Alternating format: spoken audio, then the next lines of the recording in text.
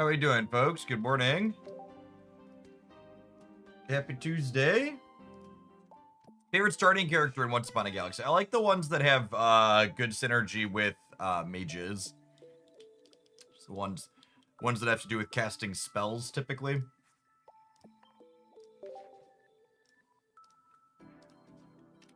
There's a handful of those. What am I looking for?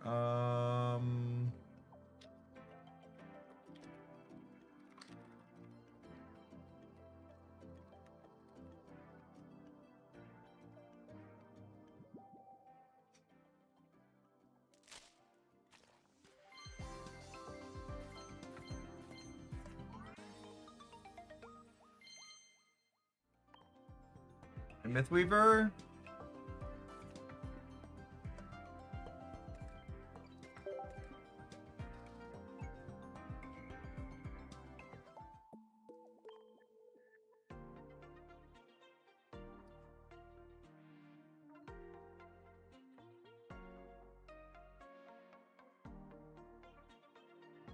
Come on, spinning wheel, I believe. There we go. Are we doing all pocket today? No.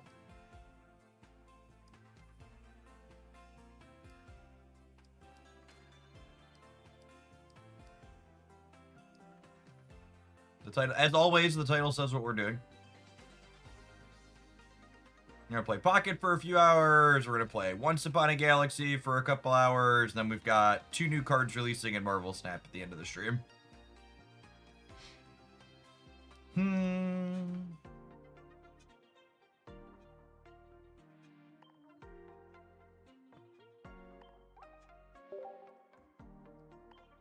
I love that this pack brought all my favorite creators back. I think people are just pretty burnt out on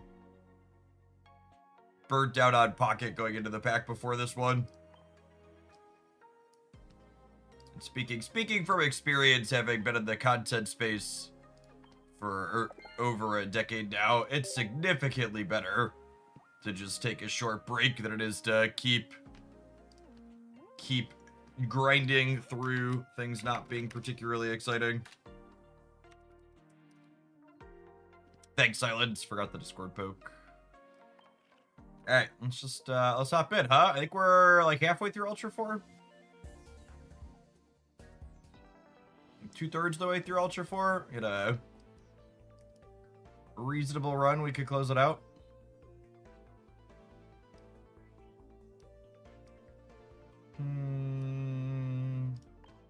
Let's try this one.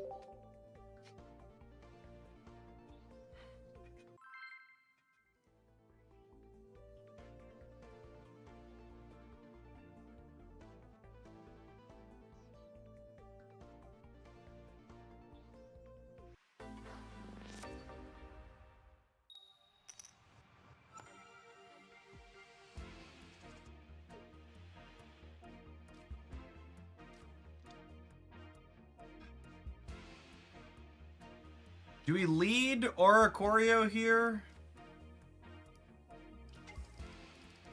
Maybe. Youch.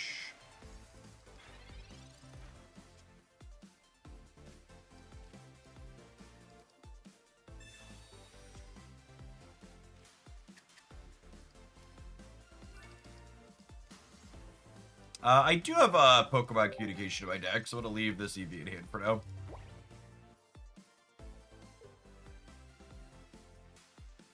If we top deck Magneton, we win the game on the spot.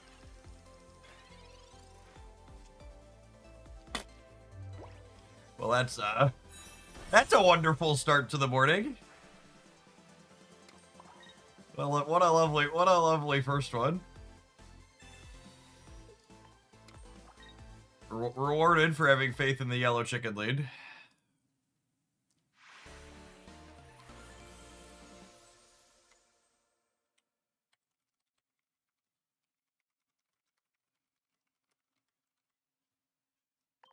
Lovely, lovely, lovely.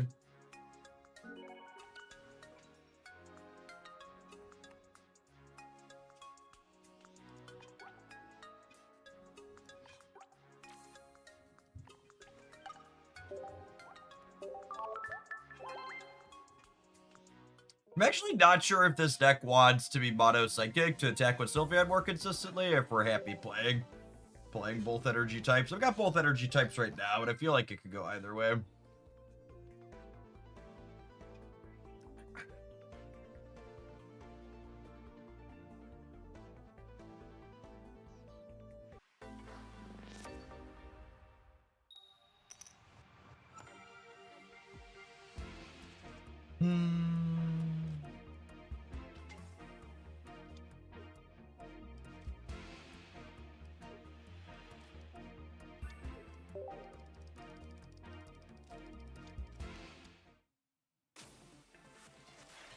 Water energy EV, probably Greninja stuff.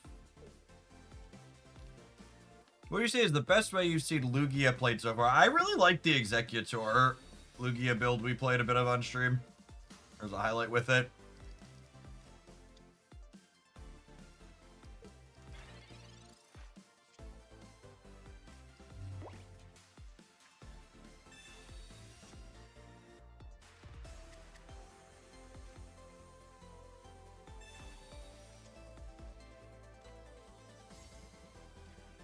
Right.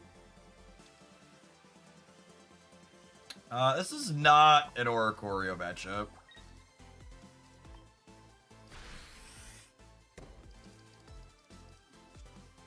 You know, I wonder if without Candy in the deck, if I'm supposed to have this just always draw the always draw Pokemon version.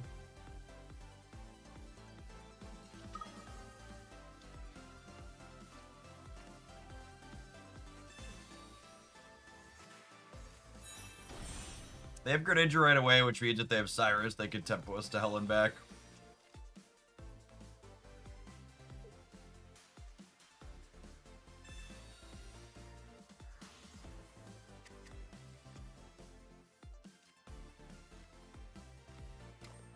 Thanks for the red card, gamer. Appreciate you.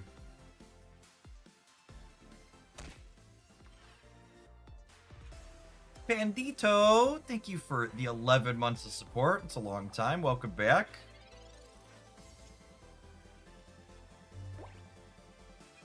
Let's thin this out.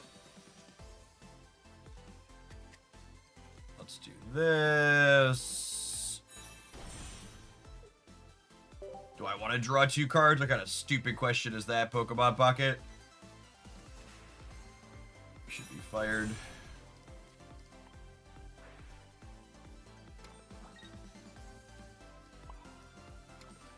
Chill on this other one for now, I think.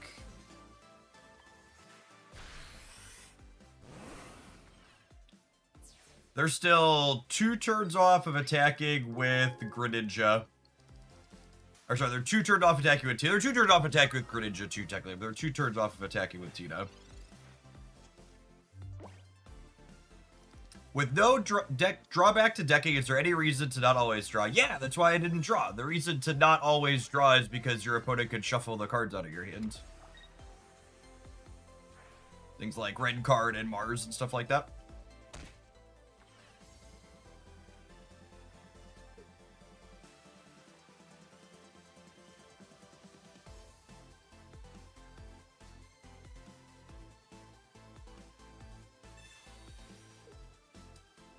I mean, I wanted to switch to Magneton anyways, so thanks.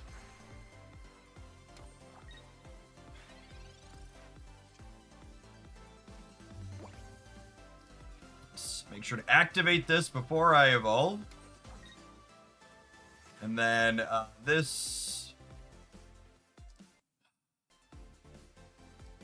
communication fishes us up the other Magneton for this. Oh, I guess I could get the other Magnezone too, technically.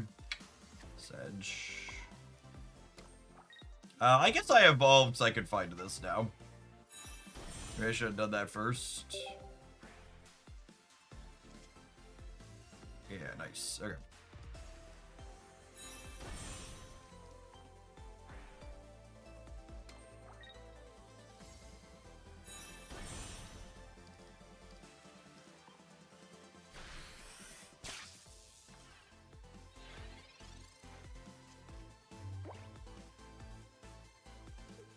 Yeah, small sequencing mistake there on my part.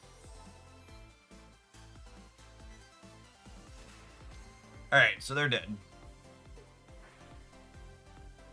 They actually can't even... They actually just can't even attack you, right? Because they're just dead to the Sylveon. They're not even dead to... They're not even dead to the Magnezone in my hand. They're dead to the Sylveon that's on the board. Cool.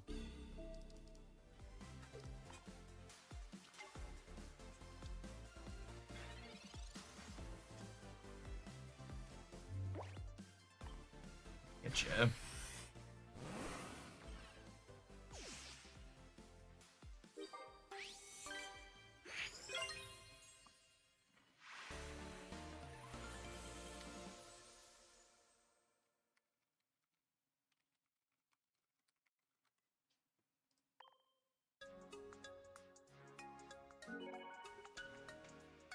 Man, after those first couple of games, I feel like I want to be...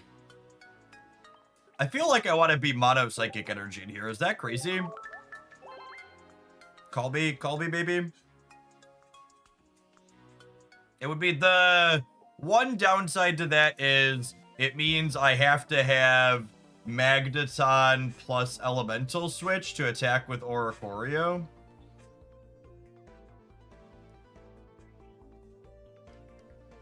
But I think that's right.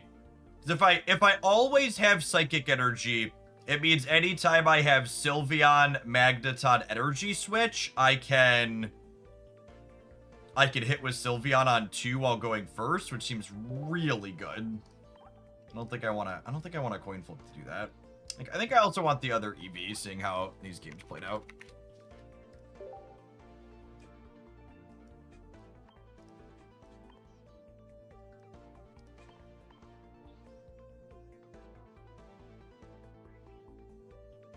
You playing any Genshin recently? I haven't really dug into any of the story quest stuff, but I do the dailies most days. And then the deck editor bumps it back, because that's what it does.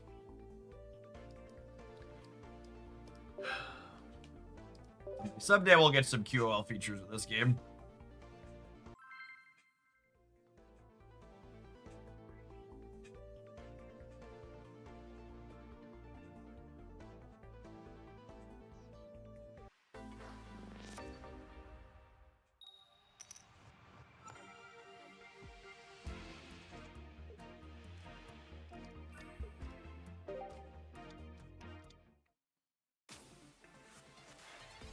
Lightning Energy Eevee from our opponent. Okay. Wonder what they're doing.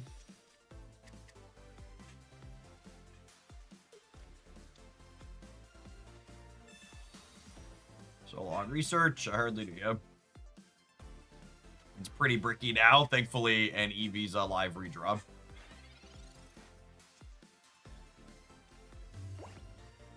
That's not terrible.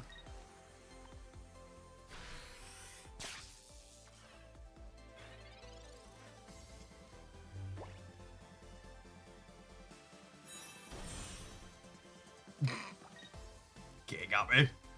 We got a freebie like that earlier. It's only fair, I suppose. Loopy Fist! Thanks for the 2 years. Good morning, good morning. The Jesus Fish, thank you for the 32 months.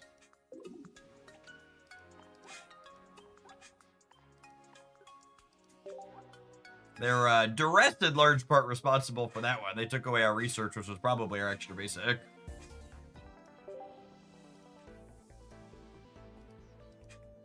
I hate when they duress my Green Sun Zenith on turn 1.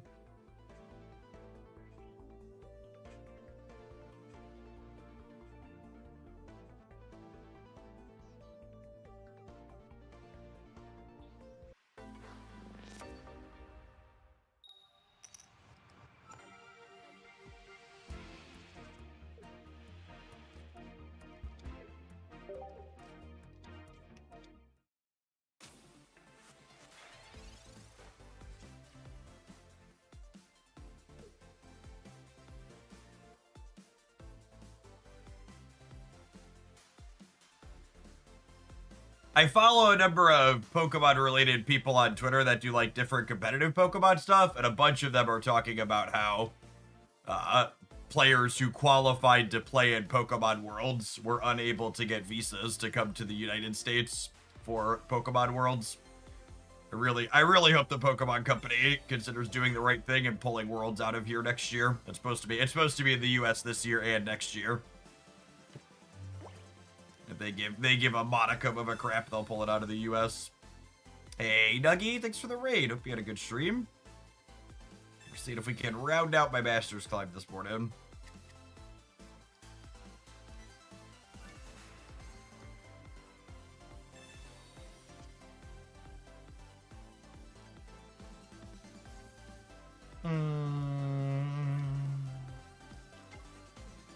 I guess we'll find out if they have some candy here or not. I think we'll definitely phone a friend.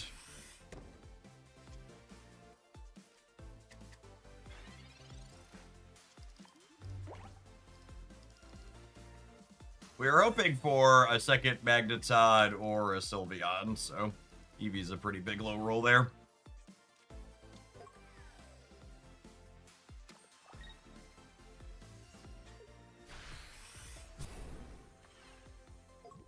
Alright, if we find the Sylveon, we get the knockout here, and then we probably are in a favorable spot for this game from there.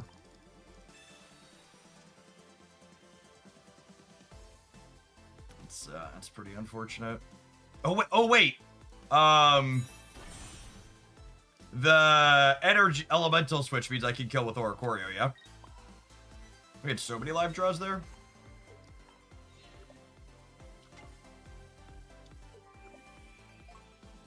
This card being a non-supporter Dawn for these types is so powerful. So powerful.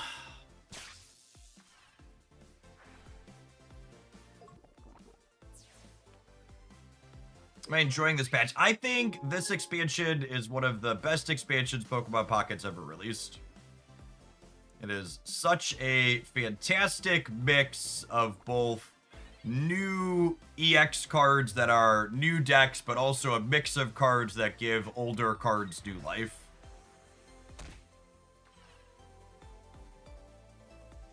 The baby Pokemon are such elegant designs. So, if I find my second elemental switch here, I could run back the switch and then attack right away, yeah?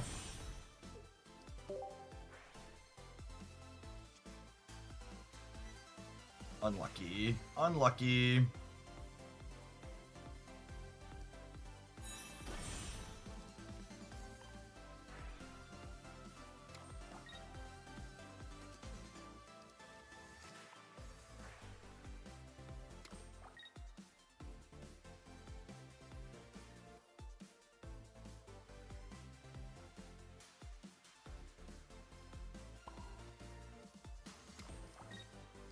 I don't think I'm giving this up.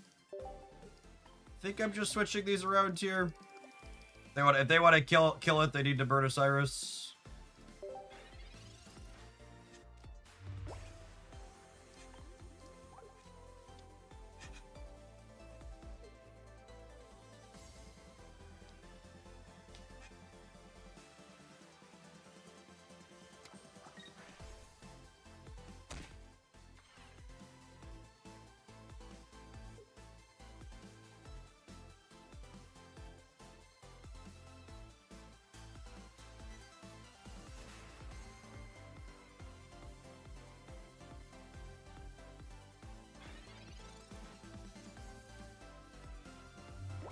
So we'll go Volt Charge, Magnezo to hit you.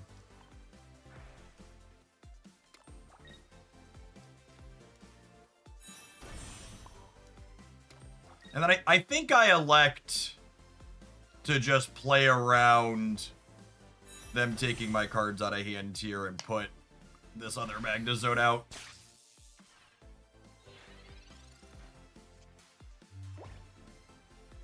Oh, I guess they're not even killing this one on board. This still makes me more likely to redraw Cyrus if they red card or Mars me.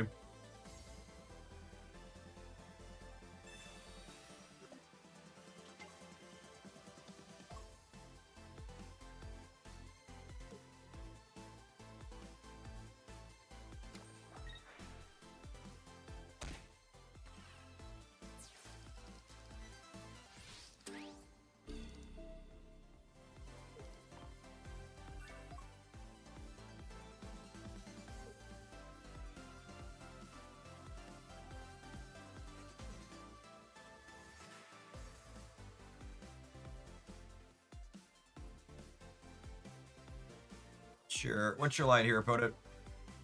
Dead to Cyrus?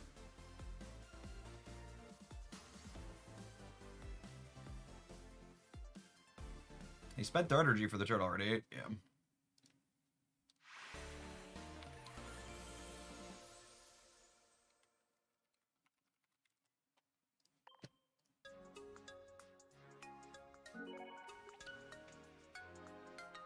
You have any guides for Arcade Rush? I started playing it recently. It's enjoyable. I've actually haven't been playing Arcade Rush. There's a similar game called Once Upon a Galaxy that went into beta recently that has similar gameplay vibe, but is way less pay to win on the monetization.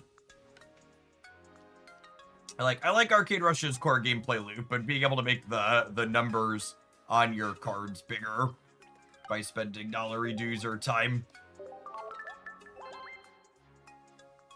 doesn't always feel great. It'd be hard to know if your draft ended because you drafted wrong, or if your opponent just had simply hit the whale button.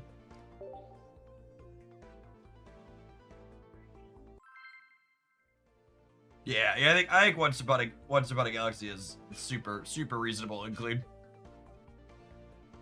We're gonna play a couple hours of that today after we're done Pokemoning before the snap cards drop.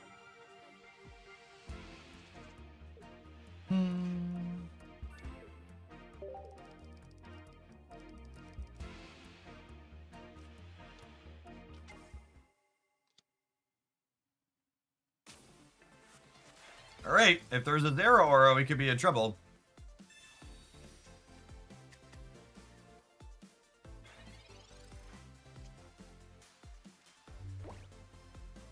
I think I'm looking for a basic Pokemon here, yeah?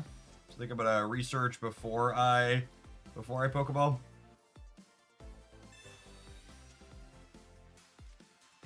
So there is a 0% chance they can attack me next turn with the Pikachu EX. So I'm gonna go ahead and just ram them with confidence.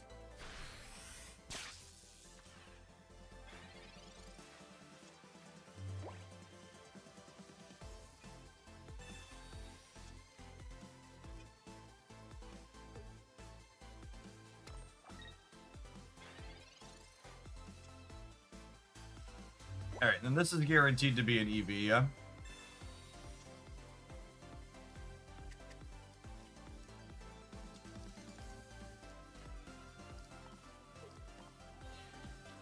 I need to put at least an energy on here to retreat it at some point.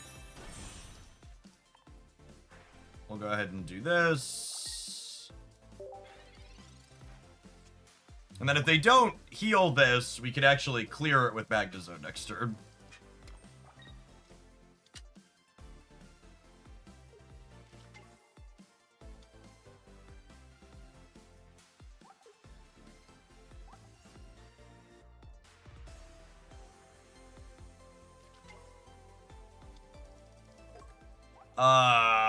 Friendo.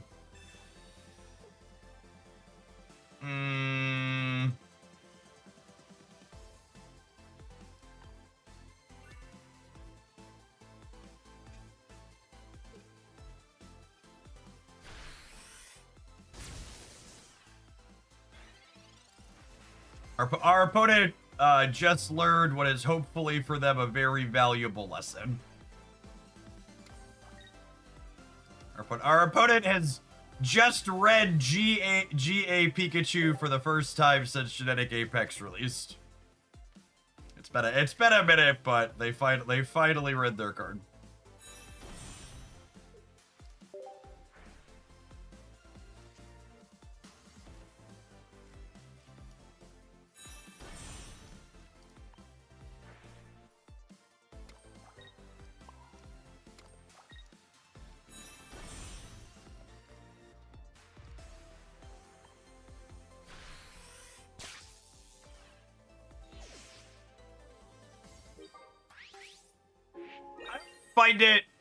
It's such a stark lack of self-awareness when my opponent makes a mistake and like someone's like, are they a bot?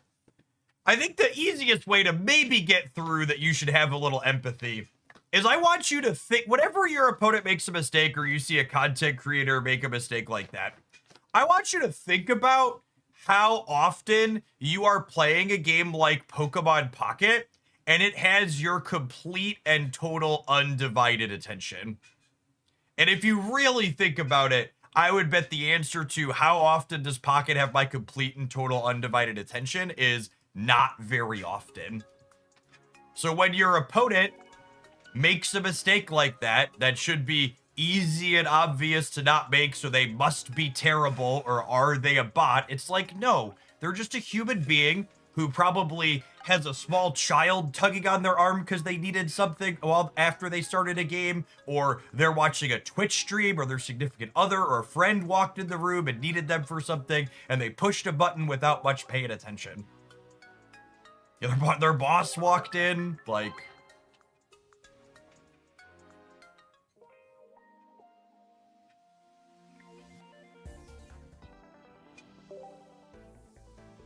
Just because someone makes a mistake doesn't mean they're terrible.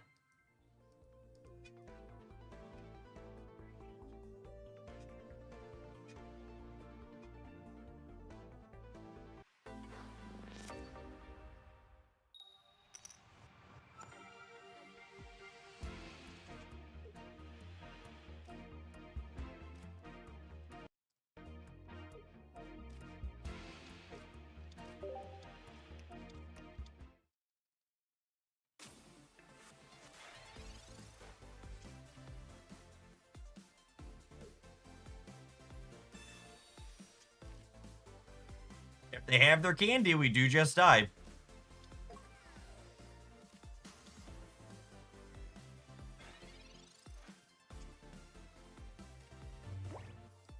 Again, I'm looking for basic Pokemon here, so I'm going to research before I Pokeball.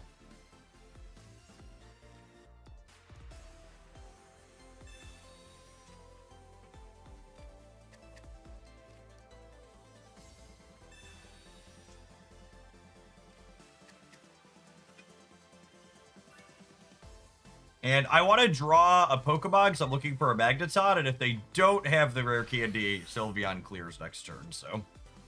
This is a worthwhile risk, I think.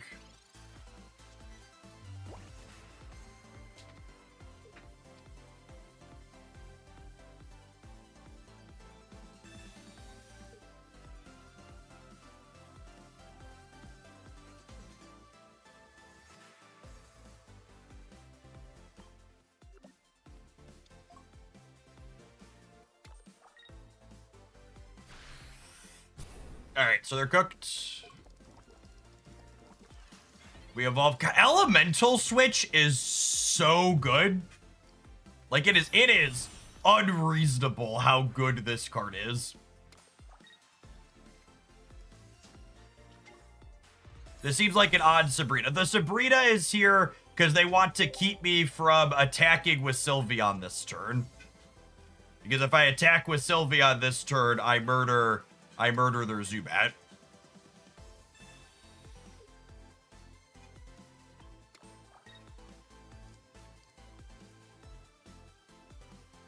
Am I playing the other Sylveon out? I don't think so. I think it's just this.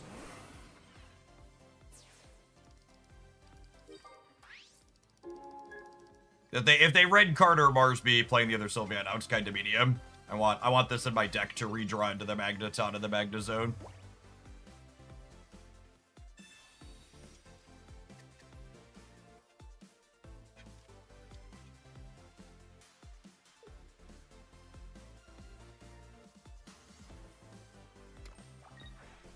The second sweet. Yeah, from a pure theory perspective, this deck has a lot of awesome stuff going on.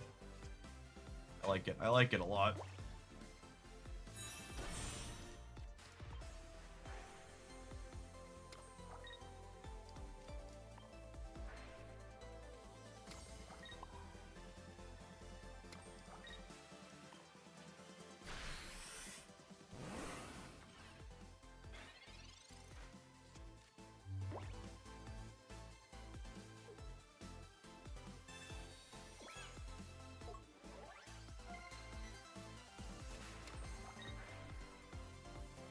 Is Sylveon our only evolution? It is, yeah, because I'm playing Mono Psychic Energy.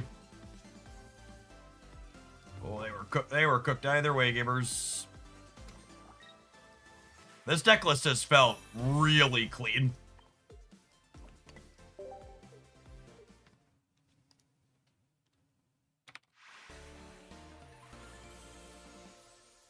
Was this deck list a thing last season? During Eevee Box, or was it not good enough? When I saw this deck list in the when I was talking about this deck list in the new decks roundup, I was like, how have I not seen anybody doing this? Like just from a pure like this makes a ton of sense. Like it makes a ton of sense.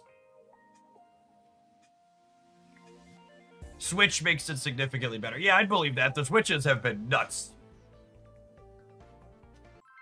Oh, my water bottle's on the floor. I'll get that after this break.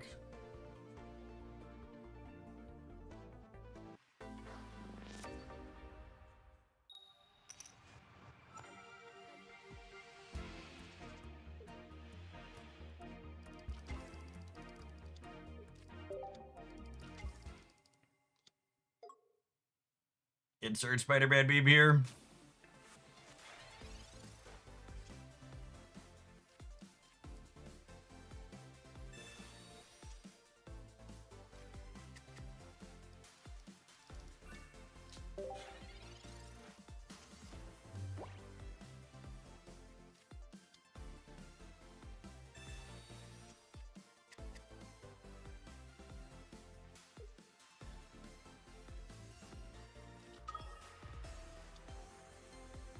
Unlucky our draw is this bad at our Masters Ring Cup match.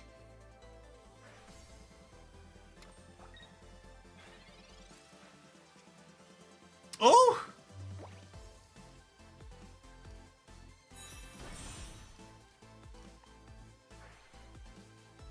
So you're saying there's a chance.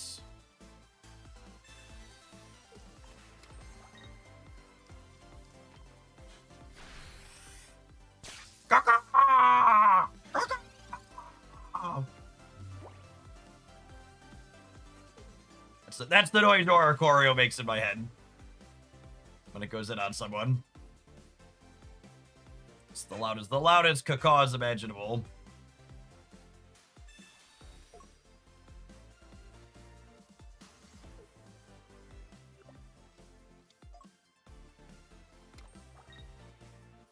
What do we think of running down this Oricorio point with the Cyrus?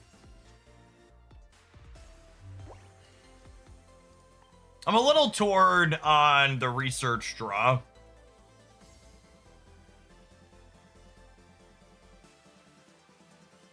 I think it's right. Because if I hit this is blasting them in one anyways. Yeah, it helps if I need to pivot to Sylveon is part of my line of thought. This is probably a game where I need a third Pokemon, yeah?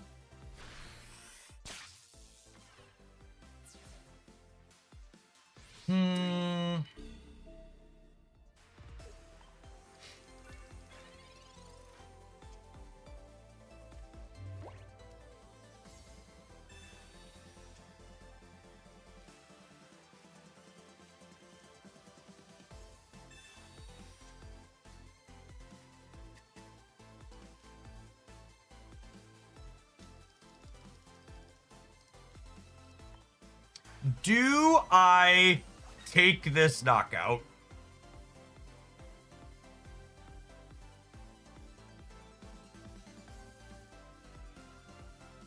I think so. I think so.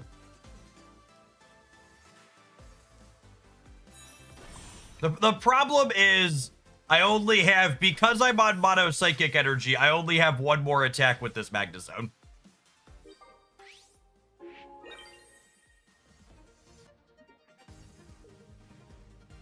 There is the risk of leaving the Zeraora alive is if I leave the Zeraora alive, they could... If I leave the Zeraora alive, they could use Elemental Switch of their own to clear my Magneton, which would not be great for me.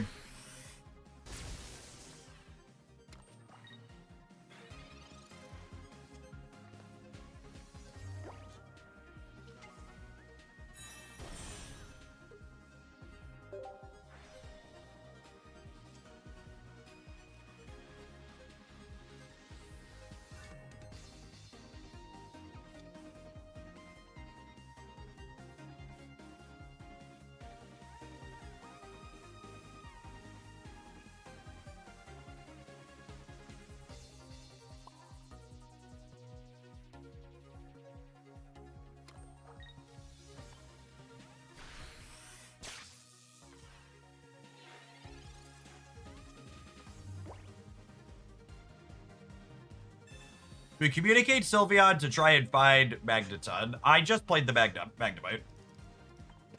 Both of these just came down.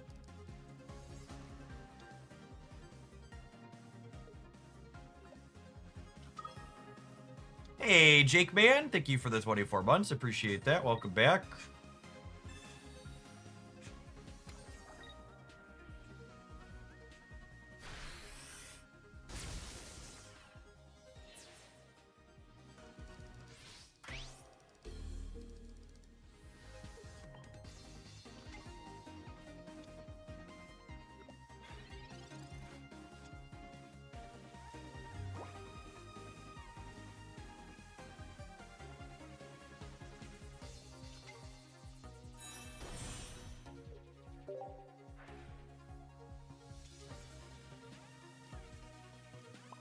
So I have a hit here. I have this. I'm guaranteed to get the Magnezone back. So I'm gonna play the communication and just get rid of the communication out of my deck, basically, here.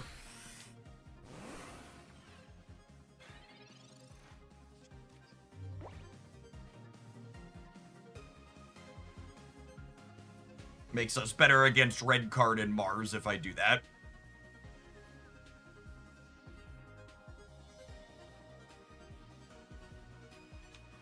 Did we pull this one out?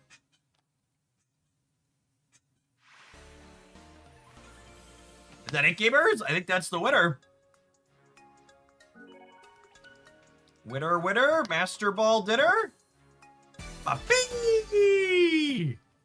Lovely, lovely. It was like a little grab at the start.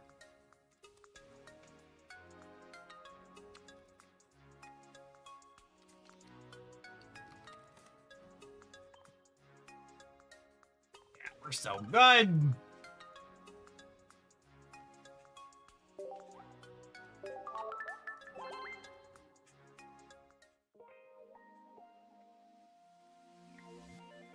All right. People that watched the new decks roundup this morning have already seen this deck list. Thank you for the biddies, say. Everybody else, you should go watch that video. I'm gonna run an advert. I'm gonna fill my water bottle because I forgot to do that this morning. When we get back, we're gonna play a little bit more with this one inside of Masterball, and then I've got some other stuff I want to dork around with this morning as well. Having a ton of fun exploring everything in this Pocket expansion. Thanks for hanging out. Don't go anywhere, gamers.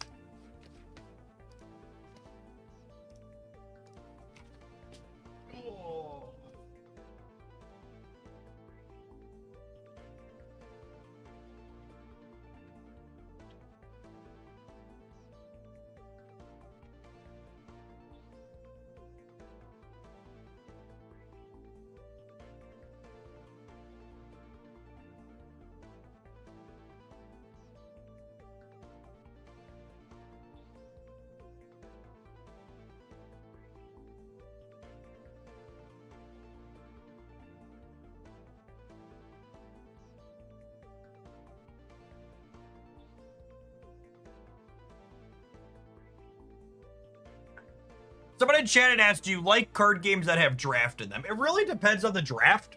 So mechanically, I enjoy drafting. That's why I've been playing a ton of Once Upon a Galaxy that we're going to play some more later on stream.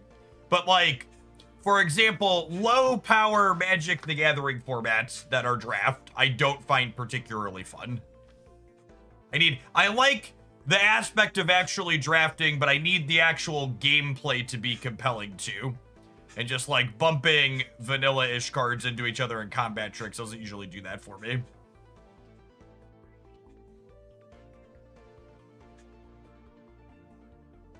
The grind was legitimately fun. So I knew from a theory perspective, obviously, that like adding win streaks into Ultra was going to make it less grindy, but it actually made it significantly less grindy than even I was expecting. Very, very refreshing.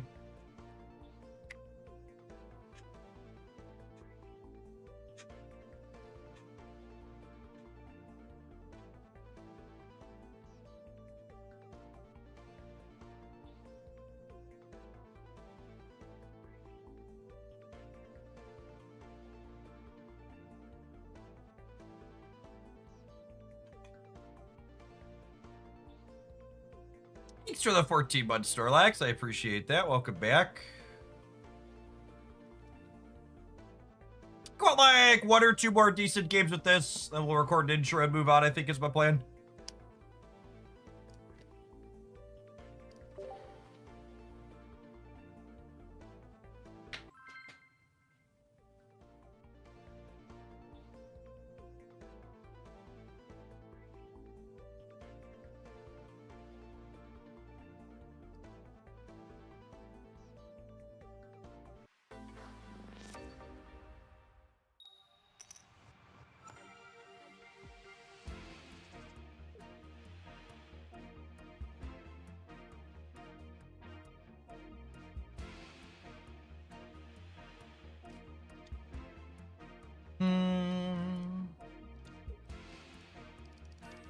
All right, you see the Sylveon and an Elemental switch here.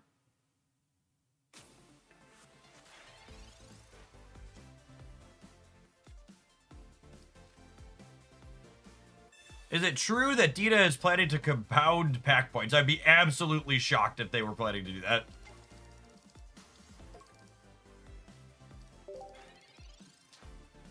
Merging. Making pack points generic would make the economy significantly more reasonable for regular people at home, so. Be pleasantly surprised, but very surprised.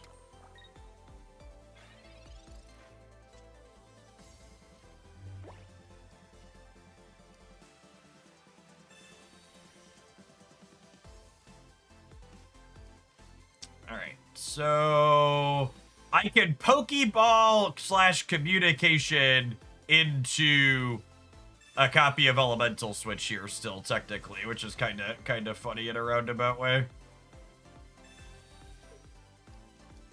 It was not the Sylveon. That was the worst possible, right? Because like not only was it not a Sylveon, but it also wasn't the Magneton for this.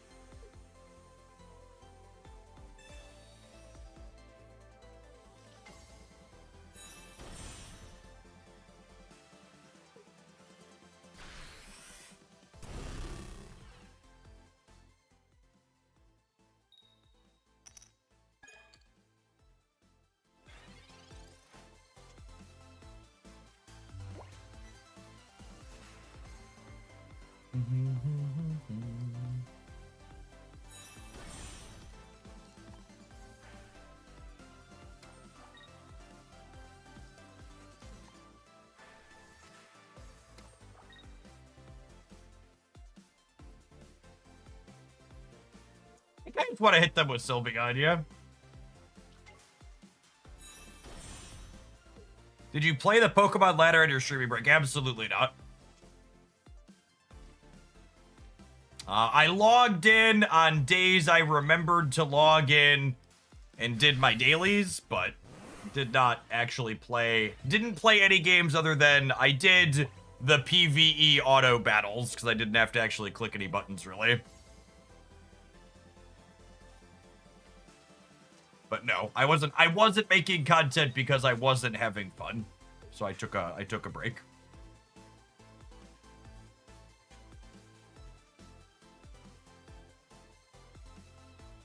Oh, you know, this is kind of a cute... I hadn't thought about this, but Guzzlord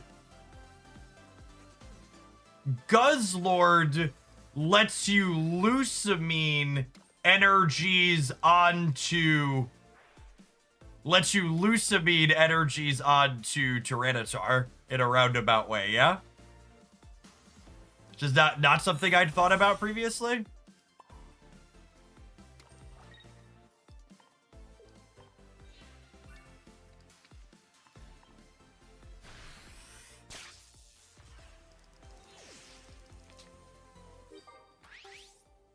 Lusamine's a pretty powerful card.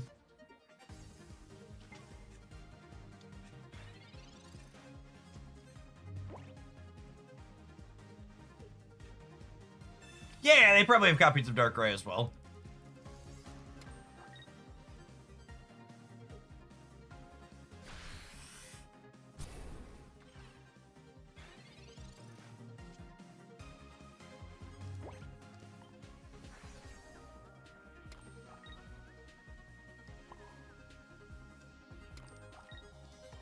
So anyways, I started blasting.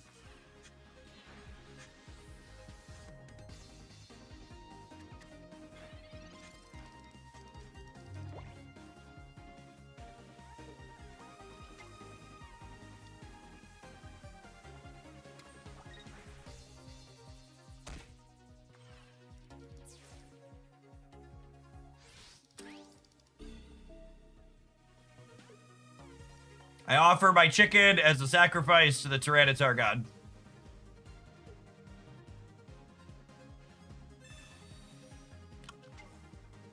Got me. GG opponent. Well played. Mercilessly cooked.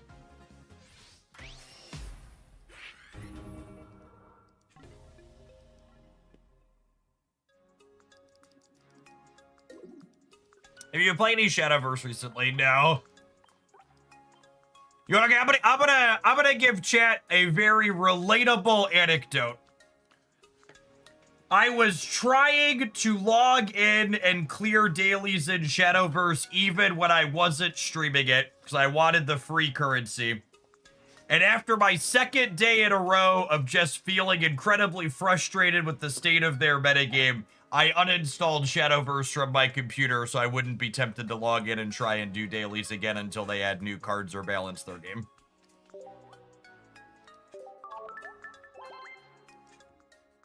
Your life is too short to let things that you should be doing to have fun make you feel mad. Whether it's Shadowverse or Pokemon Pocket or Marvel Snap or any other game you're playing, if that thing is regularly making you feel mad and it's something you're doing in your leisure time that's supposed to be for enjoyment, cut that shit out of your life. Your life is too short.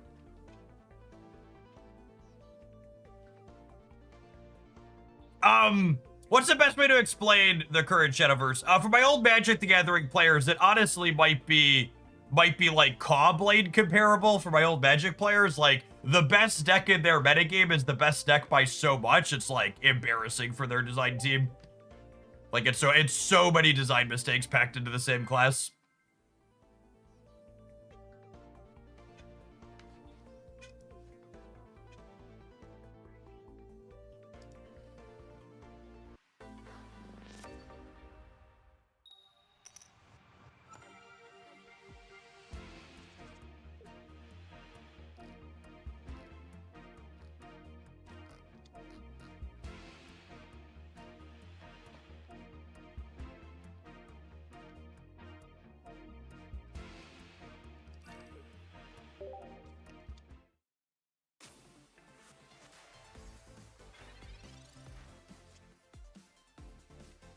Oh, gamers, we're in danger.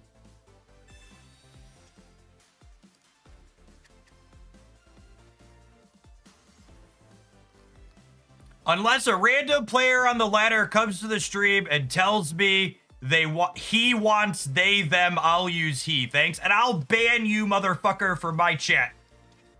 Take your sexist bullshit and take it somewhere where people will tolerate you being a douche nugget.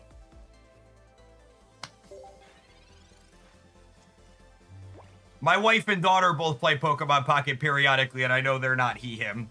There's plenty of women that play these types of games. Non-binary folks, too.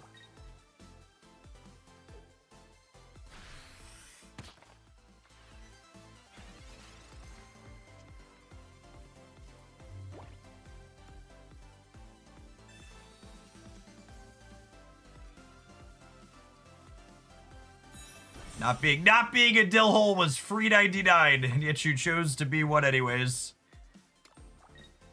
Am I going digging for a Sylveon? I think I'm going digging for a Sylveon here, yeah.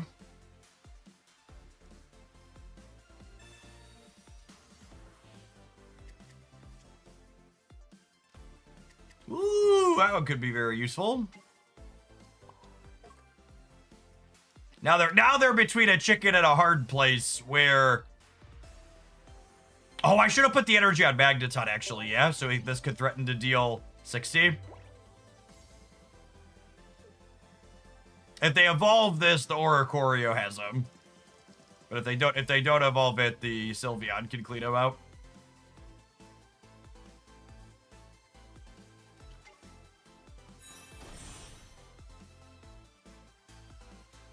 How hard is it to get back into Pocket? So, the current Pocket expansion, I think, is actually really reasonable to get back into because you can basically build multiple competitive decks with no copies of EX Pokemon from the latest expansion.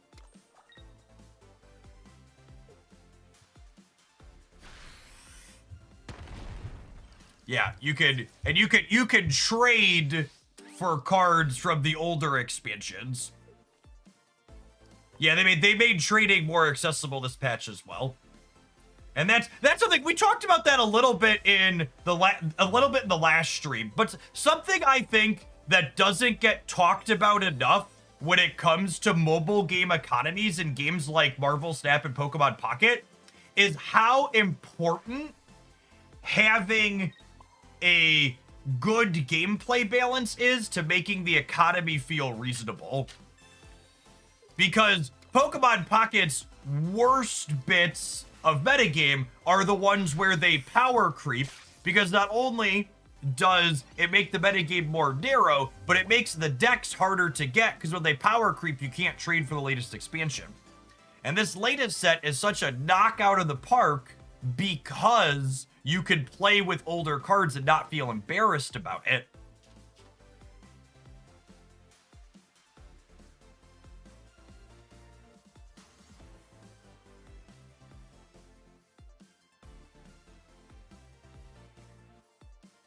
Yes, unironically, like, for better and worse, Darkrai Giratina is, like, consistently one of the best decks. I would argue the two best decks right now are two of the three best decks right now. I'm working on a tier list for best decks later this month, but I think the three best decks in our current metagame are Darkrai Giratina, Buzzwole Ultra Beast, and Sylveon Espeon.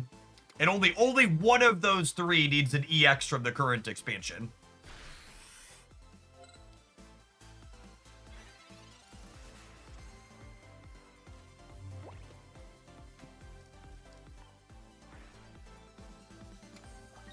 Does that mean I can play Machamp and not feel embarrassed? Well, that's never been possible, so no.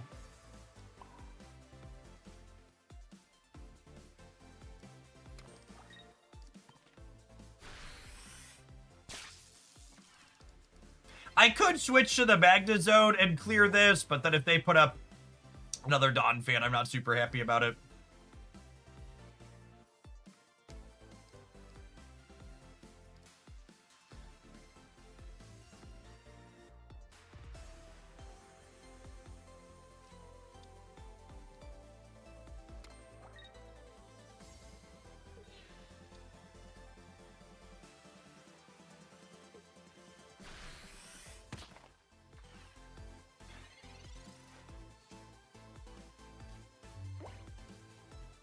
So I'm gonna Cyrus take this knockout.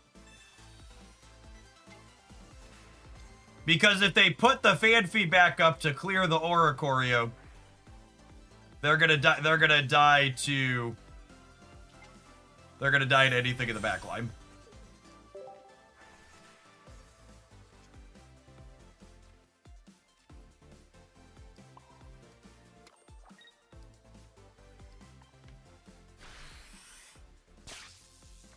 For reference, Cyrodius, the person that I just told to leave for being a sexist, they were given a chat command on the Twitch side telling them not to do that and explaining it, and then they doubled down, letting us know they would do what they want and be sexist if they wanted to.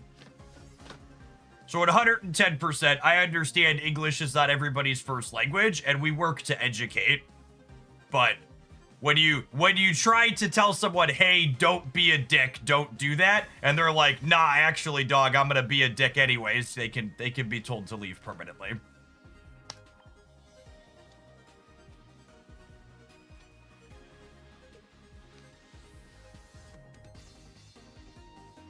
So we're done here.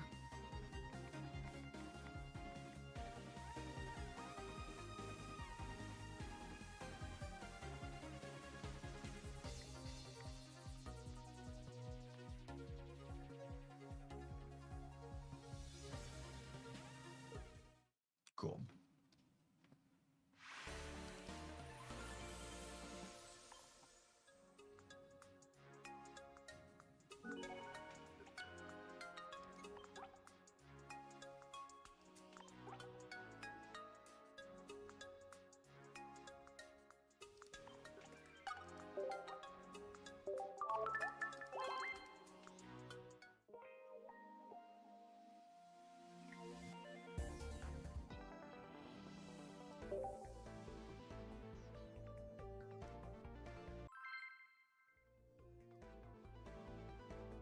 The fact this game doesn't have deck codes yet is criminal. Unironically, if you filled out the Pokemon Pocket survey and you didn't ask them to add importing and exporting decks easily, you failed in your task, gamer.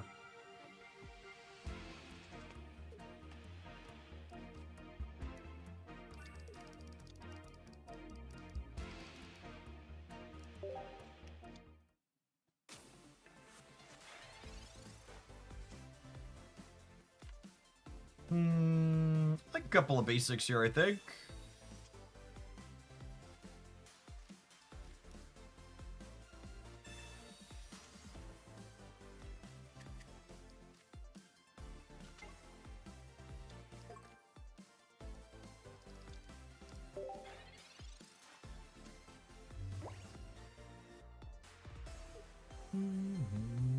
Let's see what old Magby here is charging up for the opponent. Slugma! Got me.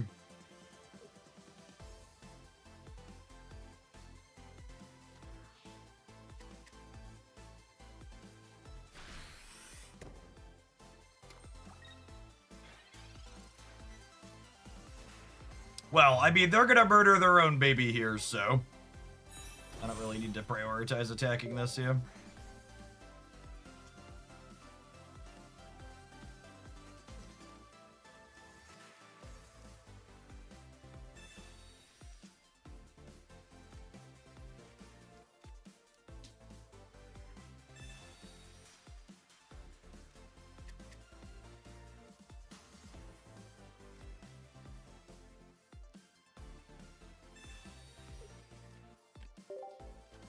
Looking for a Magneton. It's pretty unfortunate for us. Might actually be cooked here.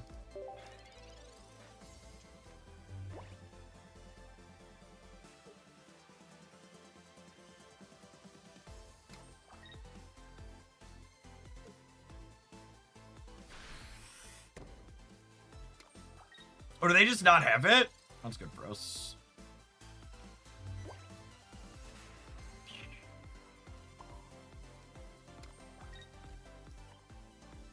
We are also in a very large state of not having it.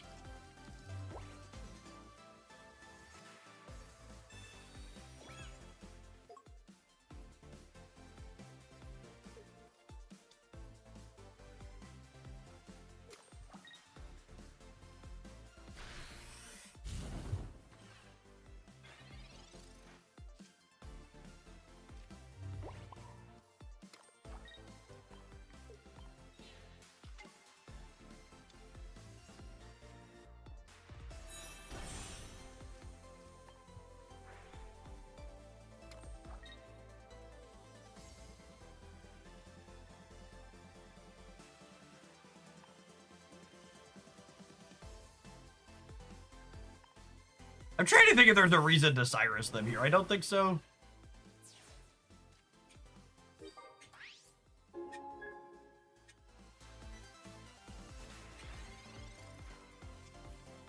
They get their thing back, but it's really no different than, like, leaving it in play, right?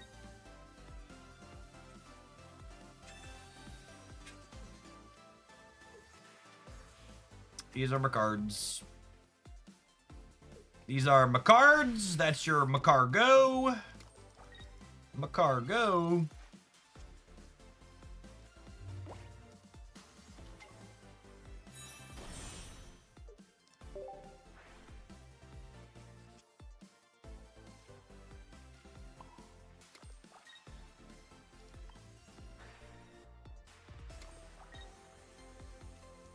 Lethal Sabrina. Lovely, lovely.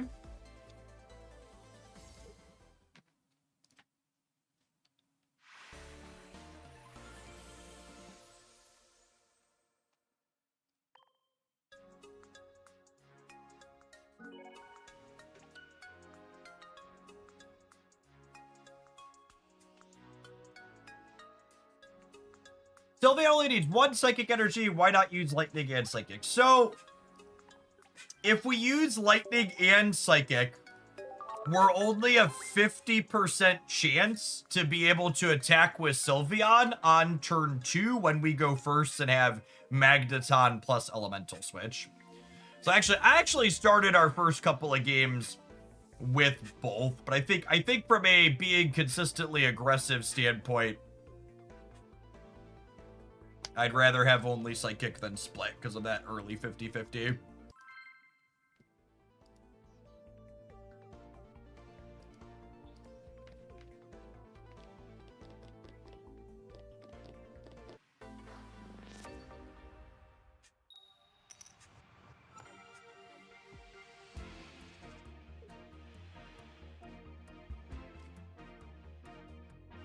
It's 75% to have your Psychic, right? No, I'm talking about when we go first and have Elemental Switch.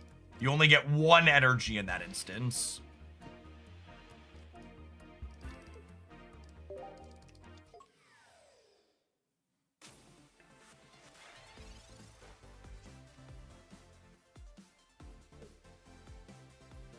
I've seen people play a copy of Tapu Lele in this archetype. That seems fine.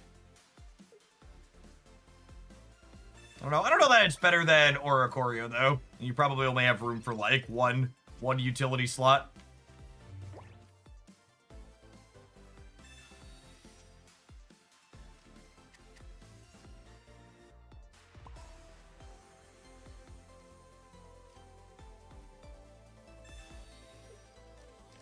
I go looking for an EV or a zone. Unlucky.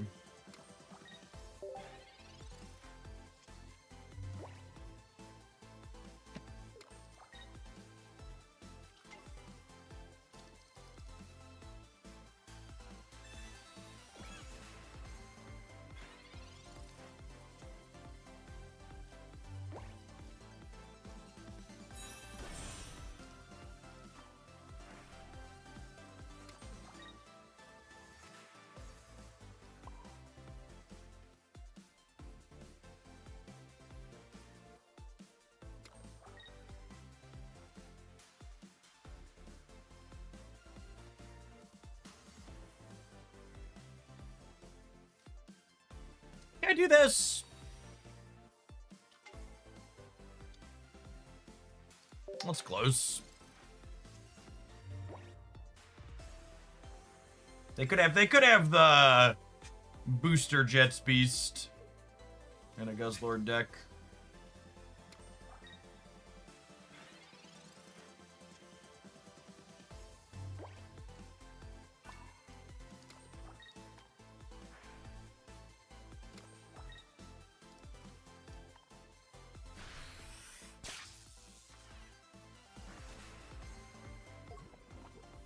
All right, we need to get in the zone. Magna zone.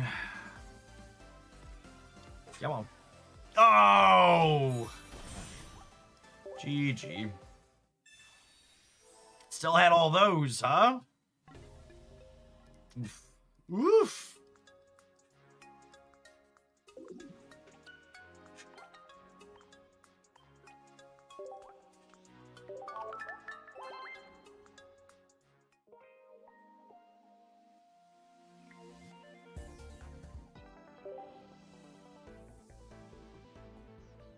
second jellyfish with a little bit of a bump.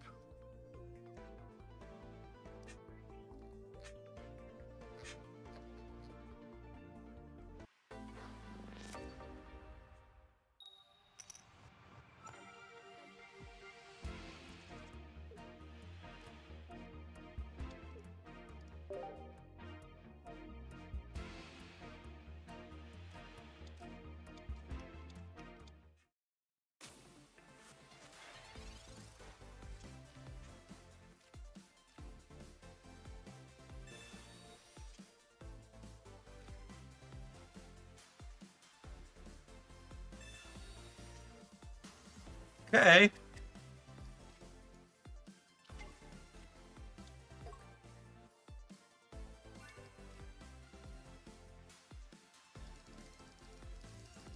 think I'm gonna chill on this, so I might want this last bench slot to be another... I guess if I find... No, I'm gonna do this. Because if I find 2 Sylveons, it gives me more redraws towards the elemental switch.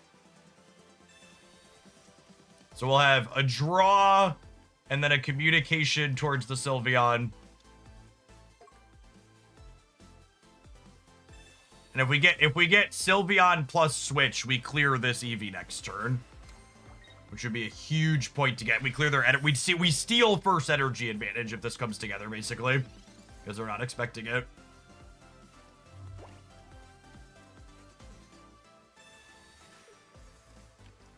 Shfifty. Hate everything.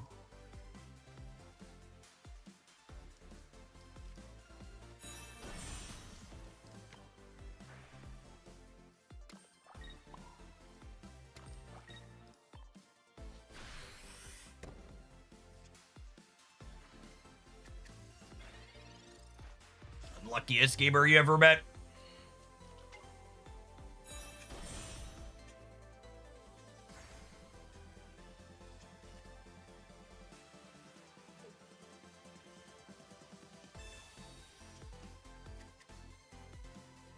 Hey, Vagan. Thank you for the quarter of a year in advance. I plan to be here. Thanks for keeping me around. Glad you enjoy the pocket stuff. Happy Tuesday. Inhuman, thank you for the almost 3.5 years. Hope your personal sphere is doing well.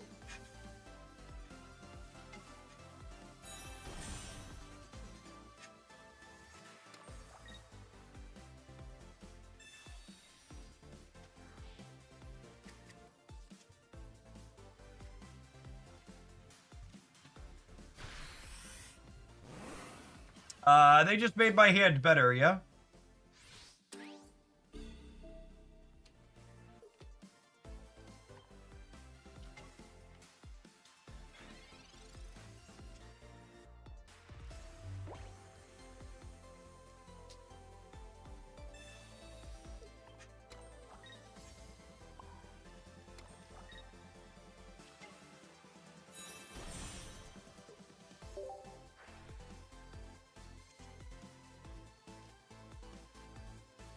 Cool.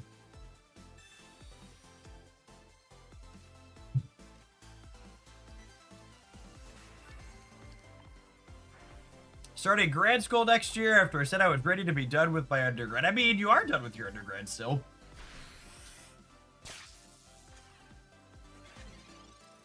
Andrew, I've enjoyed grad school. Always found academia fun. That was part of why I did the teaching thing for a little while afterwards. Smog, thank you for the 18 months. I appreciate the 1.5 years. Welcome back.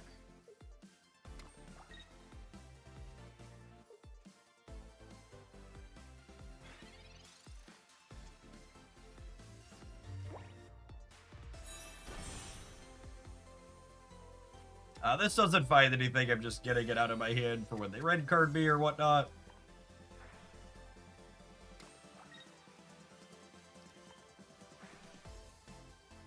Oricorio can lock them forever. Typically, these decks play a baby Sylveon. So I would not be surprised if they crack us with baby Sylveon next turn. There's only 1 card in their deck.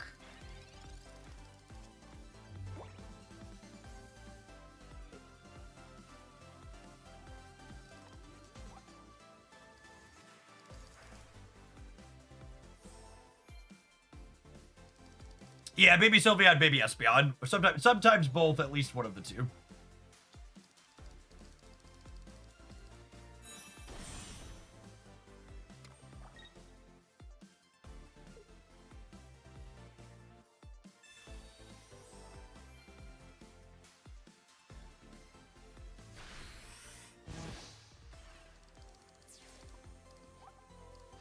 Probably cooked from here.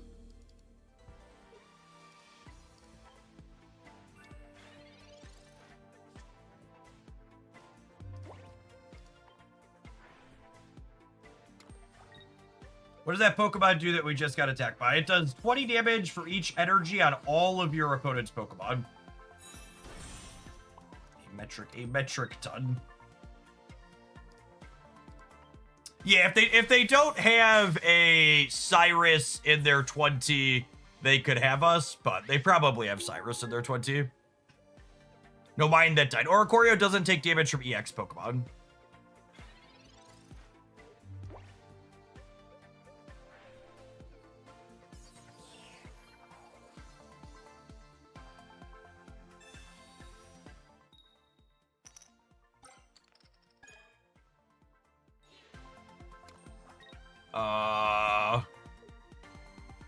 It's an interesting one. Maybe they don't have room for Cyrus because they're playing that, huh? That's the dream.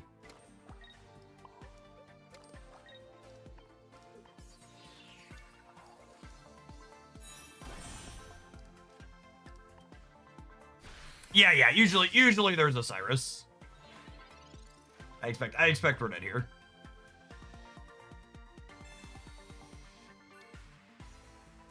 Plenty of room to fit a couple of bad cards in your deck and still have room for Cyrus.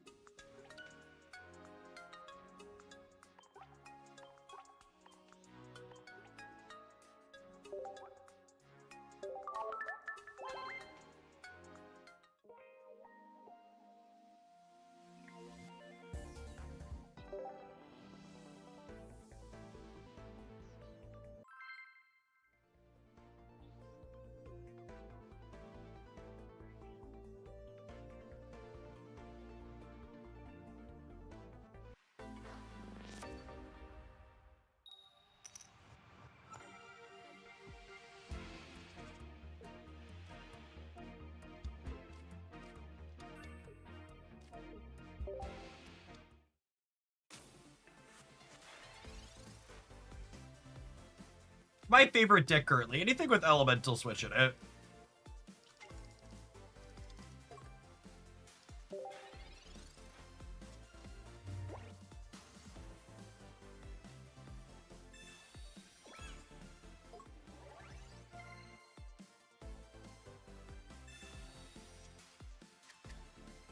Why do you think so many well-performing decks in tournaments run Red Card and Mars? If they all play Red Card and Mars, then the well-performing decks are going to be playing Red Card and Mars as well.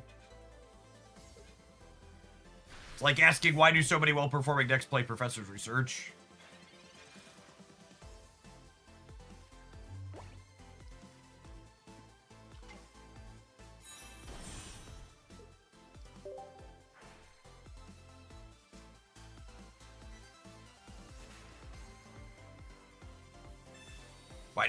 Why do people vote for Republican policies that directly have negative impacts upon themselves and their family members? Because they don't understand statistics and the world around them. And they just want to hurt people. Oh my god, it's actually a direct comparison. They don't understand math and they just want to hurt people. Oh my god. Oh man. It's actually the same. Whew. I don't know that I was ready for that reality this morning.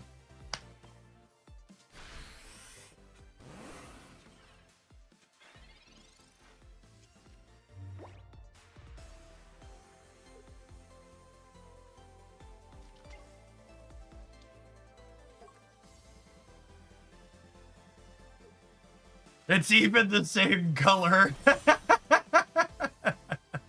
Arco, thank you for the 26 months. I appreciate it. Welcome back.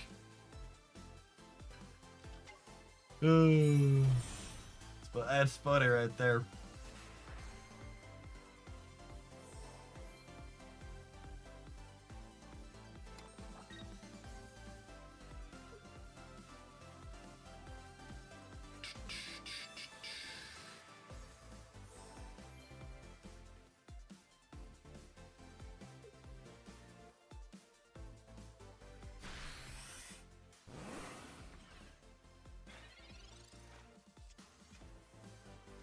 Are red card and Mars better in tournaments because of open deck lists? Absolutely not.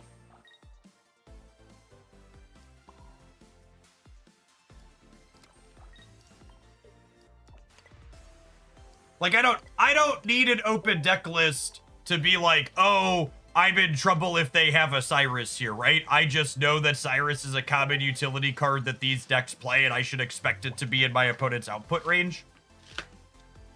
Like, you're still making informed decisions about things you could or should be playing around without knowing exactly what they have.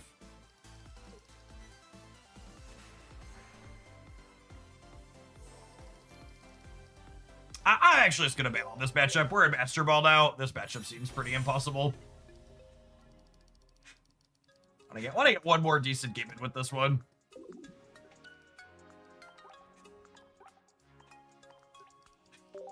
Before we move on, but I got one more loss in me. Let's see what the next one holds, and we'll take an ad break and swap up.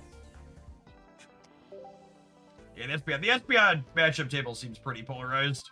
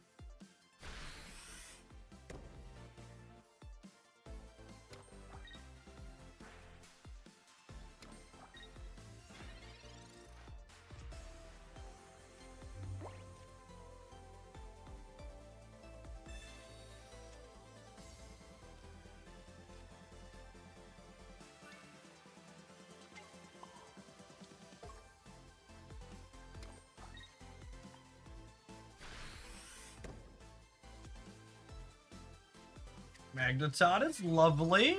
With the Oricorio, we don't really want Sylveon even.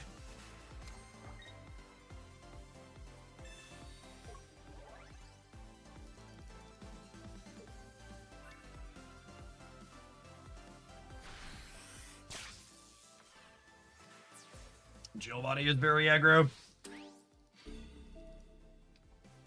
I'll slide this Oricorio up as a punching bag, I think.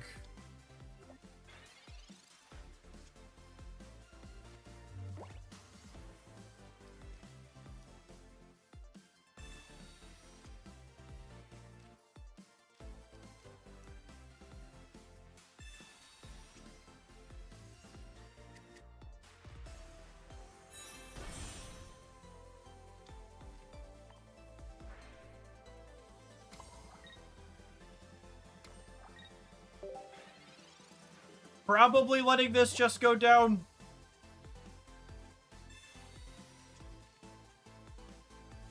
I think I want 3 lightning energy on the Magneton.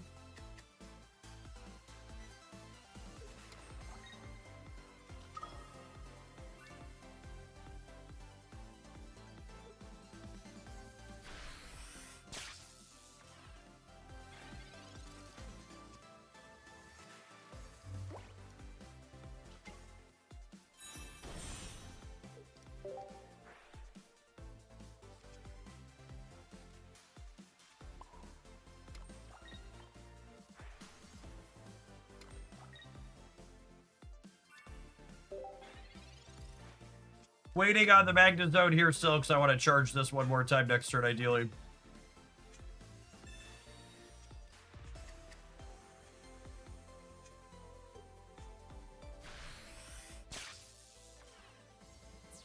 We're going to be dead to a Cyrus here. Yeah, the way this is played out.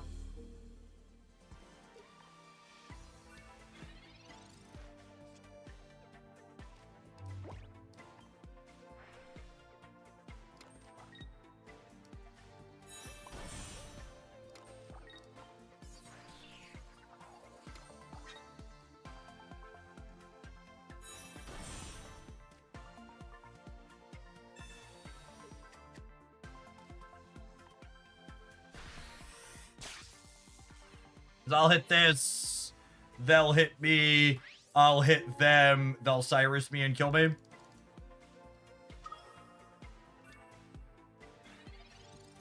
I think there's room for Lily in this deck. I mean, the easy, obvious answer to your question is if I'm not playing a card, I don't think there's room for it.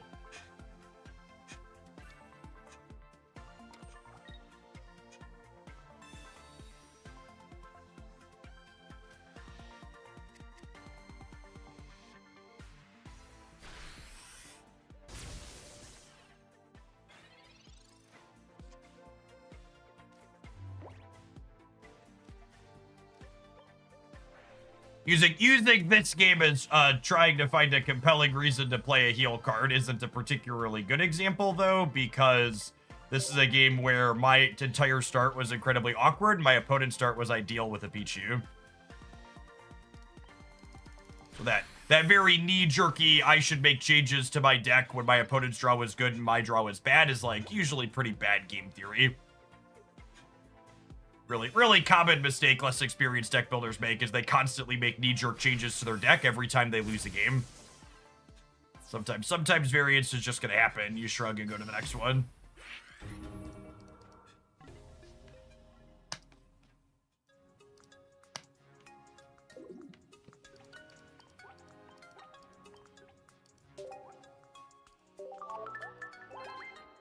It's GA Pikachu playable. I think GA Pikachu is very reasonable. If you look at the new decks roundup this morning, there were 3 or 4 variations of people trying it with different ways. I think it's plenty fine.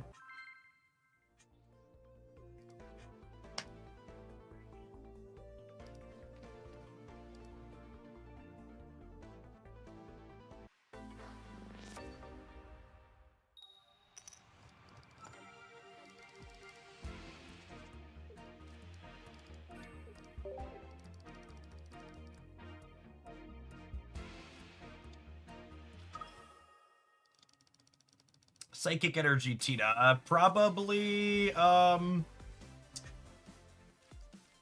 Greninja stuff is the most common Psychic Energy Tina deck right now.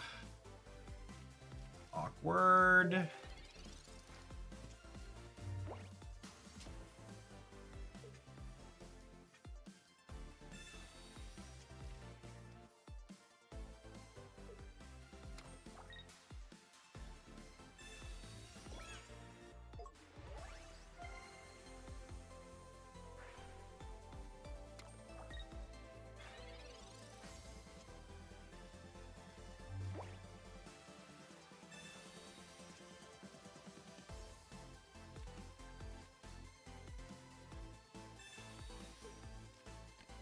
Watch this be my other Magnezone.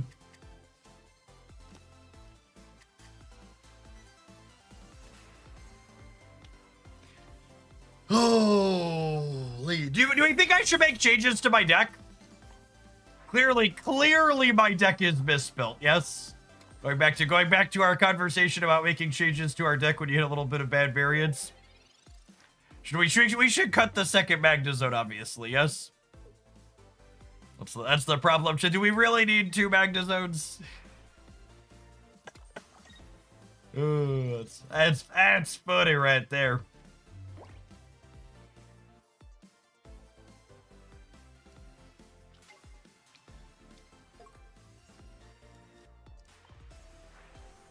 The chicken's actually great, yeah.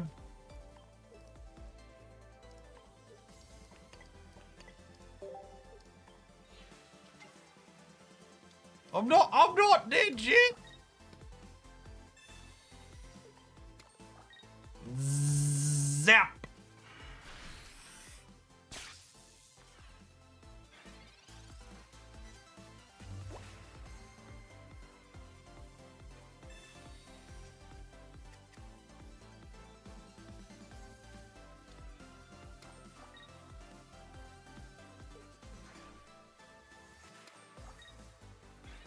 And then Sabrina just murders the frog here, yeah? Anybody else feeling frog legs for dinner?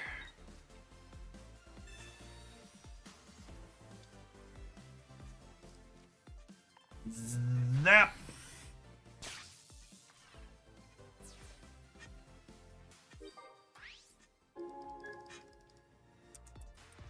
Nom nom nom nom nom nom.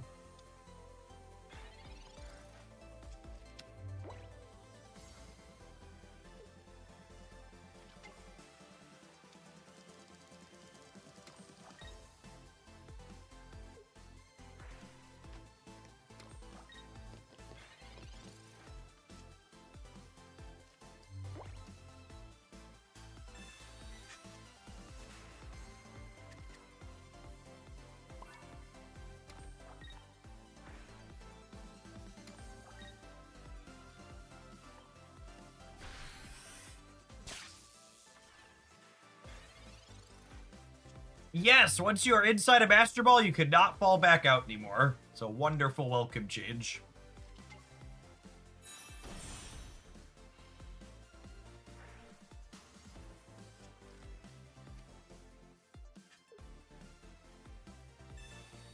Alright, so this is their last frog. We have one Cyrus and 5 cards that could run this Tina down.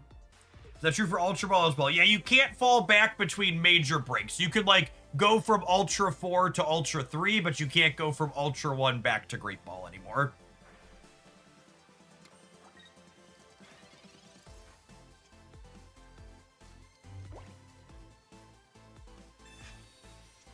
Stuck has so many game actions. Charging my magnets. Energies on my friends. Attacking with chickens. What's not to love?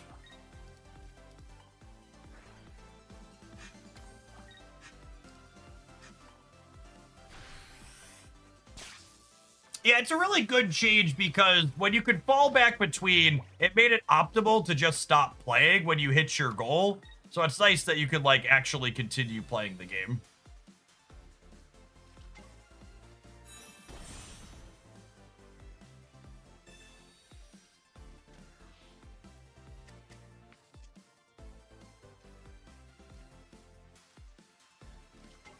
Rats.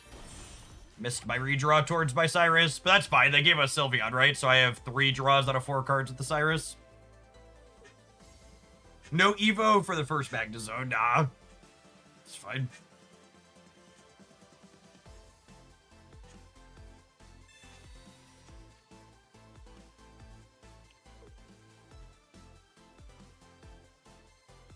So they have to retreat this Sylveon, otherwise they die to Magnezone.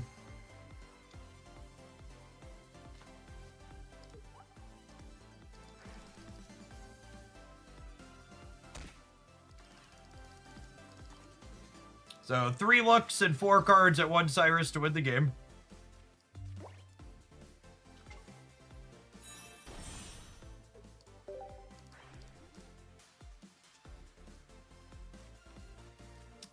That'll do, pig. That'll do.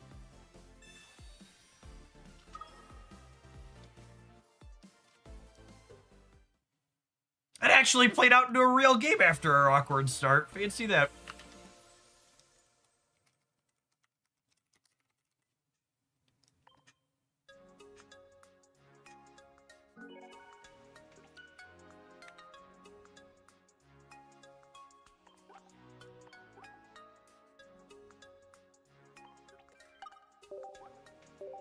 All right, we're done with this one. If you want to see the deck list, it's up in the new decks roundup on the YouTube channel from this morning. What are we gonna play after the break? I loaded a few other things up.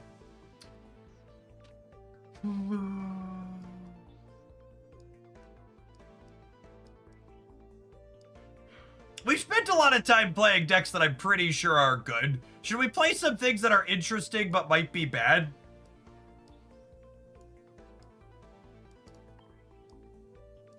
We haven't played the Will double eggs deck yet.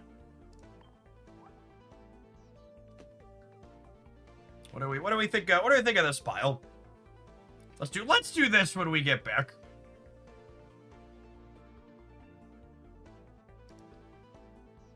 Bad decks on the show. All right, have an advert. If you're watching on YouTube, tap the like button. We're gonna play. We're gonna play some eggs when we get back. Don't go anywhere.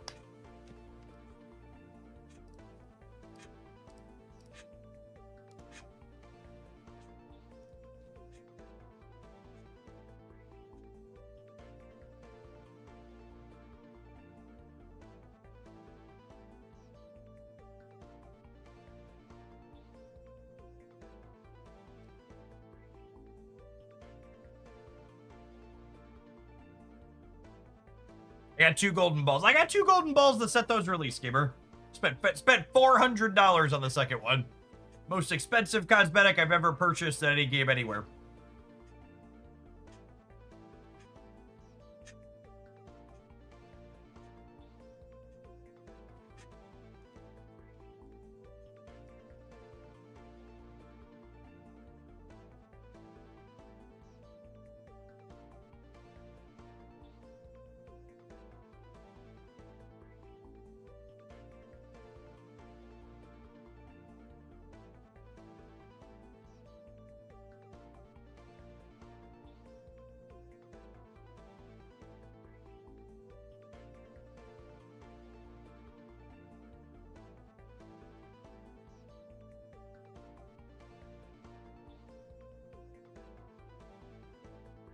Yeah, we were talking about that the other day, Thoxor. I am absolutely floored that there is neither a full art nor crowd rare Professor's Research yet. They gotta be saving it for the 1-year anniversary at this point, right?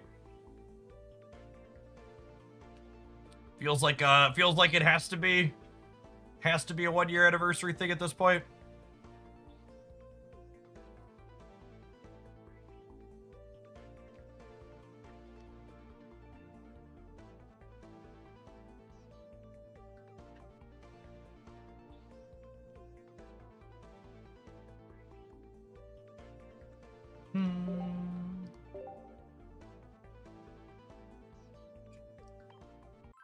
Oh wait, I forgot to record an intro for the Sylveon Zone deck. I'll do that after this game.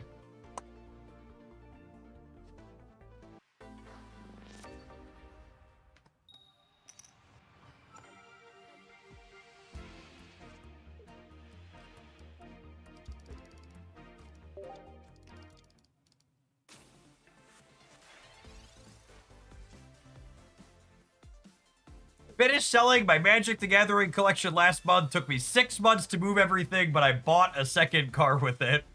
God bless.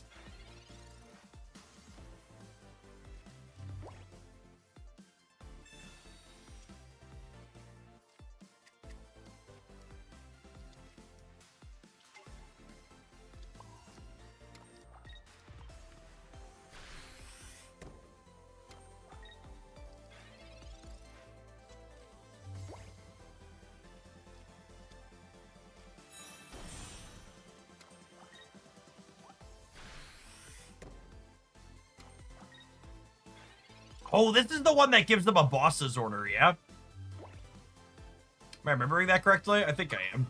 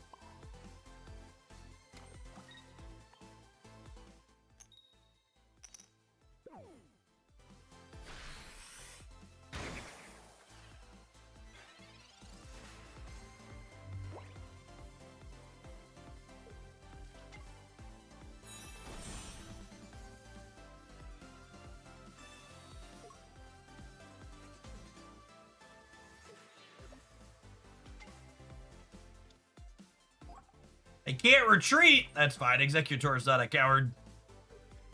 It's never retreating. Or is it? Or is it?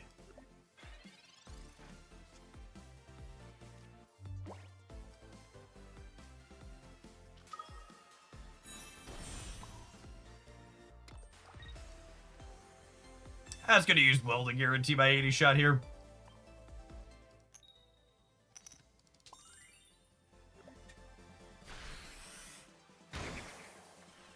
Although I guess they have 170, so it's taking me 3 regardless.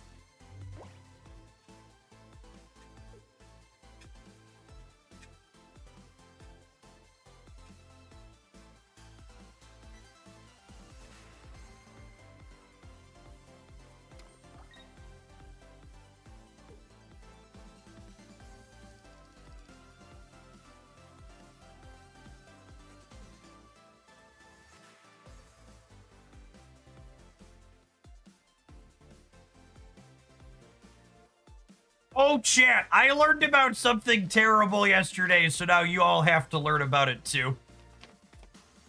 I've had a lot of reasons that I don't love AI and AI related things, but I learned yesterday that apparently AI psychosis is a thing that people experience. Because a number of the language learning models have realized that they get better ratings and reviews from the people using them if they just constantly validate the person on the other side of the screen.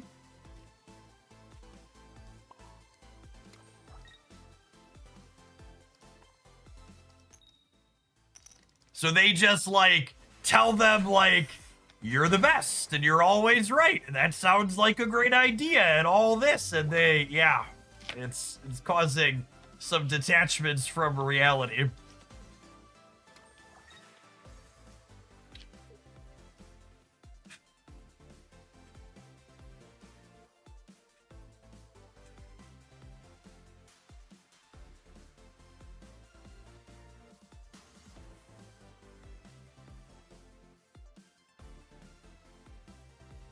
Oh.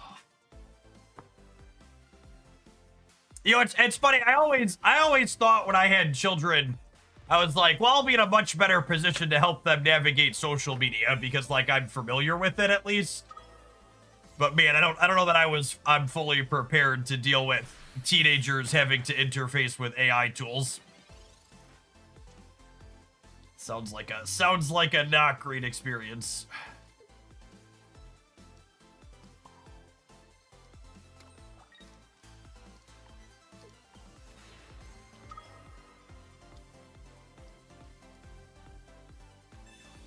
Looking for another cape. Ooh, Erica could be good here too.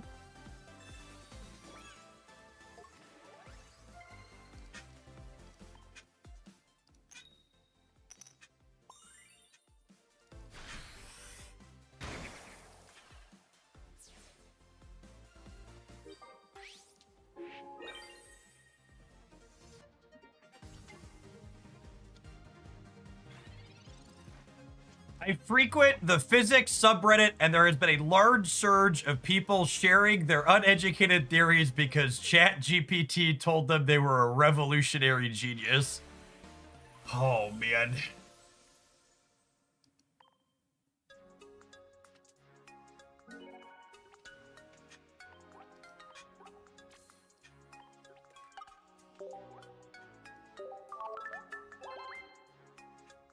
Yeah, my 10 and 11-year-old, most of their friends are allowed to use YouTube.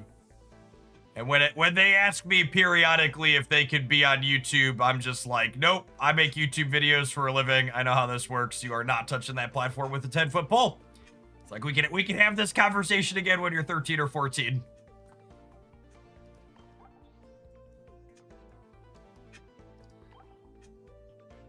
Keep your kids away from algorithm-driven, scroll-based social media for as long as humanly possible, chat.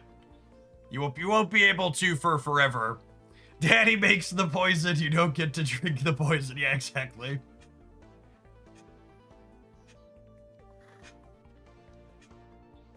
Is YouTube Kids bad too?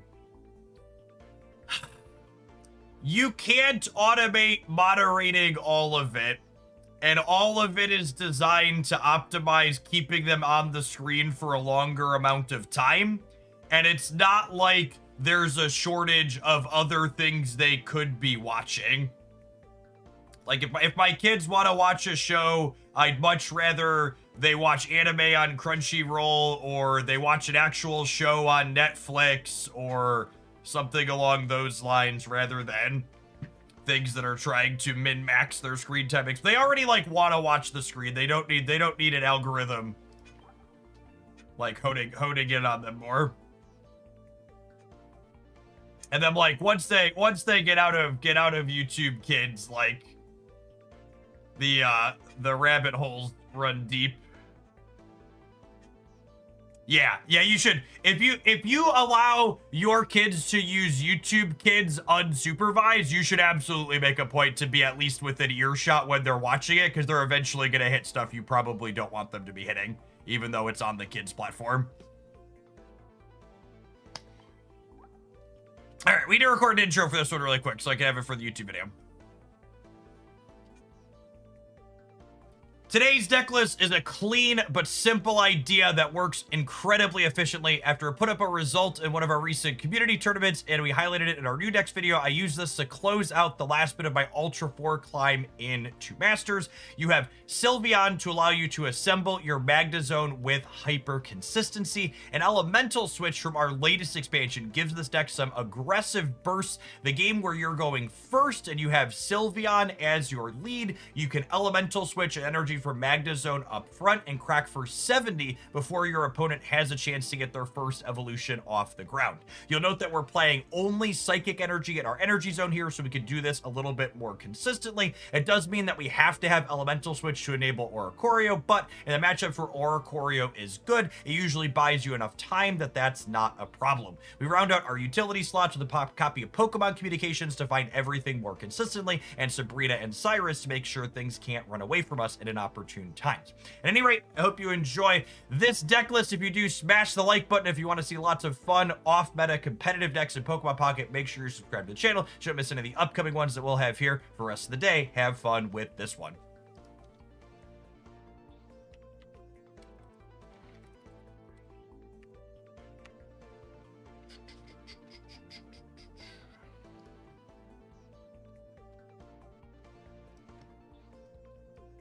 I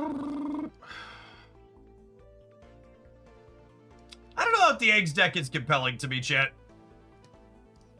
I kind of want to explore some of these other Pikachu decks.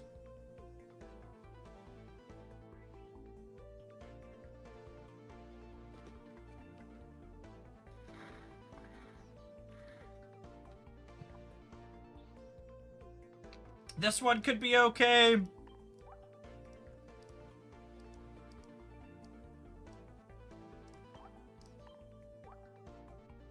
I kind of want to try this. Let's try this. This is like classic Pikachu. We've got 10 basic Pokemon, 2 X speeds, 2 elemental switches.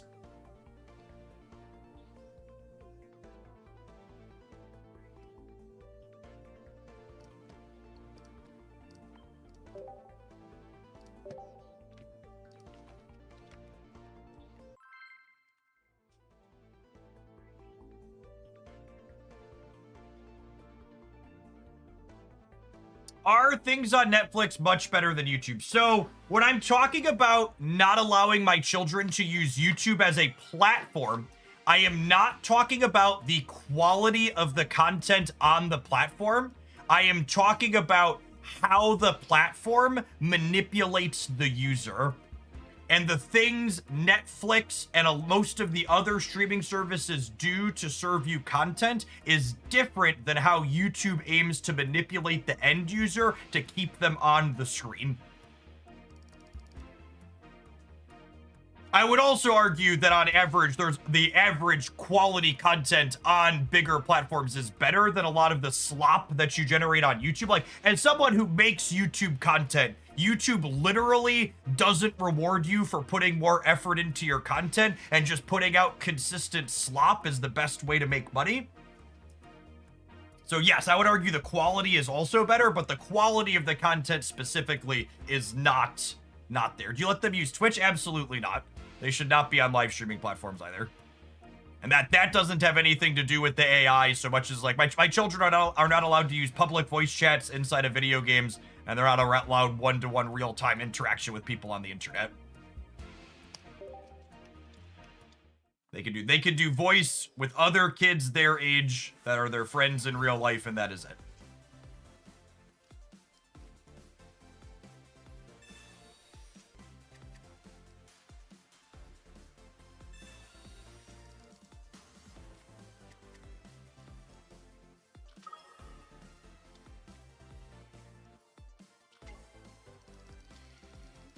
I think I want this last bench slot to be able to be another Pikachu or a Zapdos CX, so I'm gonna leave it open.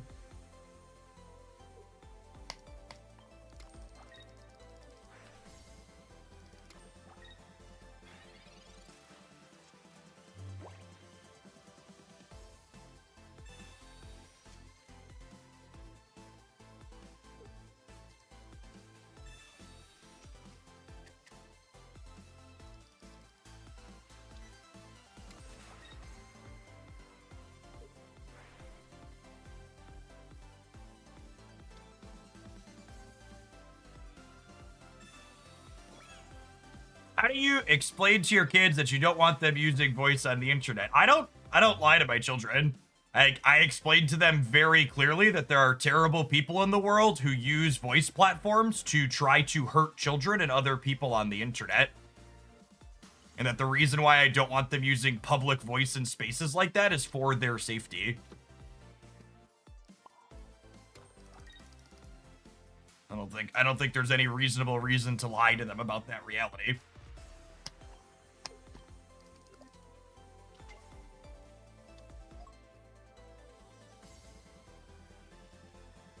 Unfortunately, we only do 110 with the weakness here, so we're going to put Zero Aura up first to get our chip shot.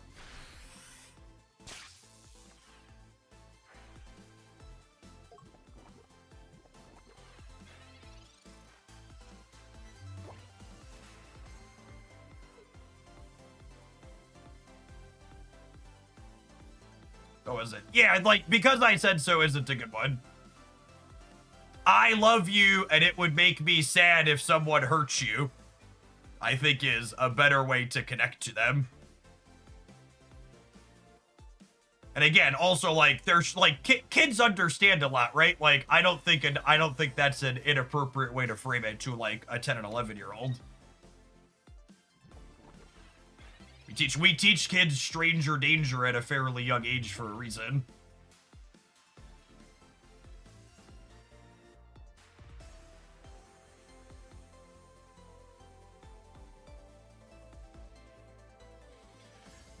I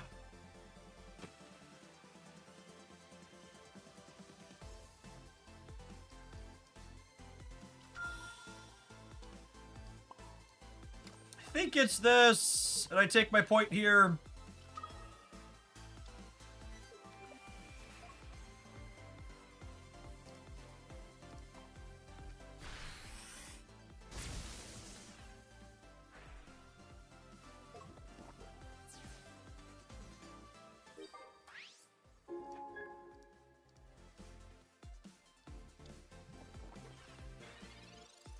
Yes, Baby Pokemon and Elemental Switch are definitely my favorite designs from this new expansion.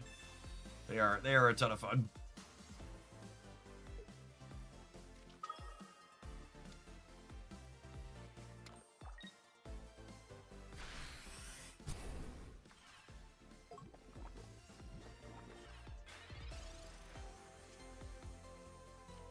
Unfortunately, I think we're dead here.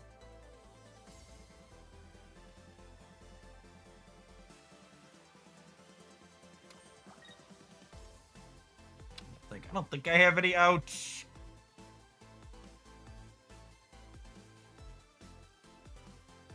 They're gonna be dead to Lucamine at a minimum.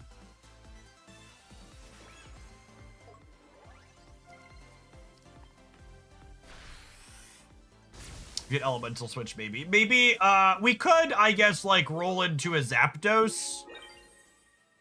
And, like, elemental switch onto a Zapdos and high roll at 200, but it seems unlikely. Oh! If I would have caped this one... Oh, I guess it dies to Lucifer anyways. I was thinking we were dead to the poison even if I caped it, but that's not true.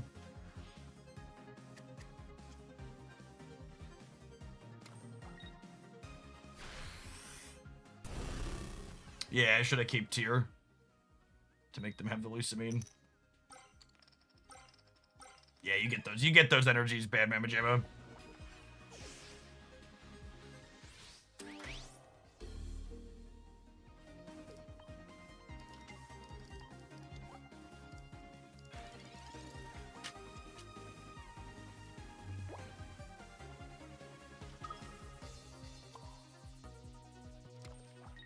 All right. I mean, if they don't have a heal, we hit them for 90 and 90, yeah?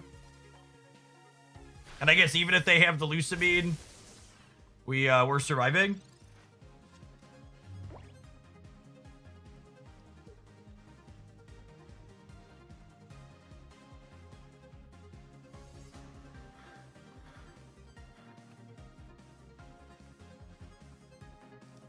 You have 2 energy in their bin. I guess if they have Lucamine, they can blast this out to this one and then hit us for 30 and then 120. My Cyrus top deck would allow me to get them.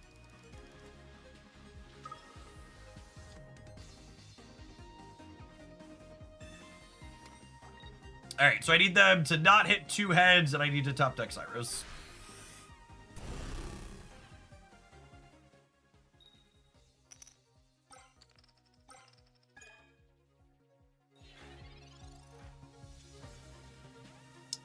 Not a whole lot to be done.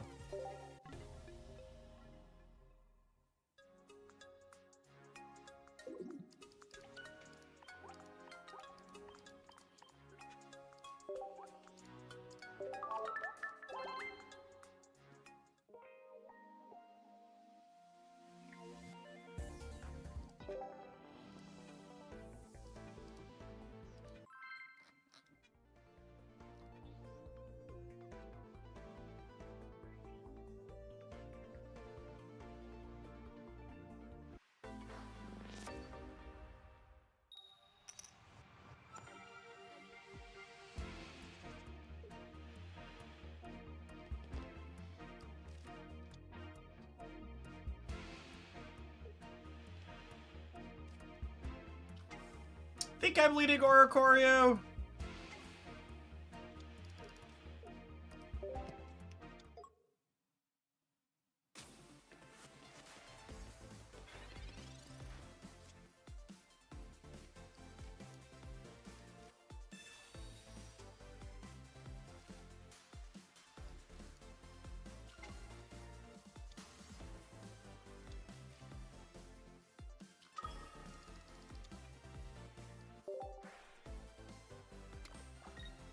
Makes me sad every time I put these zeros next to each other. This is why I don't pay for the premium pass anymore. It's so dumb that I can't have matching cards when I'm paying them money. I don't even pay them extra, they just don't give us the option.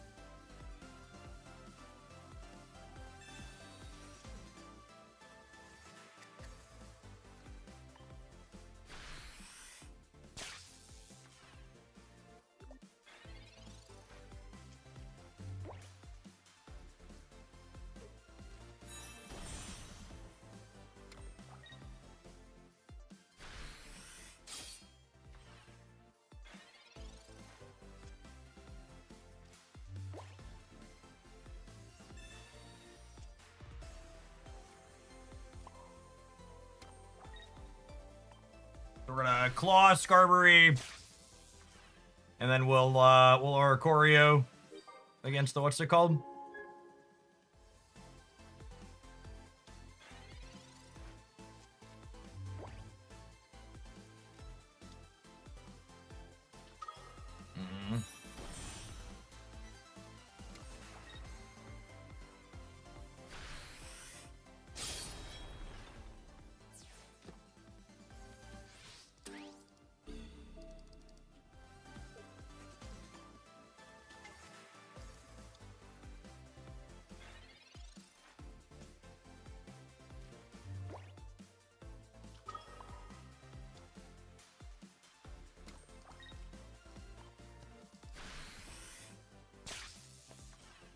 So with the piece of equipment, they can frag the yellow chicken, and then we're in trouble, probably.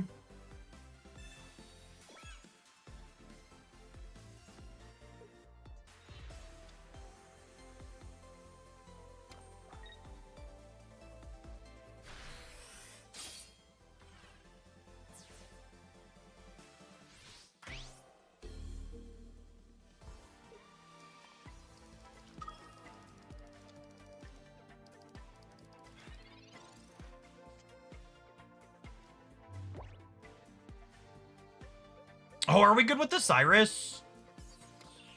We might be good with the Cyrus, yeah. A lot of these decks don't play things like X-Speed.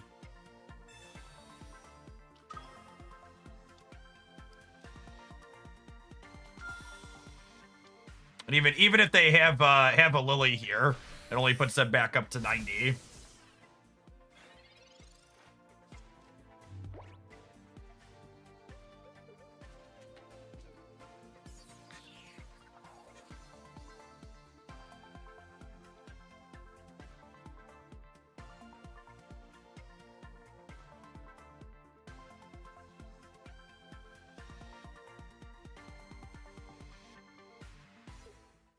Yeah, cool. I am just using Moo Moo Player since I came back to Pocket to play on PC. It's been fine. Some stability issues, but mostly gets the job done. But most of the Android emulators work to some degree.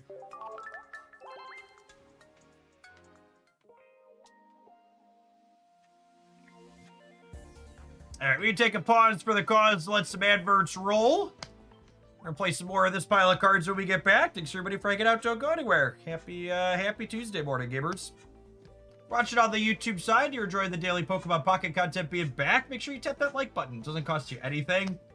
Helps make the content a little bit more sustainable for me. Keep it in the regular schedule.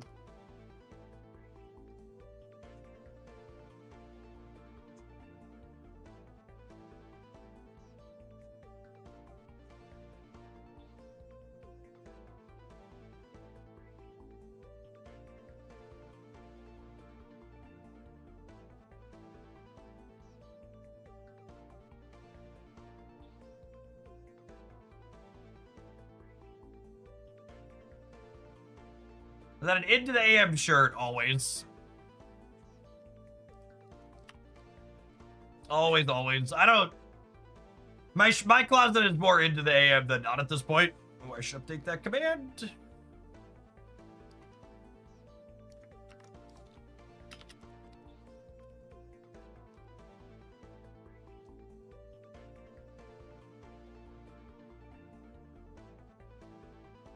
I haven't gotten to do the limited time event for Genshin yet in their current patch. Life's been busy. And once Upon a Galaxy has been consuming a lot of my non-stream time. It's real good. My Genshin account's at a point where, like, I can do a lot of the endgame content they have, so I don't really need to pull for too many characters, so I don't. Although I heard they were adding a new part to the theater where you need more characters for it, so that'll probably get me to pull and build at some point.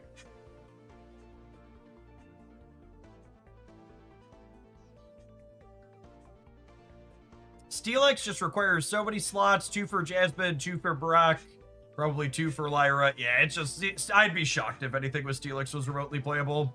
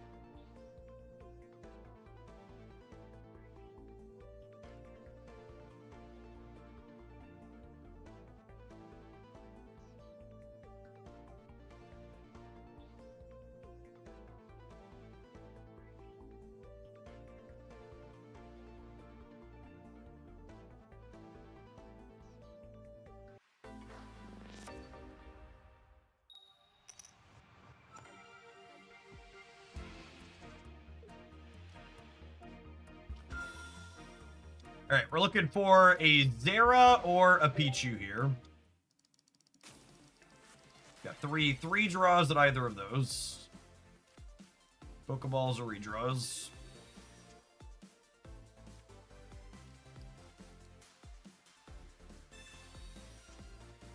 Nice. Okay.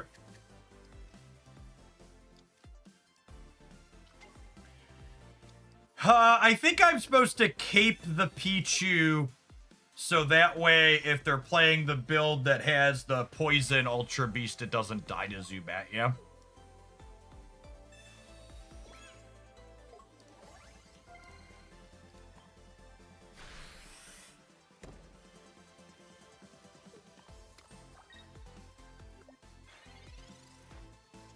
I love playing a deck where I can feel like playing 2 X speeds is worthwhile again. It's such a slick card that gives you neat choices.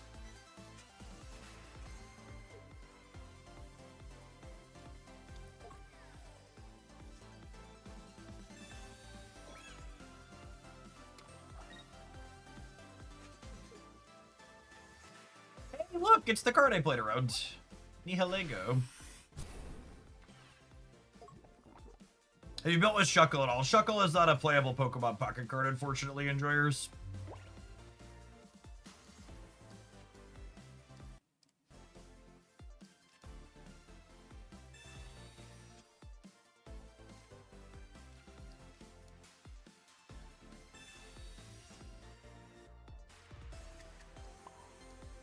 I think I'm into a second Pikachu. I think that's better than the Oricorio. It's close, though.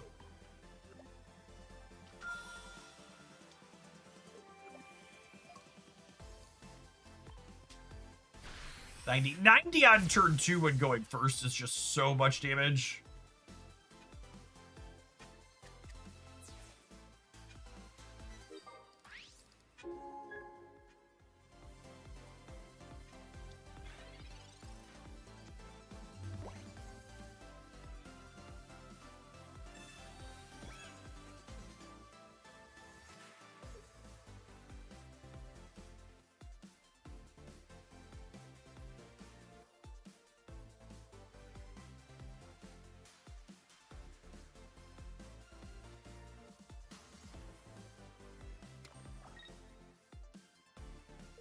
You have another bench Pokemon, or are we done here, gamer?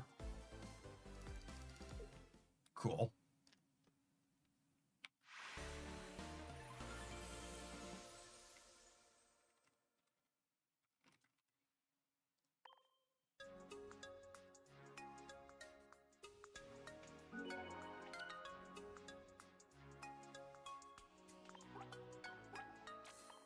Man, those dark pendants for basic Pokemon are just like anything useful, really.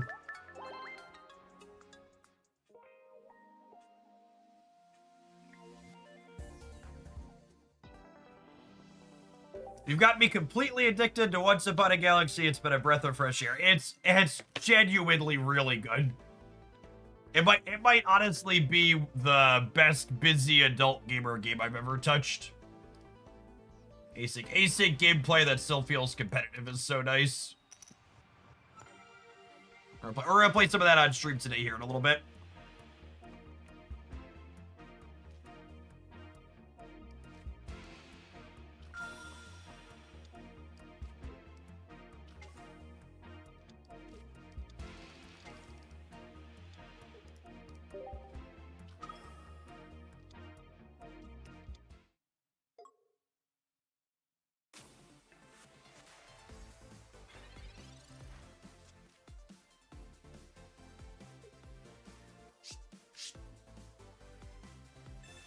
Have you played the Bazaar? So something that I think is eminently true is that companies that make games that could play on mobile that don't target mobile first don't understand the space that they're working in. So I've heard some good things about the Bazaar, but like the fact that they're PC first is a real head scratcher.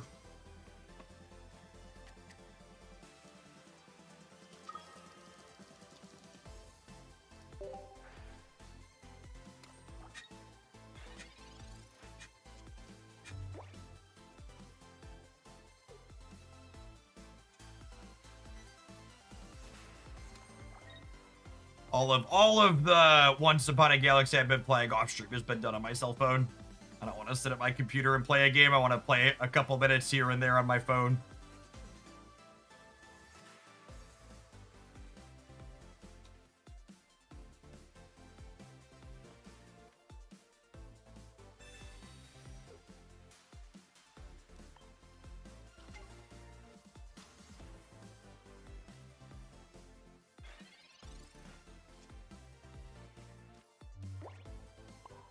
I'm gonna burn the XP just to get it out of my hand to keep the extra energy on my bench. The extra energy could be useful with Switch later.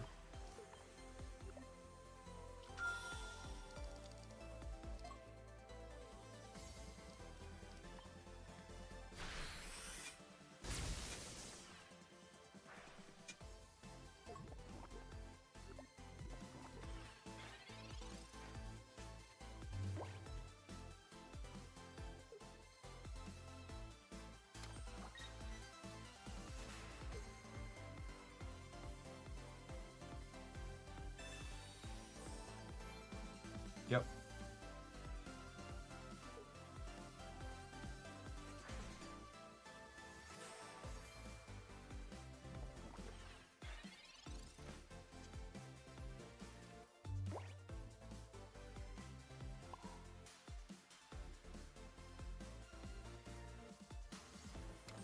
This means I don't die to the poison plus the hook.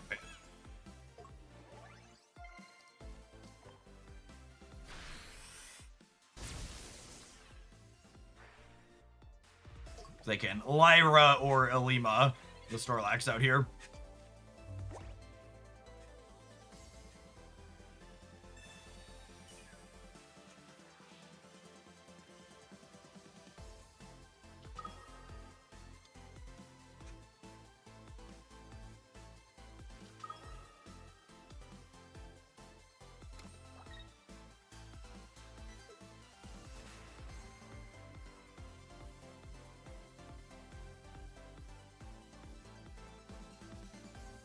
Probably a little too aggressive here, honestly. I probably should have just pivoted to the Oricorio.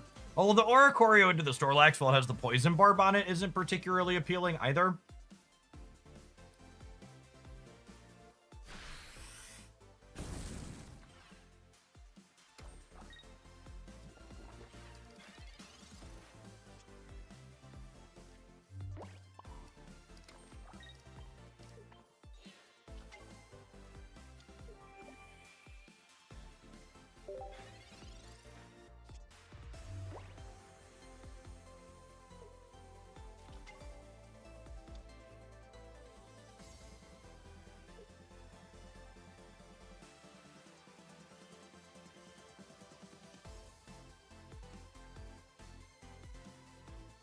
How many more poison barbs and helmets do they have is the question.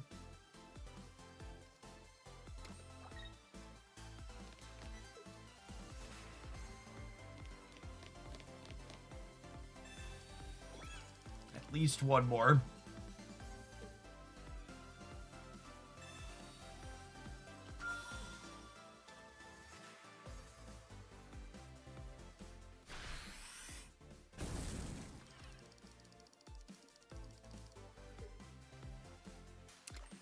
Honestly, probably enough. I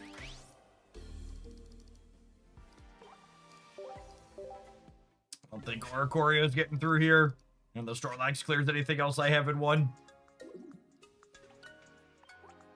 Pretty polarized matchup, not in our favor.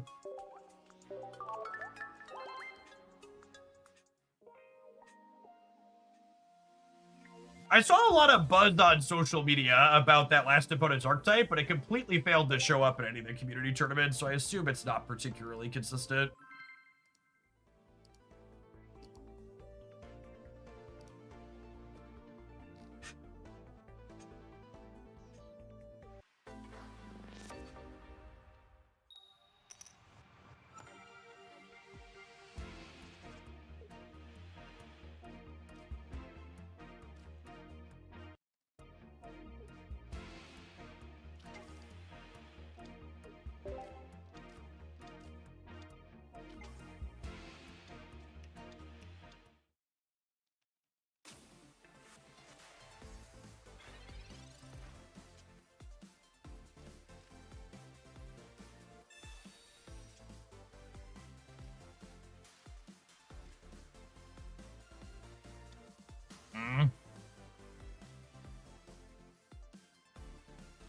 think I'm leaving the last bench slot for a Pikachu.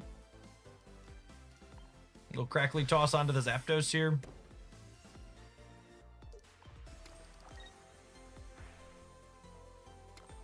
In theory, if we find the elemental switch, we could Thundering Hurricane next turn, yeah?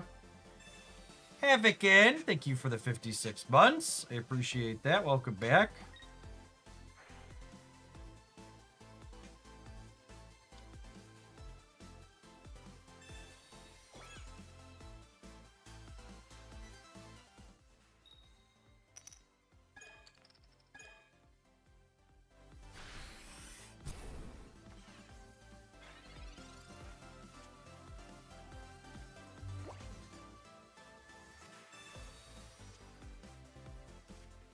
Hey, chat. Corporate needs you to find the difference between these two pictures.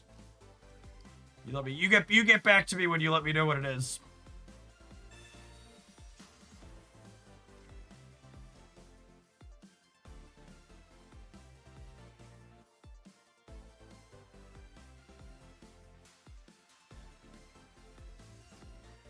The background, obviously. It's true.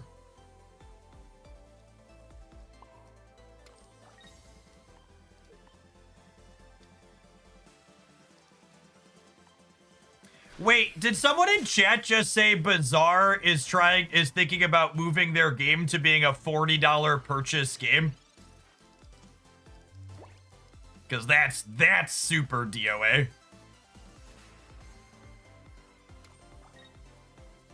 It's moving to it on Wednesday. No, they are. Okay. Well, good luck, Godspeed.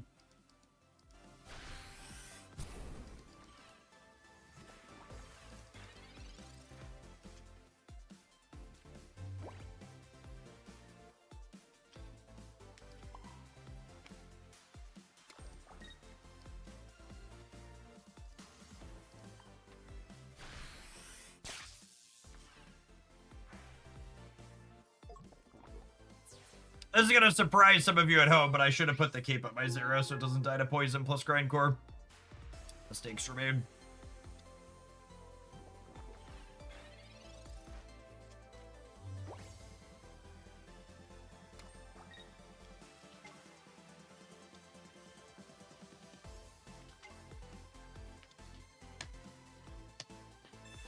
Someone write that down, yep.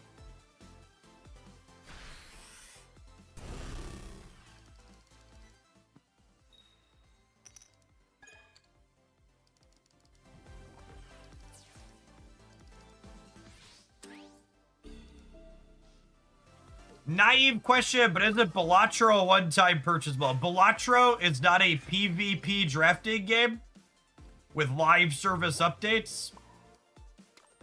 And Balatro is not $40.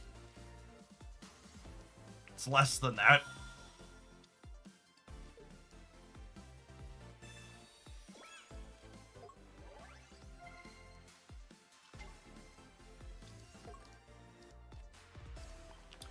For as much as people complain about free-to-play game models, the reason why there are so many free-to-play games is because free-to-play games not only make more money in revenue, but they also have more users.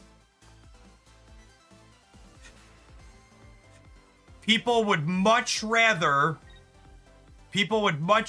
spend $100 in $5 purchases over a year than they would rather spend $40 up front. That's just not something most people are interested in doing.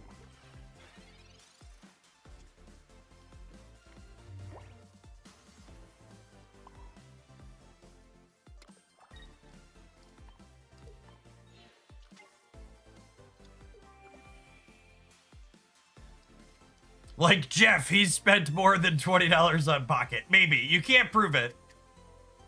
I'll see you in court if you try and say otherwise.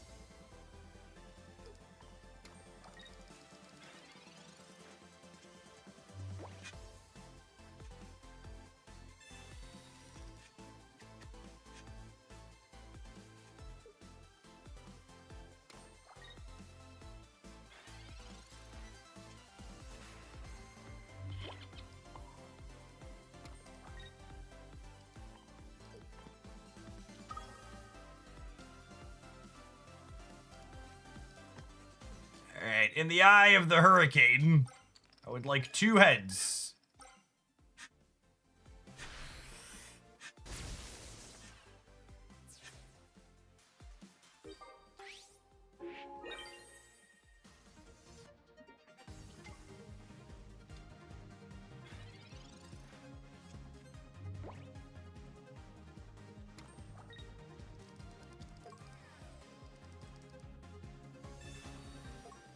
That is deeply intellectually dishonest framing, Poland Pandas, of what happened with Bazaar. The community didn't go crazy because the Bazaar put their monetization behind a paywall. The community went crazy because Raydad and the people working on Bazaar don't know what they're doing with their monetization, and they promised one thing and then did something drastically different. I would bet you significant amounts of money the reception to how they tried to monetize with that would have been very, very different had they not made one promise and then pivoted in the middle. They stepped in it to begin with because they didn't have a plan from the start.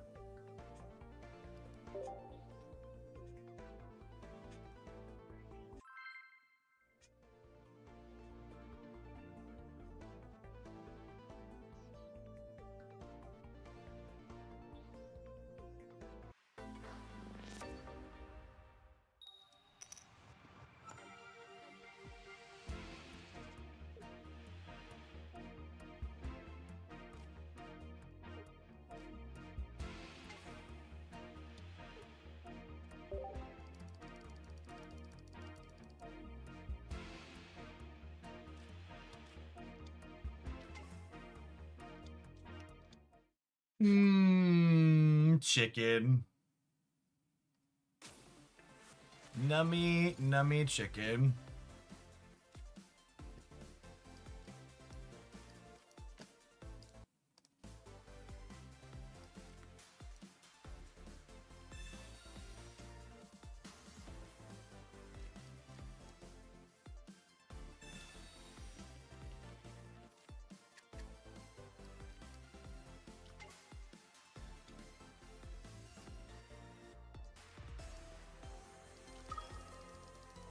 I think I'm leaving this last bench slot open for now. It's close, though.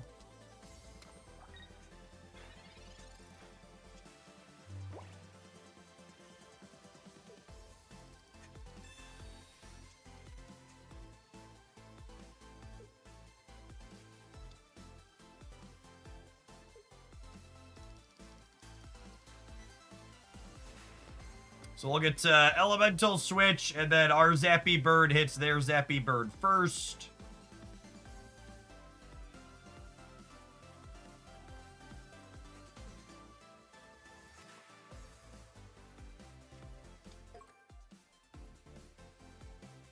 Second Oricorio is the reason why I left this bench slot open, because with 2 of those, I want to be able to put a Raikou here, ideally. Man, this bug where I can't click on the cards in my hand has been happening a ton today.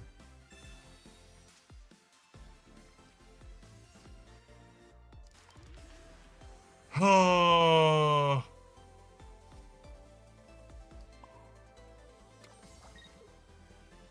I'm going to put a cape on Zera so it lives through 2 Oricorio hits. I'm going to go ahead and X speed out and crack them for 50 here.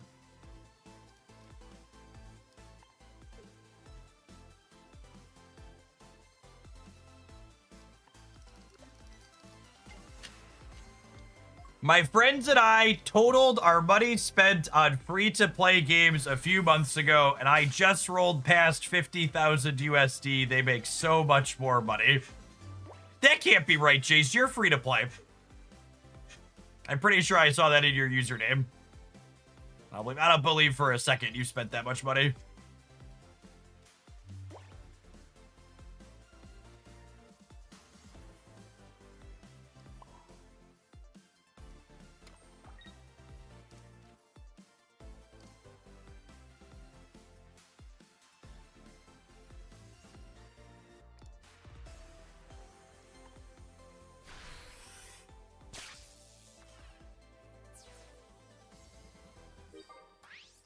So they're going to Elemental Switch, clear Zero with Arceus. I'm going to Oricorio, hit the Arceus for 50 down to 90, and then we'll be able to Elemental Switch Pikachu Cyrus. Should have played the Pikachu out if this was my line. Should have played the Pikachu out.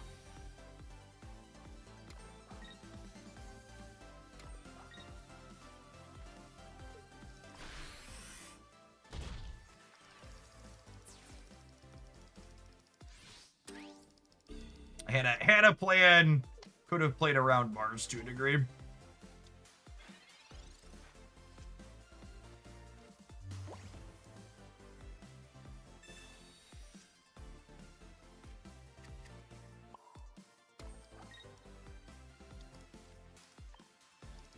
Still would have lost the Cyrus, but I'd have the Pikachu. I just need to redraw one thing instead of two.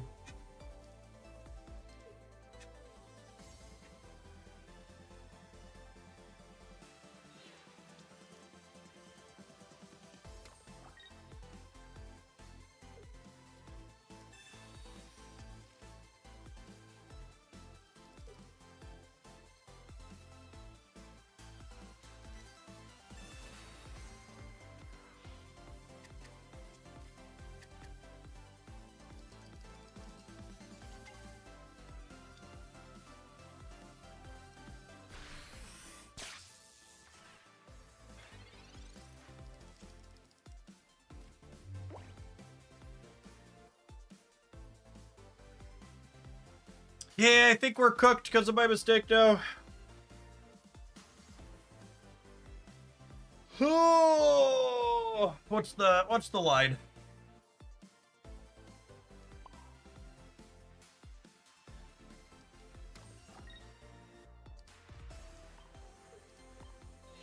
I think I'm retreating this, and we're just playing for drawing the Cyrus to clear the Arceus.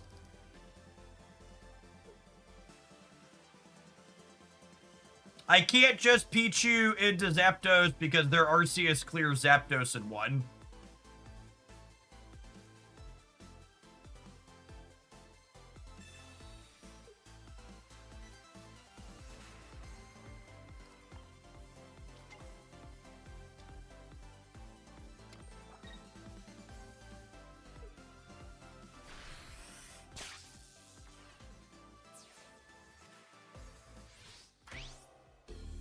I've spent a lot on board games, and I've probably only played 20% or less of them. I often tell my wife that collecting board games and playing board games are different hobbies. She collects board games, I play board games. I think I got one more loss than me with this one. It's been a scuffed set of games. I think I like the Pikachu build better that we had played before. I don't know if I'm loving this Zapdos build.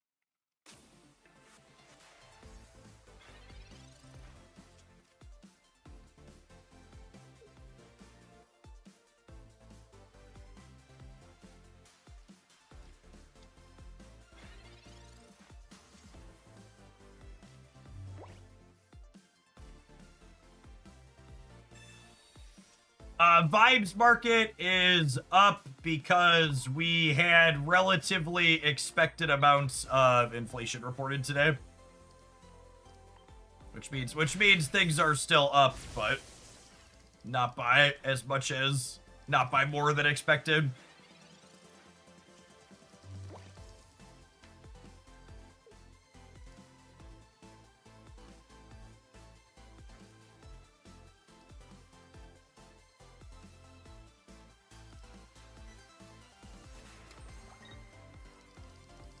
They did taco a little with China, that's true. That's a good call out.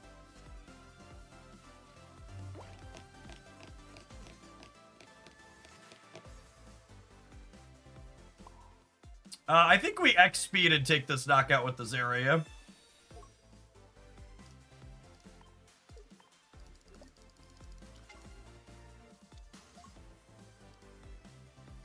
Means they can't, yeah. They can't take the knockout with Marshad Anthony 2 energy.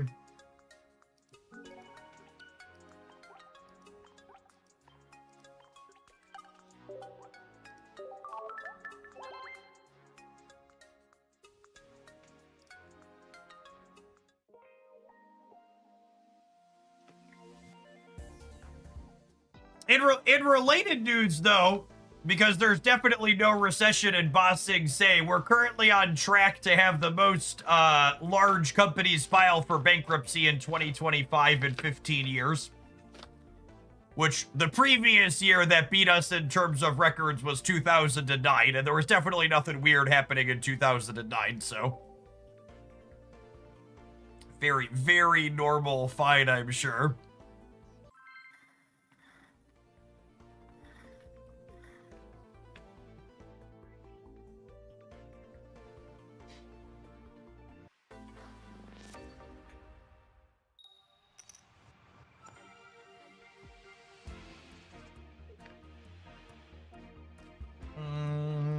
I guess we're leading Zera here.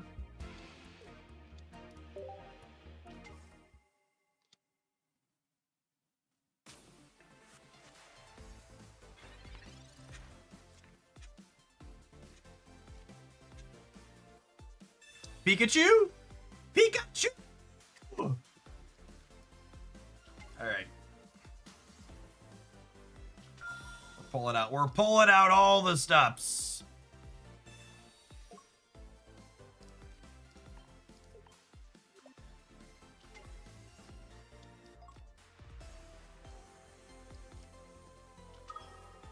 Be aggressive. B-E aggressive. The crackliest of all the tosses. That one right there, charge it up.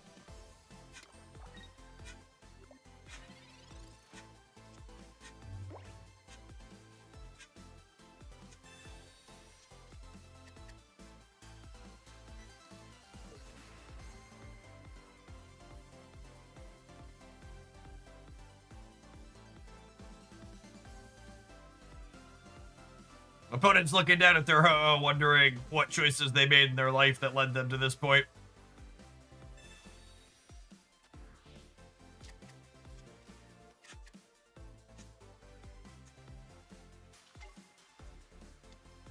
All right, do they have a copy of Leaf? They have a copy of Leaf. We're gonna play a game.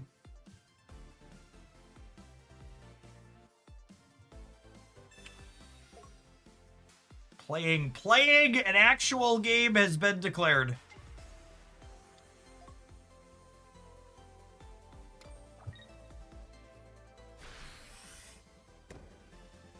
All right, Zera is gonna get to clear their baby.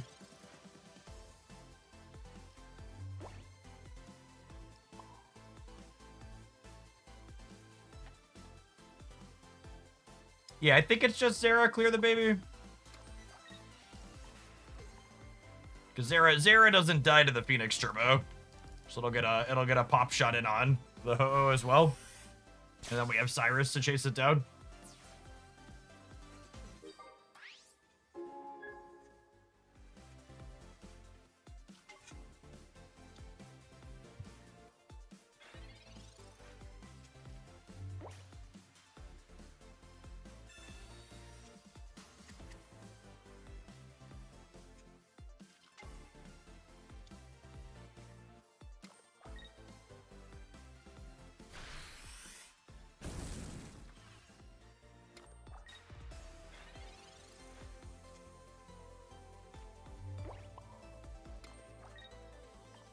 No reason to research here. I'm not looking for anything in particular.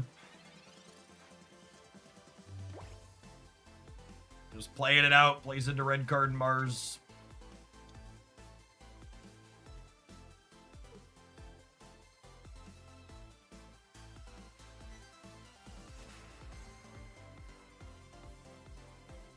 The real reason to play this deck, Chad, is you get to play all your sweet full arts.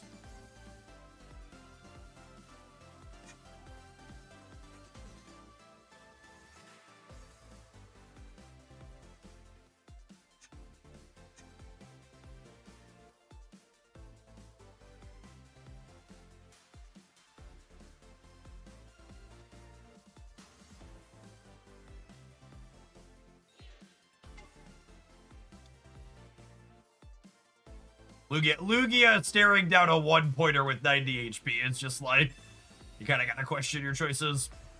Quiznit, thank you for the 30 months. There's actually a Ho-Oh deck in the roundups today that wasn't playing any Lugia, and it was just playing Celebi as its Ho-Oh payoff. Which definitely makes you better off in spots like this one. Whoa! Elemental Switch and Dawn? Spicy. We got him with the Cyrus, but they're cooking a little bit here.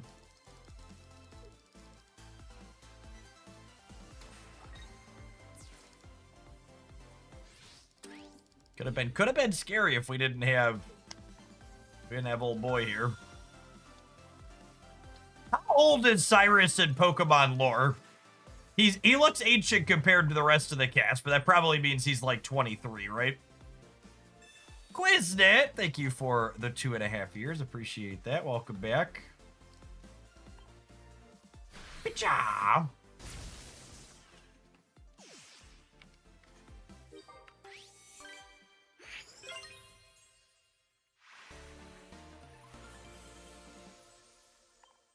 He's 27. Tracks.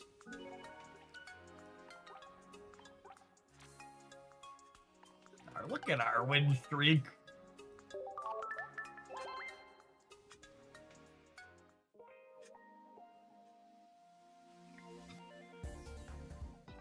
All right, I need to run to the restroom, but I'm gonna run and grab my lunch too. Have an ad break. We're gonna electrocute some more nerds when we get back. Thanks for hanging out. Don't go anywhere.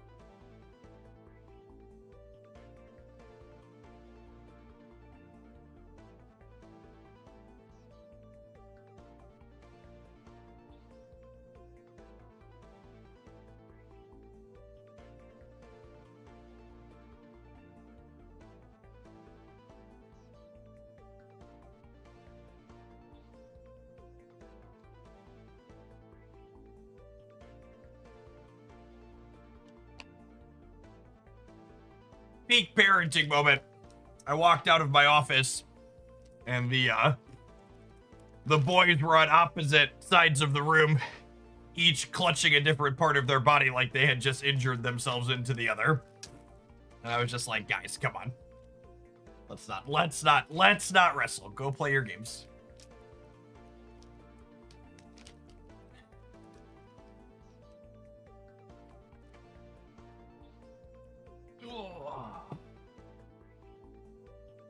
Wrestle inside the games. Yep. There you go. Exactly.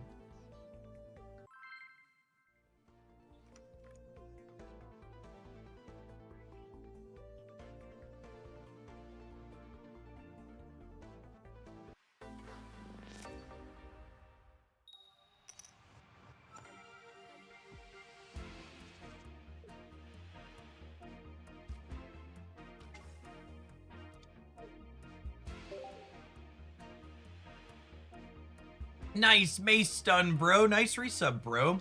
Appreciate the almost 6 years. Welcome back.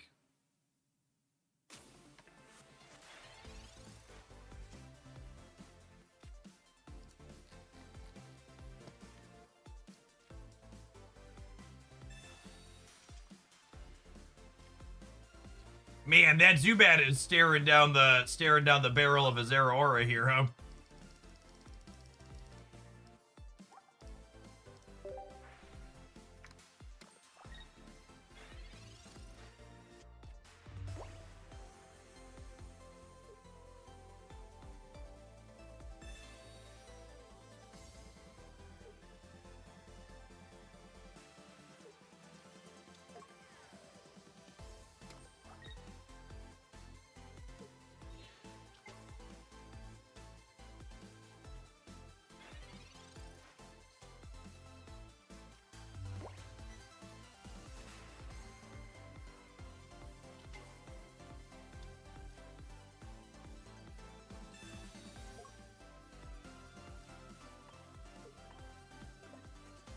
We're gonna do this.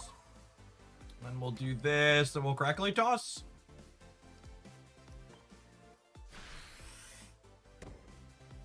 I can see why Once Upon a Galaxy's been a hit with the chat. It's been really enjoyable to play. Yeah. It's been my most played off-stream game for the last 2 weeks. We're gonna play another half hour or so of Pocket, then we're gonna swap to some of that. It's a ton of fun. Hit their equivalent of Masterball rank over the weekend.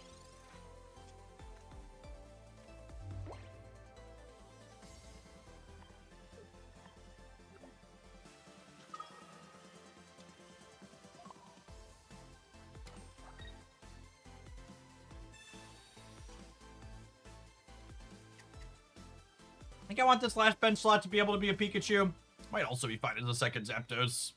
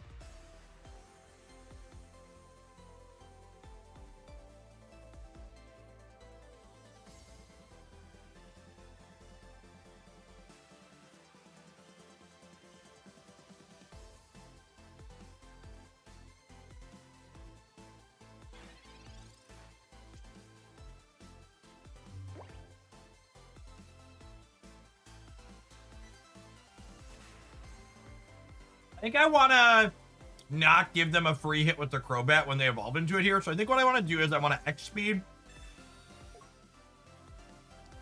I want to X-Speed this out. I'm going to finish with Zera. And I'm going to go ahead and put a Cape on Zera. So that way it doesn't die to Crobat's poison next turn. Because it'll do 70 plus 20. Look at me remembering to play a Cape out. Feels like cheating. We're not going to do viewer drafts in Once Upon a Galaxy today. I think we're going to do them tomorrow. Is my plan.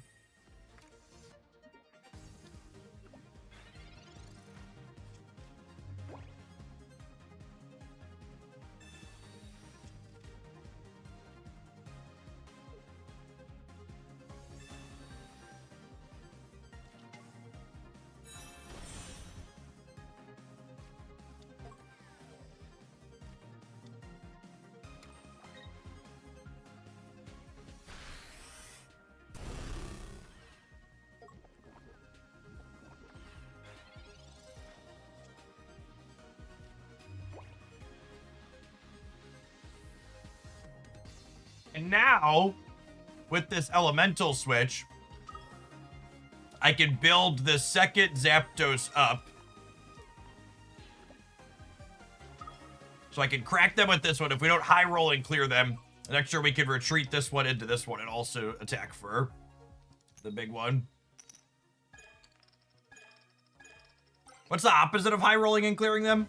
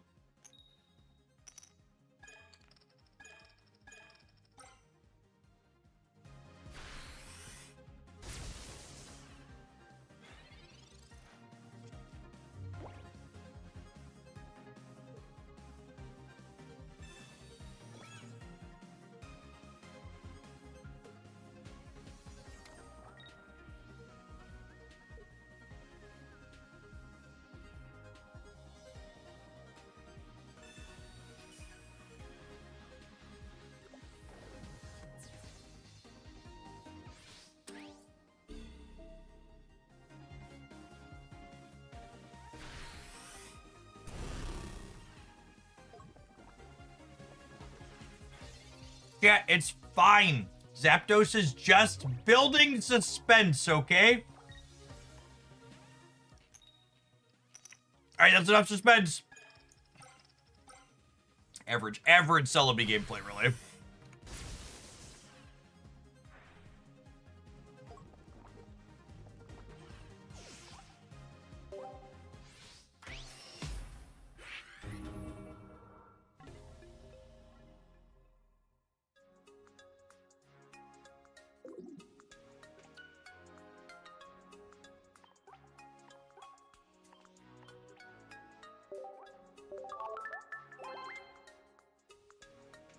You're eating a cucumber. I am eating a cucumber.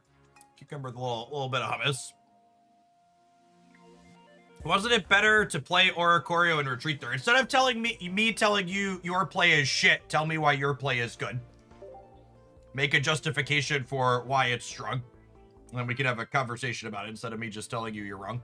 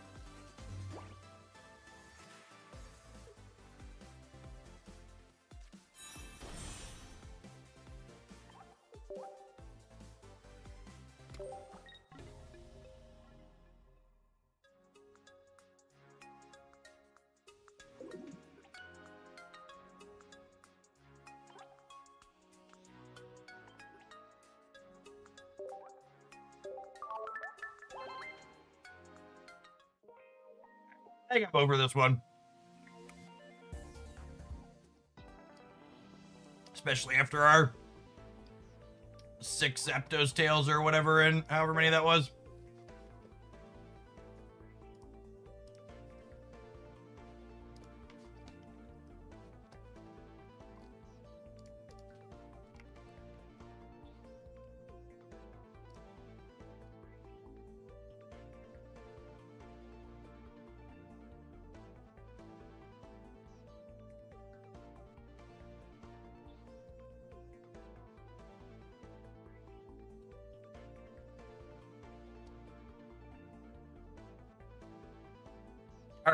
We're gonna play a little bit of Once Upon a Galaxy for the next next leg of the stream. For clarity and transparency, I have a contract with them for do some sponsored hours with them for the next couple of months, but I'm gonna be honest, we're gonna be streaming more than the sponsored contract asks for, and I've been playing an absolute ton of this game off stream. If you're someone that enjoys bite-sized strategy games, I think you would absolutely love this one. The biggest sell point as someone who's an adult with a busy life is the gameplay in this game is asynchronous, meaning while you are playing against drafts other humans have done in the past, you're not playing against them in real time.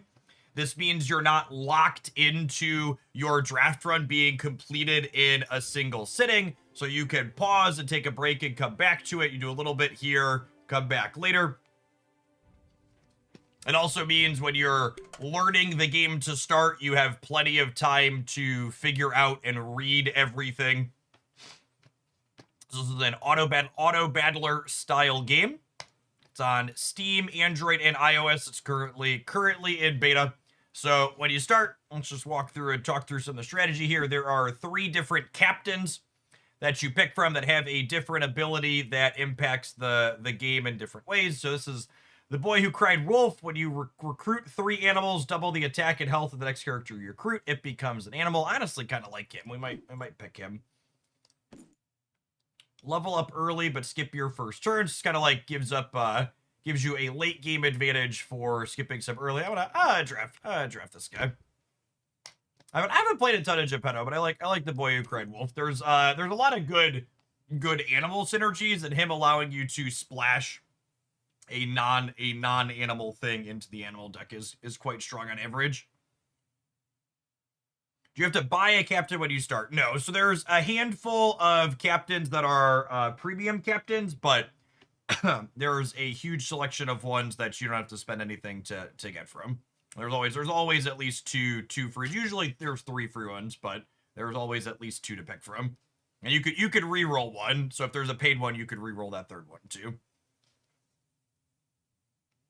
It's based on any existing IP. It is not. It's an original IP that is just based on like fairy tale characters, basically. So it says Toto's an animal here, so it'll trigger my first of my 3 on this, and my next shop has a quest character in it guaranteed. So we'll take an animal.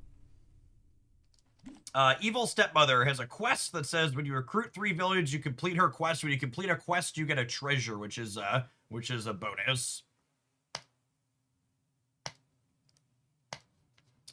And there are a number of villains that are also animals. We gotta cover my captain as well as this simultaneously. Once you draft your couple of things, one of the things that this does, if you're familiar with other drafting games, is there's no re-rolling your shop in the center. You always pick one of the 3 characters, or in later turns, there's a spell at the top for a single effect. And then you tap battle, and the actual battling is auto battle. So our characters bump into each other, and I lose half a heart here because I lost this combat round. They had a character left over, and I did not. This is a really unfortunate set of 3 for us. There are no animals to trigger my captain, and there's no villains to trigger the evil stepmother.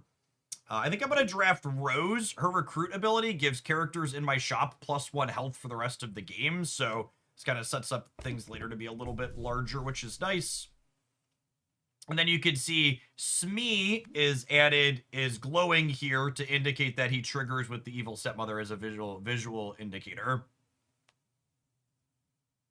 Yeah, so you can choose not to put something on your board that you draft, Sam, but you're still drafting from things that are available in the shop in front of you, which makes what I said technically correct.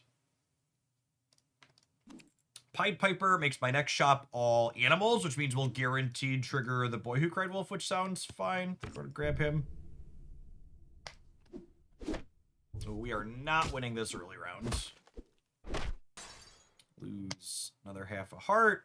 And then this is one of those cards. And this is a great one to draft early. So the Hungry Hyena here, when we're drafting animals, each fight, all of my animal slots get +1 attack. And there's 2 different types of modifiers in this game. There's bonuses onto specific units, and then there's also slot bonuses.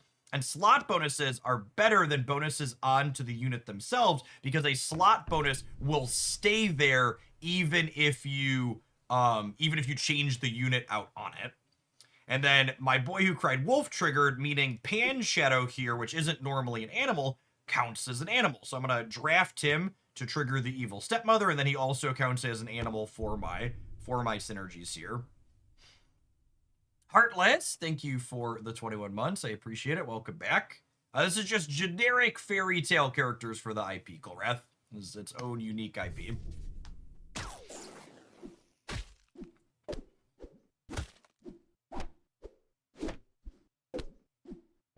All right, we got a win out of that finally. Cool. And you can see here on these slots where I had my 4 animals from the hyena, there's this +1 in the slot now. So similar to other drafting games, when you get multiple copies of a character, they get bonuses. When you draft your second copy of a character, the silver, it actually doesn't take up your draft slot for the turn. So you get two rounds of drafting. But when I draft a silver, it gives me an extra draft. So I'm going to grab her here because it's a free draft. And she counts as drafting a villain for herself, which triggers her quest. So now I get to pick from 3 different treasures to draft. When you summon a character, give it +5 attack. We're going to be drafting animals, so animals don't really summon things mid-fight, so that's not particularly good for us. Your first slot has 5 health. Your first slot has 5 attack. I think we'll take 5 health. And now that the Evil Stepmother is completed, I think I want to replace her slot with an animal here, so that way I get the bonuses from, like, my hyenas and stuff. And hey, here's Baby Bear. So Baby Bear complements the Hungry Hyena. Baby Bear gives my animal slots +1 health. So now every turn, all of my slots that have my animals in them are all going to get +1 attack and +1 defense permanently.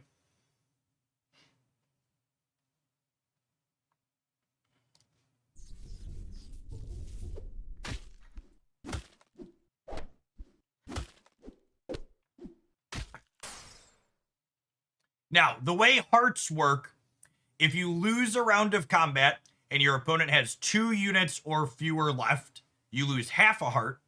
And if they have 3 or more, you lose a full heart. So we lost that, but it was close, so we only lose half a heart here. Navi is an animal because of our thing, and Navi here says repair a cracked heart, and then when you golden me, get an additional heart. So she's an animal here from this, so I get to keep my synergies. We'll get to repair that heart is nice. The characters in front of me have Hunt, get +3/+3, and then if she sees us, hunts 6 times, she evolves. So she completes her quest. Who do we want to swap out here? This is an 8/6. I think I'm going to swap Pan Shadow, even though it's a little bit bigger than Baby Bear, because Baby Bear is making my slots larger each turn, which is nice. So now these 2 characters, there's a positional element to cards that support. So supporting characters support the 2 things in front of them. So now when either Navi or the Minotaur hunt, which means they attack and knock something out, they will get +3/+3/+3. So you see she got bigger when she attacked and knocked something out there. He gets a little bit short. Came up close on that one. Again, this is one of the best animal payoffs for the early to mid game once your shop hits rare. This gives each of our animal slots +2/+2 every single turn. So I'm gonna there's actually something of a choice here. I think I'm actually just going to replace the Mentor because he's only a 7/5. You can see I can pull my U cards up and see what the slot bonus is. So I think I'm gonna replace this. So now all of my slots with animals in it get +3/+3 every turn.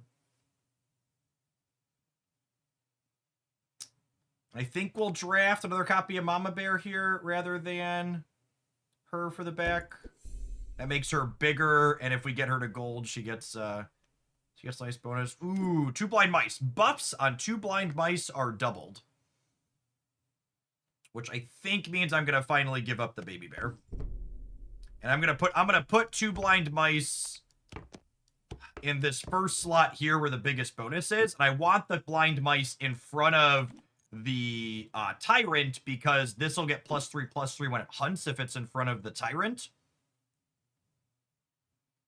and it doubles to 6/6. So good synergy there. So it gets that hunt knockout and gets 6/6 bigger, and that hunt bonus stays permanently. So blind mice is gonna be one of our bigger finishers here. Ooh, snapping hydra is good. When it dies, it doubles its attack. No specific viewer incentive at home, Ben, for this one, like gift cards or anything like that. The monetization of this one is a little bit too friendly to have extra hooks of that nature. I think I'm replacing the snapping hyena here. And then our next one is anything is guaranteed to be an animal. Scar makes our villains better. I don't love any of these. So when I draft this card, I get a treasure because it's a gold. And when I draft it, I actually don't have to put it on my board. I can draft it up to here, which is what we're gonna do, and I still get the treasure from it. Your front row has hunt +1/+1. That's probably fine. I'm not gonna be doing a ton of spells with this build, I don't think. And giving this extra hunt bonuses will be excellent. You see, two blind mice is going to be one of our finishers in this run. Stinky's pretty good. When it's attacked, it deals that much damage to a random enemy. I think I'm going to replace Navi.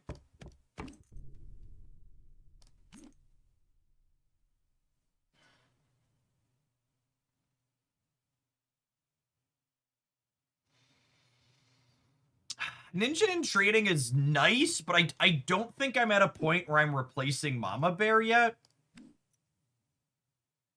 Mighty Mouse also isn't terrible from a synergy perspective. Makes your animals and heroes bigger, and then they get continually bigger.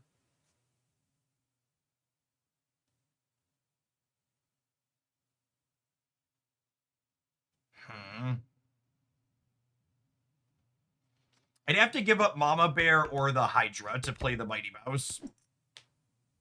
I guess I could give up Stinky and we could put Hydra up front. I probably want the Snapping Hydra to be hunting anyways. Stinky's just really powerful in the late game. He can clear big things. It might just be nothing again, honestly.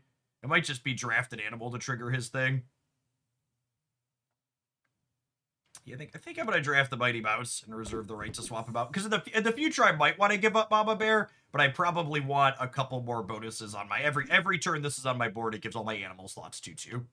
What does Greed do? Greed gives one of your units what's called Treasure Hoarder, which means it gets a bonus for every treasure you have. Yeah, yikes. That's a tough board we're gonna have to beat there. They're a little bit bigger than us. Release the Kraken. So when this one hunts, it gives all 3 front row slots 8/8. I absolutely want that one. I think I'm giving up Mama Bear at this point.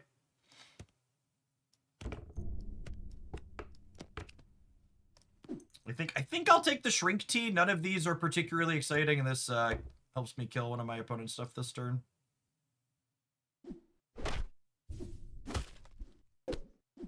We might be cooked here. These last 2 folks have drafts that are significantly better than ours, it looks like. Double's not terrible. I don't know that's going to be enough to keep up, though. This gives a slot a 1/1 bonus and then doubles it up. This is kind of a reroll because it's a silver, so we'll just draft that. Giant Grow. Give a character 10/10. This will give Blind Mouse 20/20 because it gets double on buffs.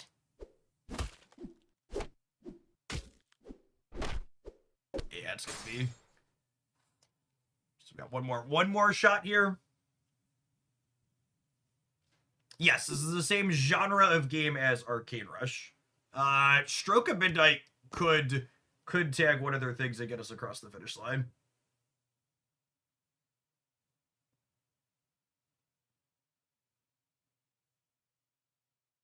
I probably want Snapping Hydra a little further up, and I'm going to put this here so that way it's more likely to attack two of them. Your characters attack from left to right. I don't think I want Mama Bear on my board, but I think I draft her to get the rare treasure here. Your characters have 5/5. Yeah, I mean, I need every buff I can get at this point.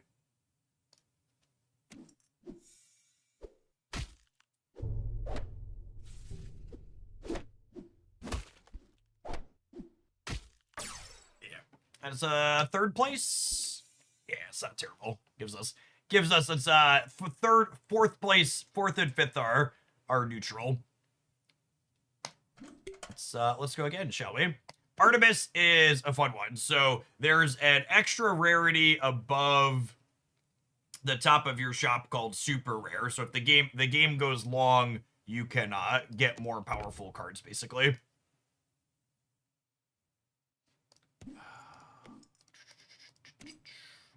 None of these are particularly powerful early. I think I'm going to draft Daughter of Thena. She gives us a quest item early once we prioritize drafting some heroes. I think we'll take Baby Dragon as just some early points. And then Pix is a perfect pickup here. Not only is it a hero to trigger the daughter, but she gives us support on two things in front of her to make them a bit larger. Jack in the Box is a nice card to put in front of your support units because it makes another 1/1 when it dies. You basically get to use the support twice.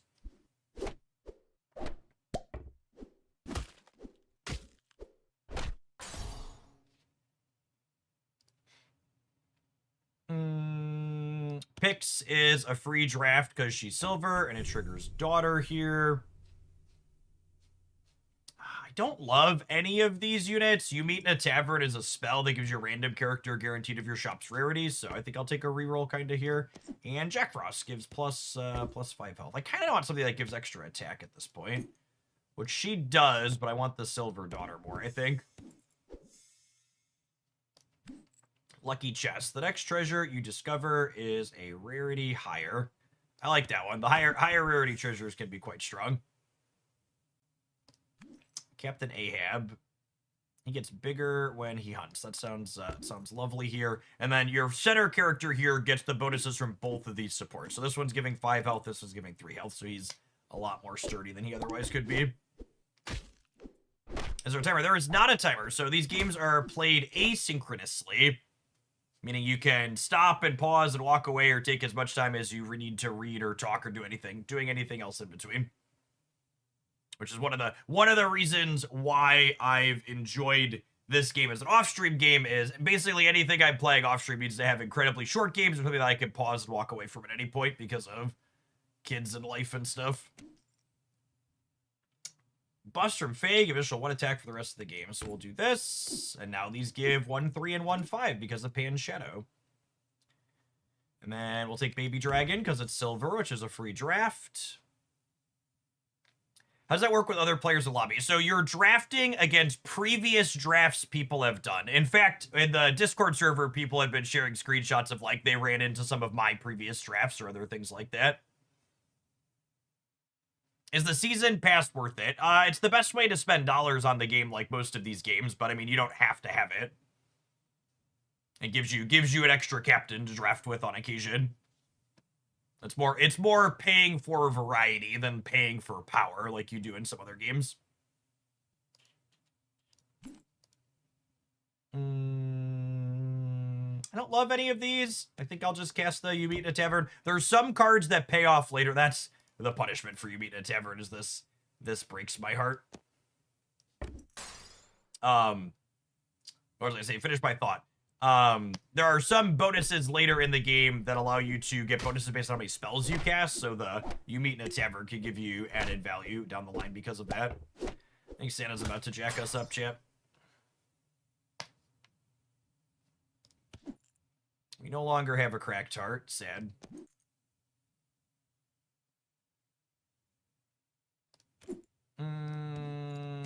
None of these are particularly exciting.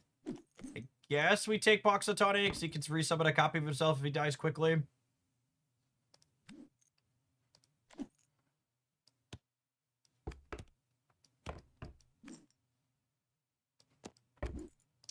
I'll swap out the weaker support here for the bunny.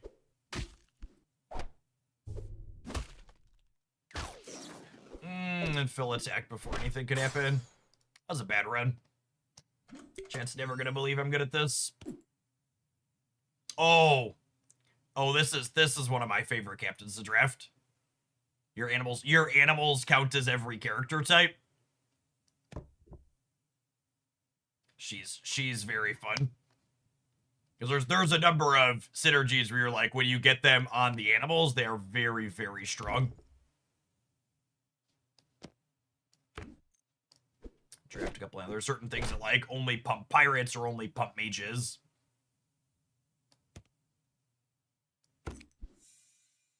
When you draft over an existing unit, are they permanently removed? They are not actually. So they go into your extra storage, and you can still get like silvers and golds for them later on. Hitting a gold early here is super strong. And like this here, right? So like this is one of the random ones that's good with this. Your animals are all types. So this one says, heroes in my shop have 2/2, and all of my animals are heroes. Your characters attack from left to right, but no. The ones they attack on the opponent's side are random.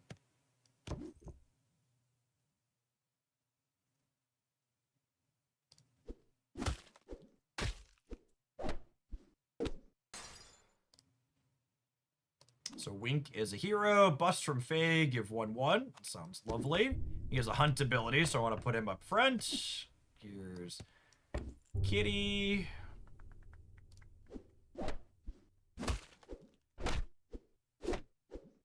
Very, very good aggressive draft here for us to start compared to our other ones earlier where we were struggling a little bit.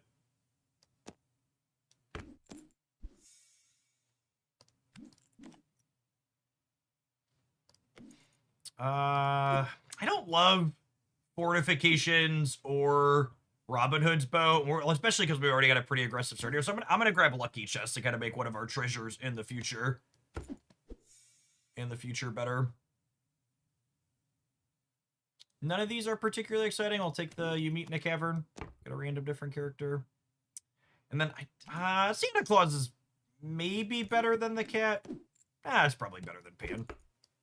You almost always want to put Santa in the back. When he survives damage, he summons a random toy. So you want to make sure there's room on your board for him to summon a toy. When he takes damage and the opponent's stuff prioritizes attacking your front row stuff first.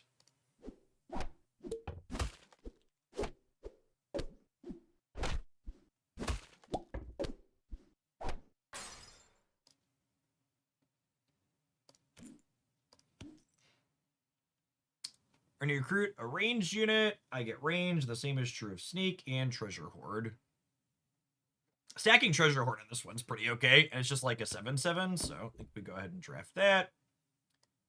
There's Wink. Look at all these. Look at all these. Okay, so I mentioned earlier you almost always draft a silver when it comes up because it gives you a free draft. When you draft a silver, it doesn't count as one of your 2 drafts for the round. But this is one of those spots where that's not the case, because Blackbeard's Parrot is one of the best payoffs for this captain. Your animal characters are all types, and Blackbird's Parrot here says your pirates have hunt, give my slot 5/6. So if I draft this, all of my animals are also pirates. So anytime any of these hunt, they're going to give their slot 5/6 for the rest of the game. And again, that slot, but you see plus 5/6 happen there because it knocks something out.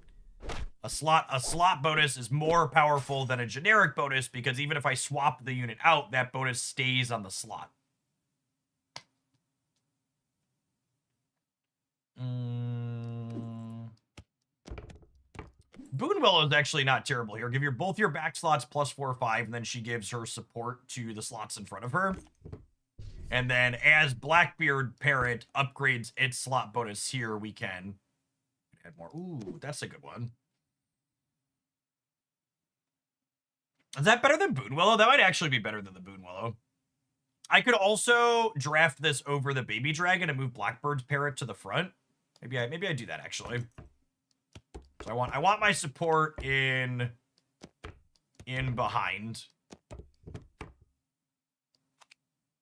I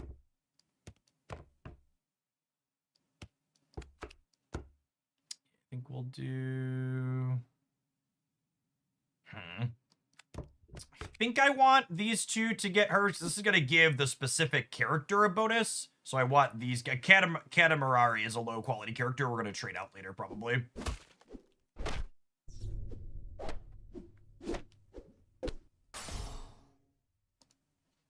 Yeah, so the animals are everything, which includes pirates, correct? And this is a good one that swaps our lower quality one. So through the looking glass, transforms a character into a random bronze character of my shop's rarity. So this is going to transform this uncommon one into a...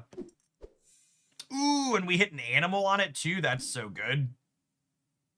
This summons a random animal and gives it 8/9 for each of other animals that was knocked out during the fight. Quite good.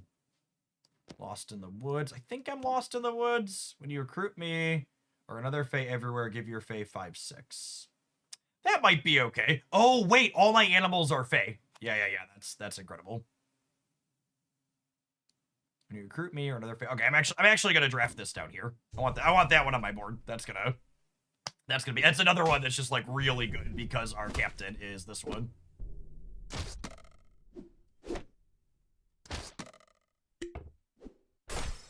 So now every animal I draft gives everything on the board that much bigger. Holy, that's a two blind mice. Okay, so now our numbers are really gonna scale and we're gonna pop off. So I think I'm replacing the mimic at this point with two blind mice. Two blind mice doubles the buffs on it. And every time I draft a Fae, it's going to give everything 5/6. So this one's getting 10/12. And it's going to get the hunt bonus. You can see it's already a 45/53. Yeah, there's no in-game music for this one, unfortunately, right now. They have menu music, and they're hoping to add in-game music, but very much a small indie product in beta at the moment.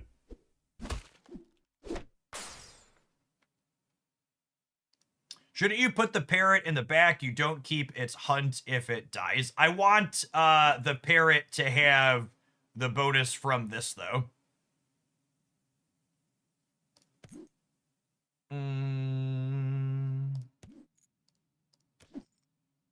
So this is a Fae, which triggers this. So I think I do that. And hey, look, that's a Fae, which triggers these. That is a free draft. I kind of wouldn't mind drafting Titania here. Do I give up this one at this point and draft Titania? Putting Titania behind two blind mice is...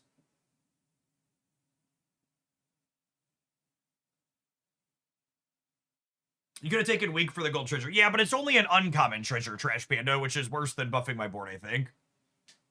And I'm sitting on this lucky chest, so I would kind of like to use this lucky chest to upgrade a higher rarity treasure if possible. Although, honestly, the way this draft is going, I think we're probably going to win before we get too further deep. Our draft is pretty nuts compared to what we're playing into.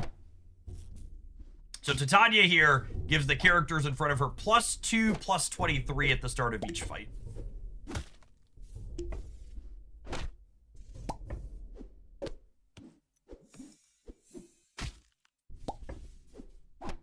Opponent is summoning lots of toys, but our animals are very large. This is a phenomenal draw here, so... If I draft this, it silvers everything on my board. And again, I don't want to replace anything on my board with this, but I would love to silver everything that I have.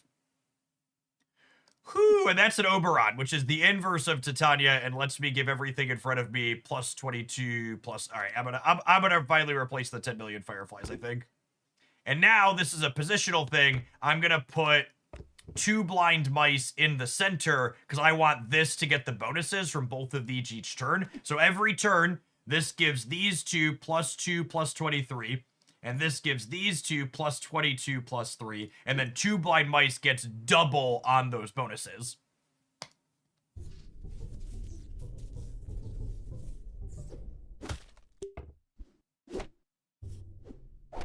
And again, these all have the Blackbird Parrots bonus here, so every time they hunt something on an attack knockout, they get bigger from that too. Acorn would be incredible to share these, yeah. All right, so Mockingbird hits gold, and then my lucky chest goes, so instead of getting an epic treasure, I get a legendary one. Your villains have 20/20 for every villain you have. Is he a villain? No, these are just fey. But all my animals are villains, so if I draft this, it'll give my front row plus 60, again, because of this captain. Each fight, give your characters 15 attack and then 15 health. This game's not going to go long enough for the shop bonus to be relevant here.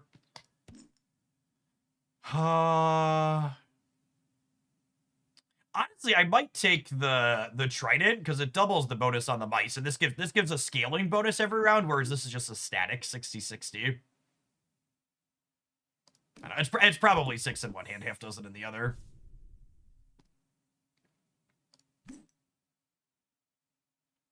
I think I'm at a point where I'm not changing out any of the characters I've drafted. So I'm just going to cast this spell on the mouse and make it slightly larger.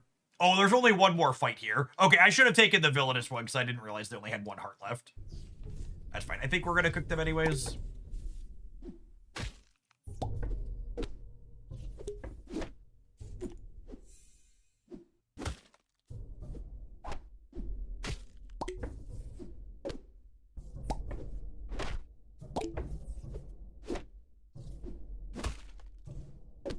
They had a lot of toys sub in, but the mice are very large.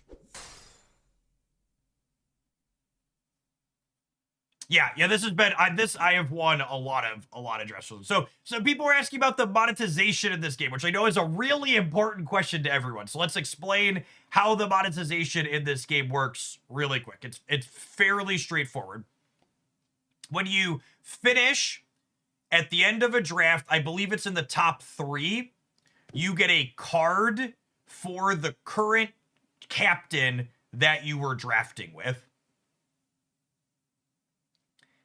When you do a draft, your characters have every character you have has a starter deck of 12 cards here, or you could build a custom deck from the cards you've collected for that character, or there's a buy for the premium currency, their gems, a starter deck or a theme deck for that character. Starter deck is the one you get for free. The theme deck is this one. And these cards, the deck that's attached to your captain, are not guaranteed to appear. There's a shared pool of cards across all of them. But these are extra specifics that can pop up in your draft, so you can kind of sculpt synergies you draft towards with a particular captain as you collect cards for them. And to show an example, I don't think I've bought... Yeah, so this is Electrake. Here's a captain I haven't bought their theme deck for. And I have 3 cards collected in it. So it's 50/50 of their premium currency per card you're missing. And it discounts it for ones you've collected already. So like Dr. Aegon, I've not bought his theme deck. But I have enough cards collected just because I love drafting the champions that let me cast spells that I've built a custom deck even though I didn't buy anything for him. And then the way the battle pass works in this game is there is a specific captain that you get for premium. And right now, this is the first draft we did. The boy who cried wolf is the premium captain. These eventually become free. And then you get random cards when you hit different levels assigned randomly to your captain. So you can see if I open up here, I have 29 out of 80 cards for Artemis collected and 27 for the boy who cried wolf. So there's a bunch of cards for each of these characters that you can build the custom deck from.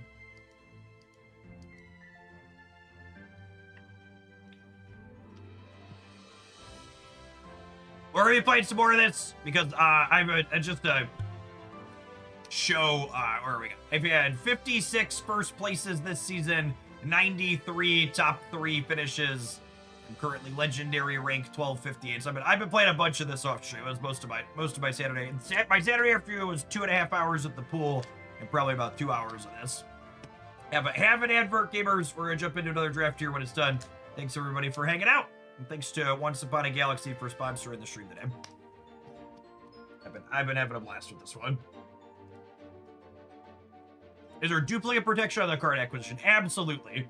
And in fact, if you play a single captain enough times, and you have all the cards for that captain, you will get a card for a different random captain if you place top 3 with it. So if there's a captain you like always want to draft, you can just always keep drafting that one when it comes up and still get cards for other things.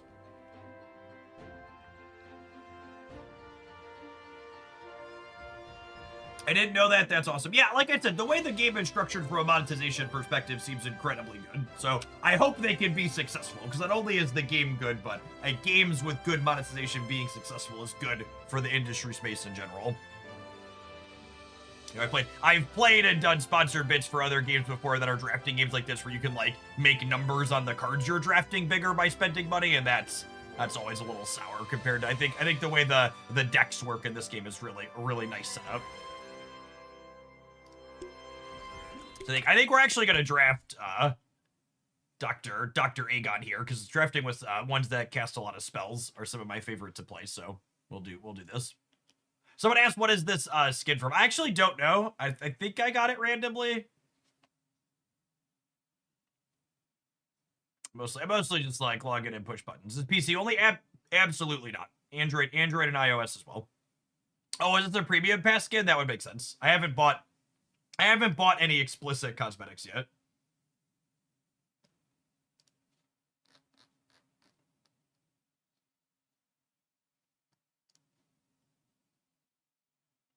All right, so every 3 spells. Oh, sorry. Oh, I'm gonna finish. Oh, wait for the Twitch ad to finish. We'll talk about it.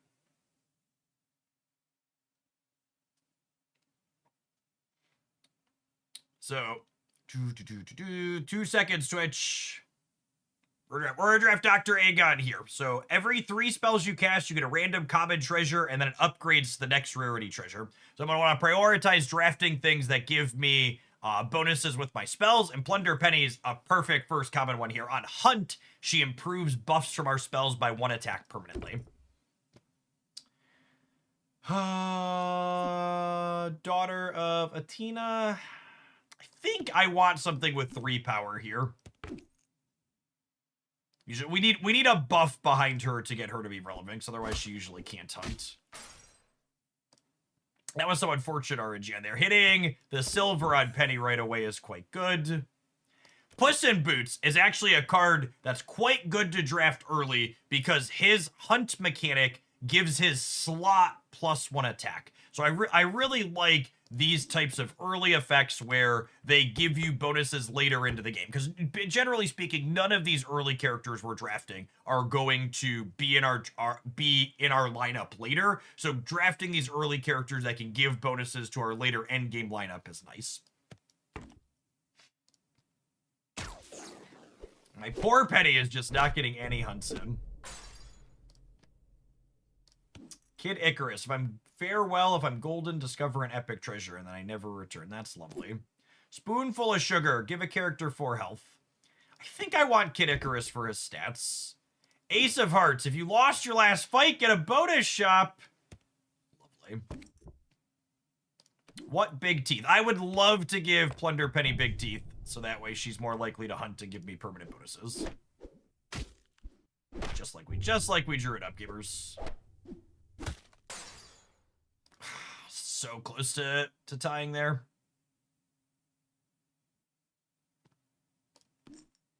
What big teeth? This one gives 5 attack. When I cast a spell here, because if I cast 1 more spell, we're gonna get a treasure, and I'm gonna let Plunder Penny get even bigger here, and then we get to draft a treasure, or get a treasure. Villains in my shop have 2/2. That one may or may not be useful. We'll have some villains later.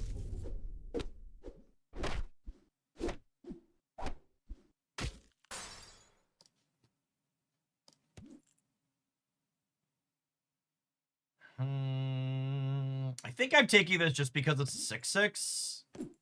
I need some bigger numbers on my board.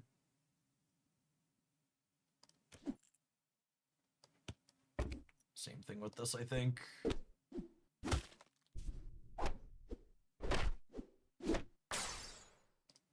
we're down to half a heart, which means we're dead if... Oh, we're dead if we don't win this next one. This is a mage pirate. Yeah, I'd like some mages long term. Oh, Muppet. Moppet is so good with this one, but I feel like I don't have the stats to take Moppet here. I think I need to draft the Silver Bunny and get a reroll here. So I really just need the early stats.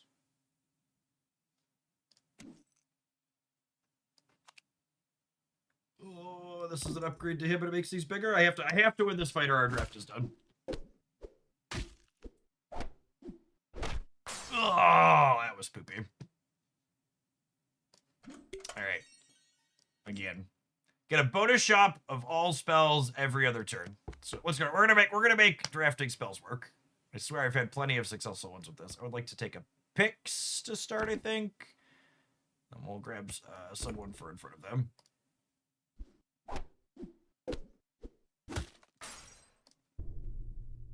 I would love a silver Pix. Take a thorn. I would like a silver thorn. Lovely. This is a real good early setup here. And then Gingerbread House says, farewell, give my neighbors 2 attack.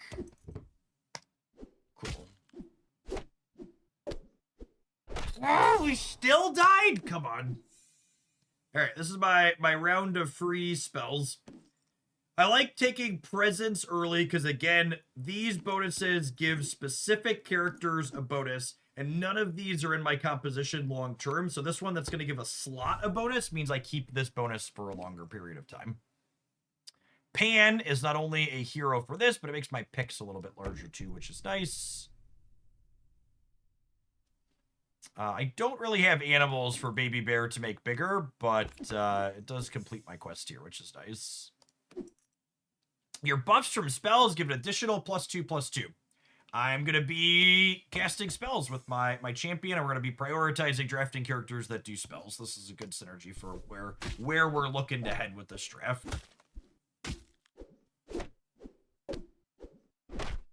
All right, cool. On the board. I'm not dead yet.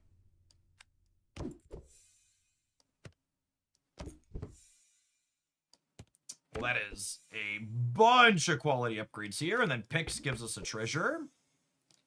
I love Magic Acorn. I think is one of the best common treasures in the game because a lot of these common treasures just like don't scale well. This one makes any supports you get hit all 3 of your front slots. There are some really good supports in the late game.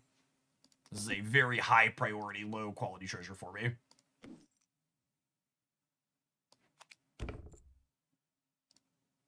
The breadcrumbs are useful. So they're okay. They're fine. They're at least somewhat useful in the late game.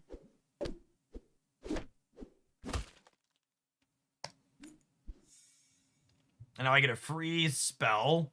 True Love's Kiss ain't bad. Transform something into a higher rarity card. Peter Pan's not doing much. Let's turn him into a random rare. Nightshade. Buffs from spells give 2/4 for the rest of the game. Oh, but we don't get the recruit bonus on that one, I don't think, right? Next character recruit has 6/6. Yeah, none of these are super exciting. Fire Breathing Dragon's okay. Range means it doesn't take attacks back is nice. Now, this is Once Upon a Galaxy if you're just joining us. The link is pinned above the chat. It's on Android, iOS, and PC. We'll take Fairy Dragon because we have the item that makes it support all 3 of our front things. So this gives all of our front row now Treasure Hoard, which means all of our things get bigger for each treasure we have.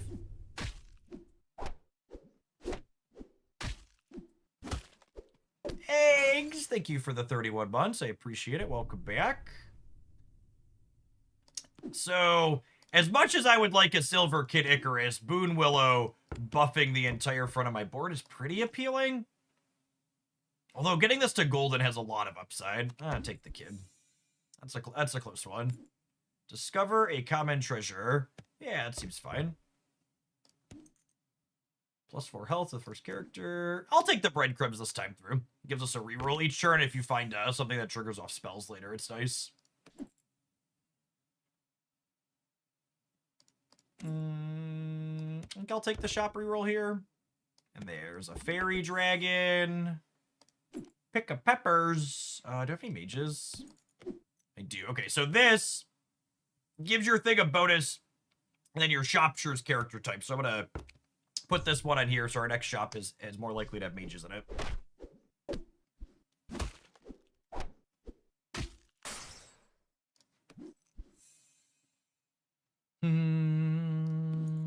True Love's Kiss. And then this one isn't really doing a whole lot for us at this point, so I would love to transform it into an epic.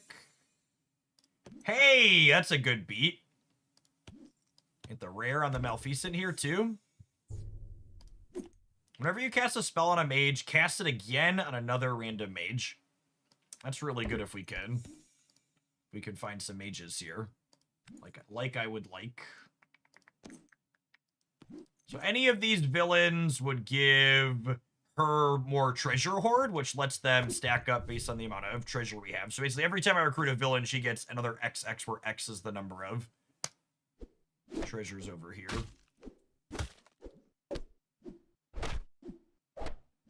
All right, we tied there. I think I'm gonna reroll Lost in the Woods here. I'd really like a couple of mages to go with my what's it called. Although Medusa's not an incredible mage for the buffs that we have because she can't get buffed. I'll take Abracadabra and get a bonus shop of spells here. And roll it into just a regular bonus shop. Buffs from Faye, give additional 2/2 for the rest of the game. Recruit, your next shop is all mages. That's exactly what I wanted out of life. After I attack, reduce that enemy and the ones next to its health to 1. Each fight, give your other characters 1/3. I think I'll take the Wicked Witch here. Because she triggers the Maleficent as well. I want to put your leftmost character attacks first, so I want to get the Wicked Witch's ability to trigger ASAP. She's ranged as well, so she doesn't take a hit back. She's an excellent character to target with buffs for the Wicked Witch, which will work well with Loki's Scepter here, giving us double those buffs. True Love's Kiss. Turn Davy Jones into an epic here. Scarecrow. When I draft 7 cards, we complete his quest. Woo! At the start of each fight, whenever you cast a spell directly on me, give your lowest rarity characters plus 15, plus 17. All right, so we're going to draft him. And then... Ooh, Iron Cast Dragon is good too. Okay, so at the start of combat, he's going to give all of these purple rarity ones 15, 17.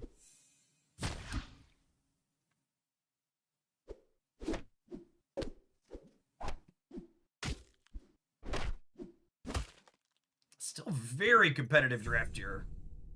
I think I'm gonna roll Lost in the Woods. I'm kind of looking for a spell that can target my what's it called? It also gets my Scarecrow closer to triggering. I'm gonna grab Medusa for now because it makes the Maleficent bigger at least.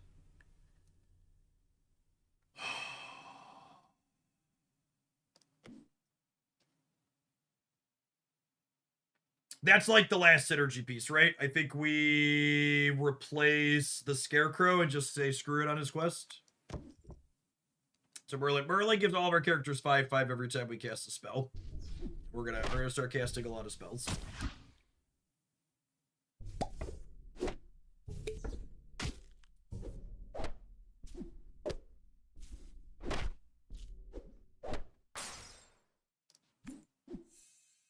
Speaking of, we get a free spell. So let's Greed, give this one Treasure Hoard, and then he buffs a bunch of stuff, and then Merlin buffs a bunch of stuff. There's an extra Fairy Godfather.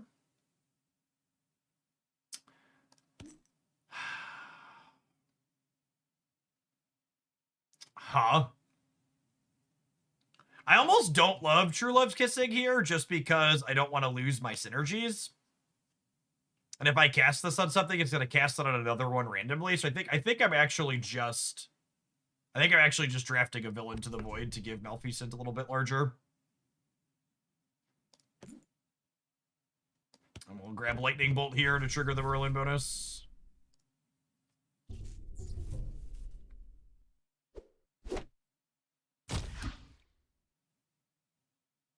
God, Wicked Witch is so strong.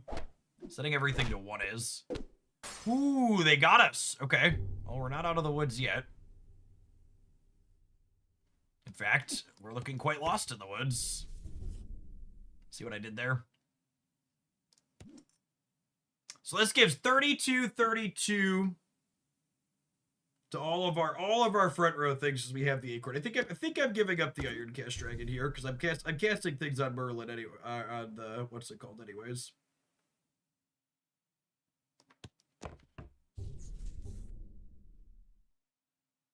It's just the 2 of us. I get 2 shots to clear them here. So if I lose this fight, we get one more round of drafting and then another shot at it.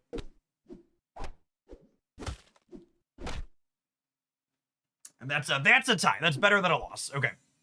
So now I get a spell. Get a bronze character to silver and give it 3/3. Yep. Or do I take the Lost in the Woods for a free bonus shop? I think I actually want the bonus shop just to scale my spells more. There's just more spells cast is ideal. Shrink Tea could be the one that lets me punch through.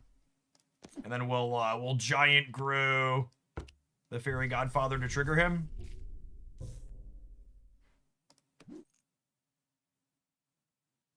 Yeah, with Stroke of Midnight and Shrink Tea, I bet we win it this time through. To screw with 2 of their cards at the start.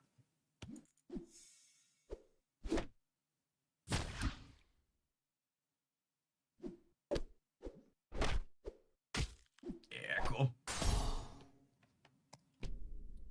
So that's a first place. We unlock Mop It when I survive a fight. Get a random spell. Yeah, and I think this champion is built around our deck having spells in it, so I think I'm going to go ahead and add Mop It to our custom deck for her. So that way I have it the next time it comes up.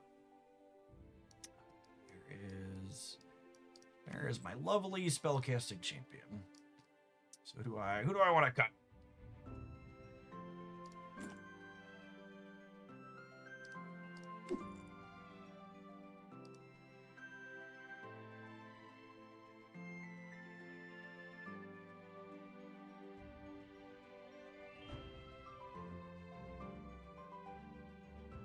This game is the same genre as Arcade Rush Machina, with the monetization being quite a bit different.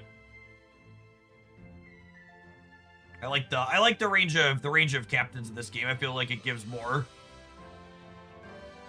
I haven't played quite as much of this as I have Arcade Rush as of yet, but I feel like there's probably more variety in this with their core system. Just cut Aladdin. Yeah, that's probably true. He's only okay here.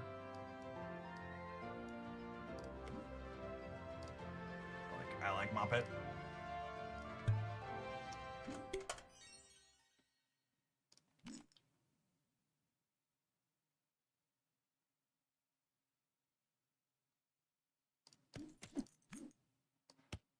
Yeah, we'll take Artemis. What's my custom deck look like on him? This is... this is our spell-based build.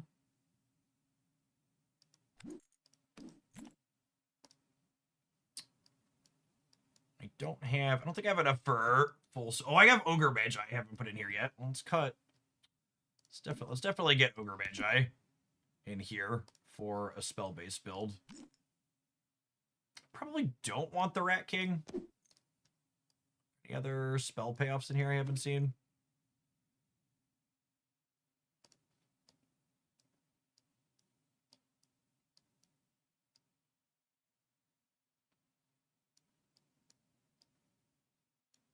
What's Black Hole do? Farewell, KO the character that KO'd me. That's interesting. Abba Hut. Thank you for the 62 months. I appreciate it. Welcome back. This one, Treasure Hoard 2, your next shop is all dragons. That's not terrible.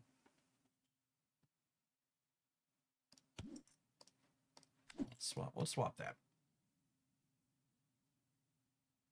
Get rid of me, bro. I'll put Hercules in too, because he sounds fun at the top. I've seen him get silly in some games. I think we're gonna play some more of this tomorrow on stream too, and I think we'll do some viewer lobbies tomorrow too. I think is the plan with an option to play with the community. We'll take Puck with a monkey.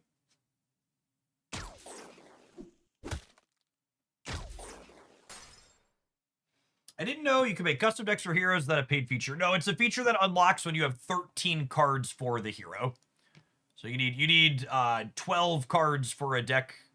You have to unlock enough cards that aren't in the starter deck for that to be a thing. Mysterious Egg is a card I see other people drafting frequently, but it never... I guess it's one rarity higher than your shop. I don't have enough points early in this one, though, so I don't think I can do that quite yet. I'm gonna grab the gingerbread house. And I love Puss in Boots. And I'll put Puss in Boots in front of Puck, so he's more likely to hunt and get that permanent bonus for his slot. Egg is good later in the game. Yeah, I suppose if you could survive 3 turns while being down a slot, it's okay.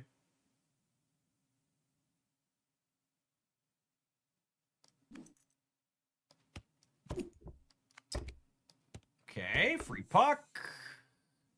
Does this one do? Heal a cracked heart, see a new shop. Well, that sounds perfect. Whoo, speaking of perfect, all these silvers early. This draft's going to be super aggressive. I think I'll take Chaos. Gives me a random spell. Could be better than Spoonful of Sugar. You meet in a tavern. Who do we meet in a tavern? Toady. The next legendary recruit gets 15/15. He's fun. Just gives you like a random bonus later in the game.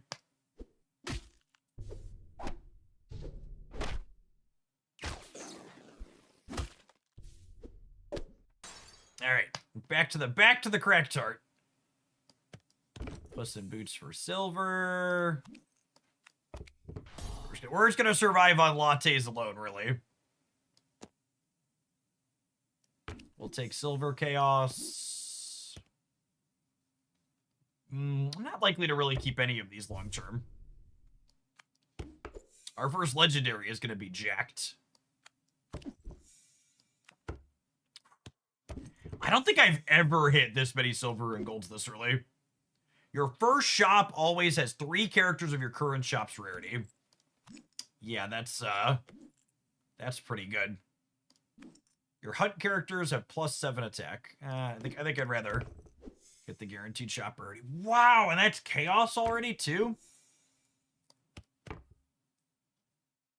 right, that was fine. What big teeth?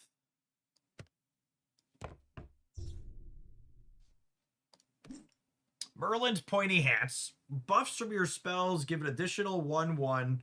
Improve this by 1 when you get a mage. If I recall correctly, my deck had a lot of mages in it. I don't love any of these other ones.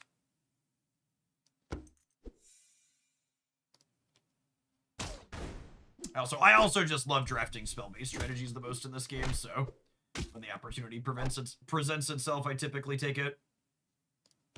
There's a Moppet.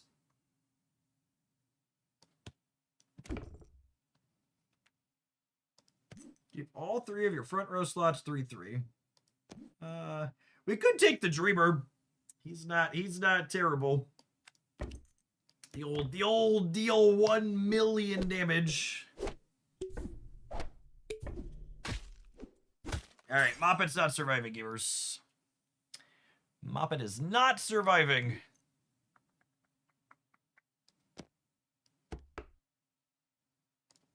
Boon Willow. That's lovely. Better bonus than the other one. So, Shipshape Inspector gives us a quest when we've buffed all of our slots. And I only have 1 slot that's not buffed. I can pull these up to see the buffs on my slots. So I think I put this over Toady, and I put Puss in Boots here, and if Puss can hunt successfully, we'll trigger the Inspector's quest. I just need Puss to attack. Nope. Damn it. Literally the only thing on their board Puss couldn't kill. unlucky.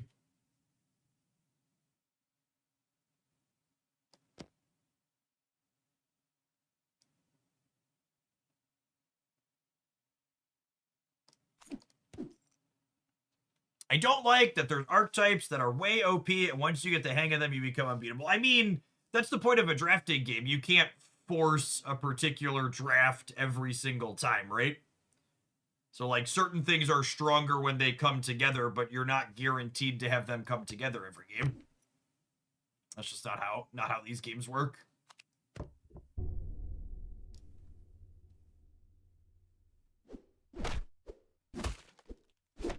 Oh, poor puss. I need to find a different way to trigger this last spot.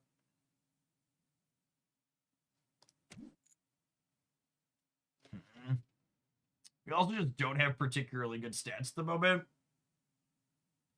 Yeah, you don't get every engine piece every game. Exactly correct. Oh, giant grow. I guess I'll make it bigger. There's a good chance we get pushed out here.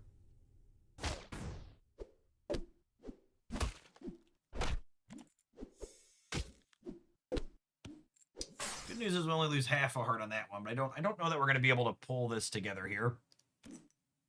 Treasure Hoard 5. Make all your things silver. That's probably fine.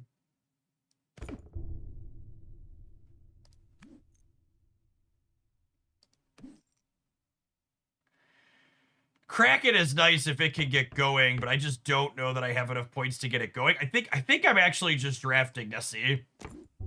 I think I just need raw numbers at this point.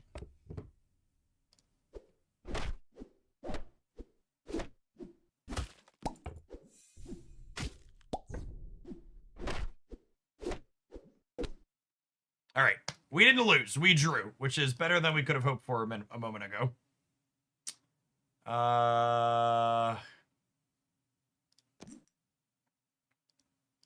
She's just not surviving any fights. I think I'm taking Wizard of Oz at this point. I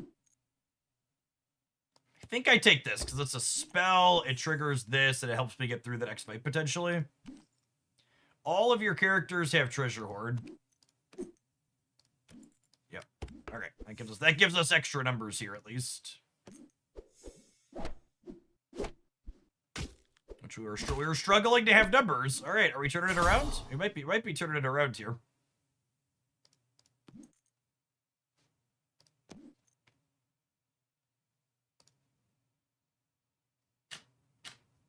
We get to choose an additional captain. That's fun.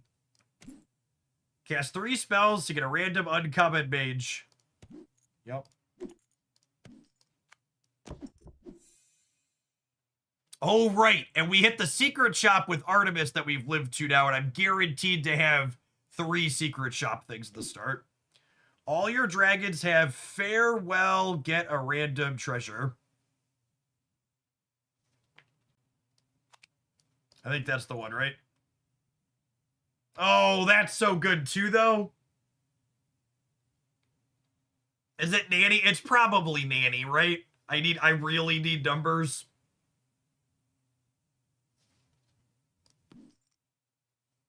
I could just, like, die is the problem without the numbers, but, like...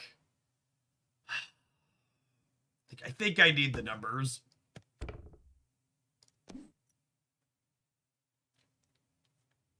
Paul is so good.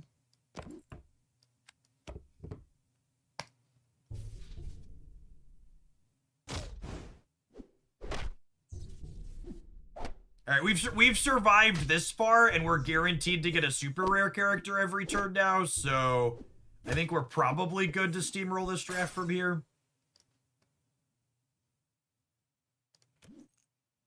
Normally you don't have your pick of these. They're so powerful when you do. Summon your last character that was KO'd in this fight and give it 10/10. Give another character my attack and health. That's really good with Nanny McFay. Zeus!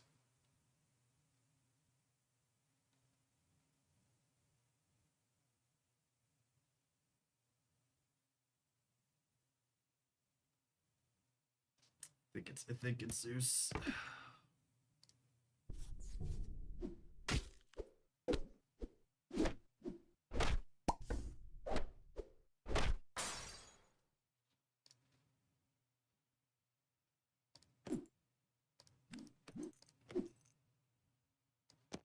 Alright, there's Nanny. Give a slot 410. Alright, let's Zeus doubles that one up. Any bonuses we put on there are great. Whenever one of your other slots gets a buff, I get the buff as well. Alright, well we'll just go for the full secret rare board then, huh?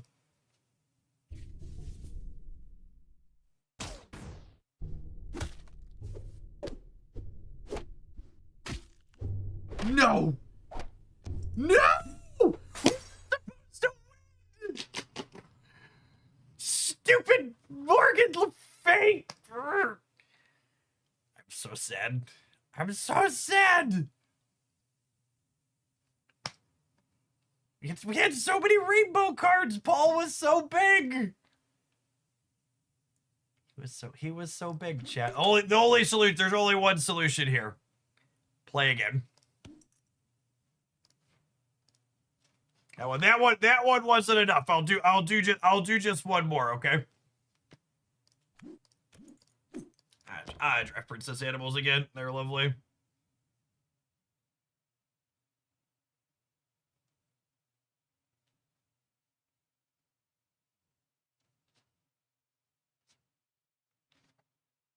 I think we take Thorn to start.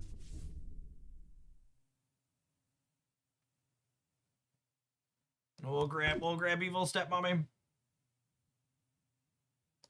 Evil Stepmommy is lovely with our animals being all types. Except there's no animals. Sedge. Let's try the Mysterious Egg and see how that goes.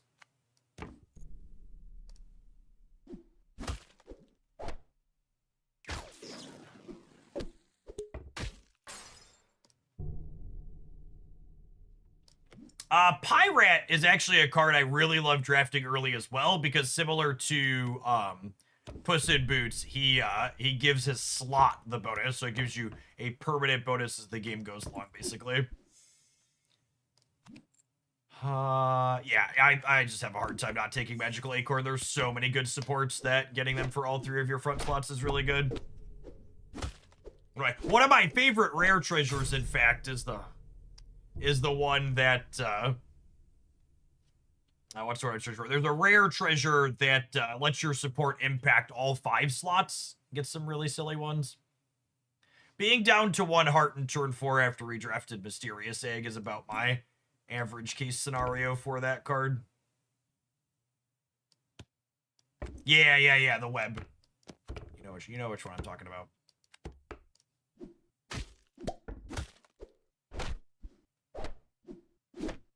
Alright, well, I can say I am forever biased against the Mysterious Egg. I can't remember the last time I lost a draft that fast. Thanks for... Welcome to the party, Sparkles. Welcome to the party. Ooh, the Collector is a fun one. Whenever you collect a treasure, give your characters 1/1 and then an additional 1/1 for each heart you're missing. Oh, I have a custom deck for him. Is it worth doing a custom deck for him? What's the starter deck look like? My custom deck does not look like it has much synergy.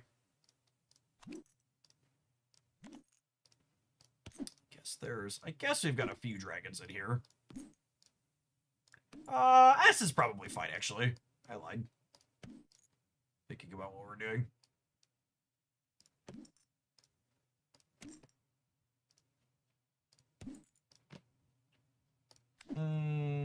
Farewell, I become a worthless treasure. But that's good for Treasure Hoard. Unironically. Oh, this is Hunt, give the slot 1/1. That's probably reasonable. Similar to the other ones I talked about earlier.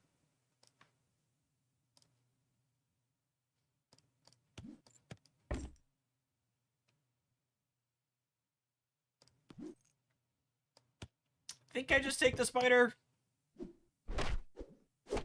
Well, that was rude. Their monkey murdered my backline. Look at our lovely Beanie Baby. This game, the mysterious egg ends up different, right? This game, the egg ends up different, assuredly.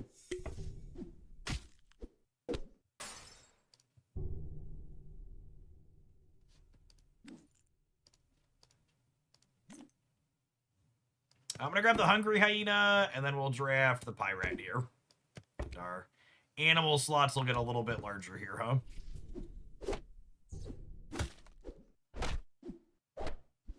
Hey, we have a mysterious egg on board. We're not losing a fight. Someone mark the calendar.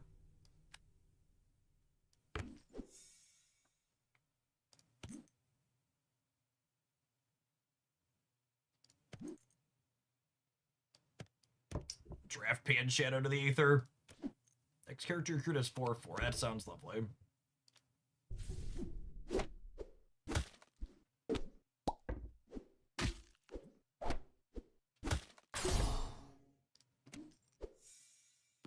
All right, Egg, what you got? Okay. Okay, that's really good.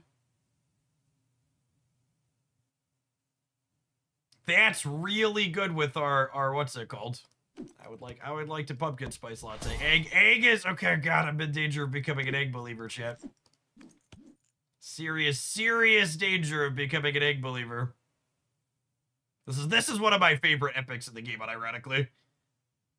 It's one of the best cast a spell on something enablers.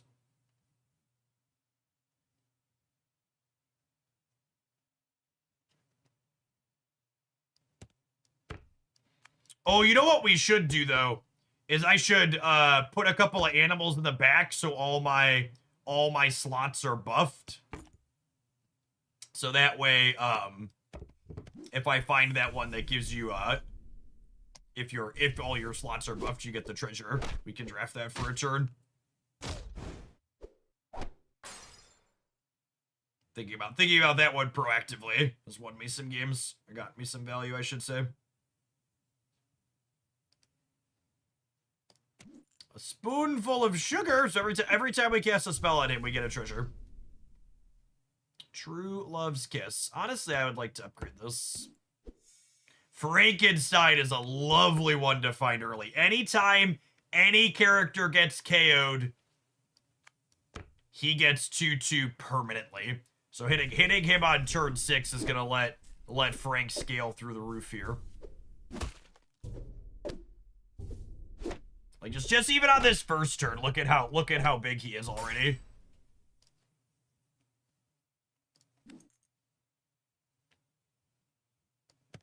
I think I would like Sir Francis Drake. I'll drop the Bronze Goose too, just for stats, I think. Oh, you know, I should put Drake in the first slot.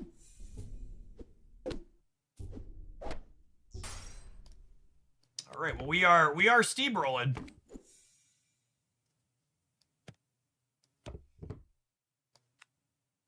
I'll take the Moon Willow. Grow Doe. I would certainly like to grow him. Grow, my pretties, grow! Uh-oh. Uh-oh, their numbers are pretty big, gamers. Frank, no! Dragon gets bigger. Yeah, I think I'll take Long John. Give each of your slots 5/5, double the slot buffs in front of me. Yeah, I mean, that seems fine. Not amazing, but fine.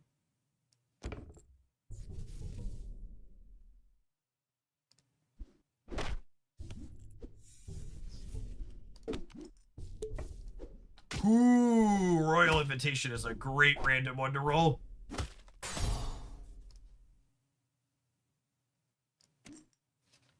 $6/6 for each dragon you recruited. Minus touch, turn a silver character golden.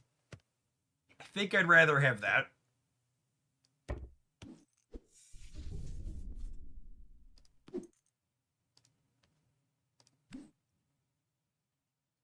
Upgrading Long John Silver to a secret rare sounds incredible.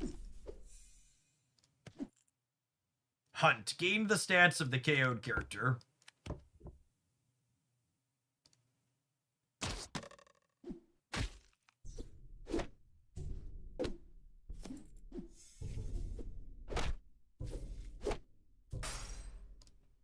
All right, with Big Bad, we should be good to go here by a lot, yeah? Danius isn't actually doing that much. I don't True Love's Kiss Danius too.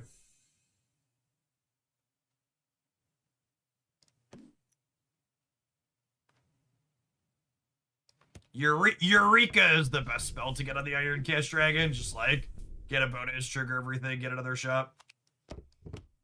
Okay, this is a thing to realize that you could do, but double here. Give a slot 1/1, then double its bonus. So I can check where my biggest slot bonus is. I can move the Iron Cast Dragon to the biggest slot, and I can double him there, so I get the free treasure from him, and then I can move this back over to here after the fact. So you can kind of reposition that midway.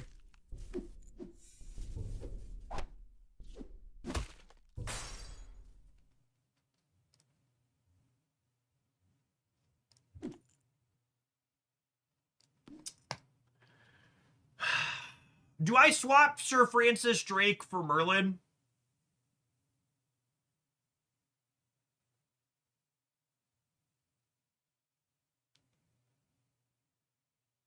I think so. Merlin makes our things get bigger every time we cast a spell.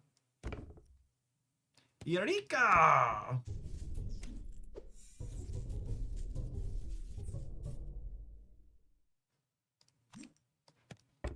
It was a little shrink tea. Oh gosh, that's a Hercules.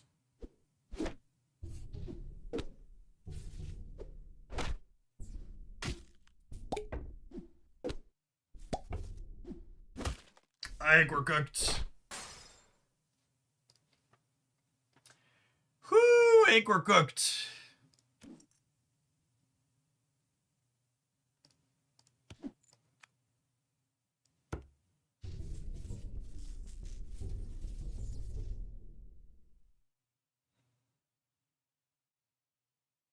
Oh?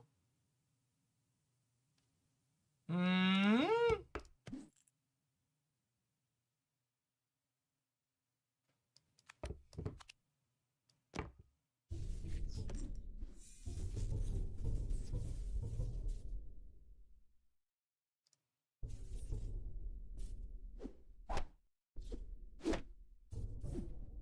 Oh god, so big!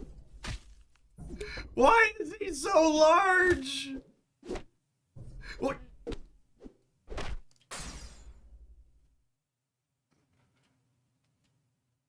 Okay, all right, we tried. We tried. He was the same for a second. We technically lost the 1 and 3 there, yeah. So it when it hunts, it gets a buff, and then the buff doubles. Hercules went hunting there.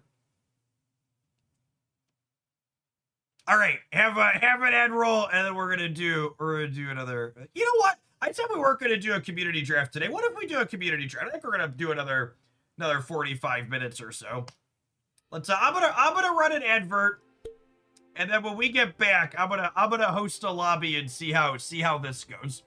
So I think we can have 5 other people play with me in a real-time lobby. So let's try that and see how it goes. We're going to queue that up when we get back from the advert. If you're watching on the YouTube side, you're enjoying some Once Upon a Galaxy this afternoon, tap the like button. I'm having a good time. I've been playing a ton of this off stream. It's been fun to do on stream. I'm gonna run to the restroom and fill my water real quick. All these go to.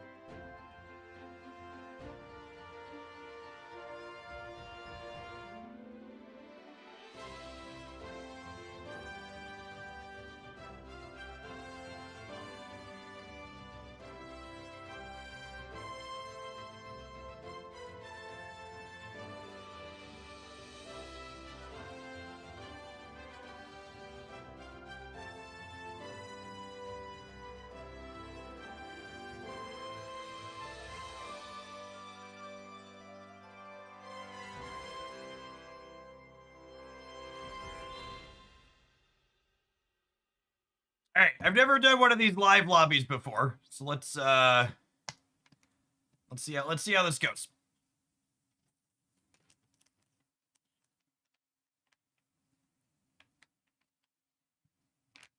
There's the lobby code there at the top of the screen. Put that in. All right, it looks like we're full. Ready up. It's real clean. So on their roadmap is having matchmaking for live lobbies too. So they'll still have async, but eventually they'll have live lobbies you can do without having to have a code. Oh, there's no reroll here. All right, well, we're gonna take Artemis, and hopefully we'll mess people up.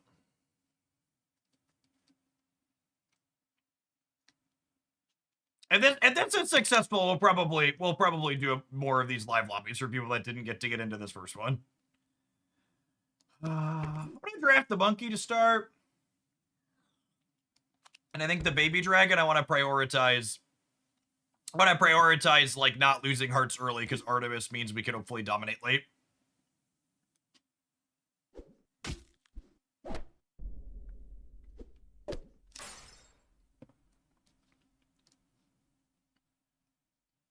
Same thing, Puss in Boots helps us scale a little bit. Silver Puss is a lovely, lovely hit here.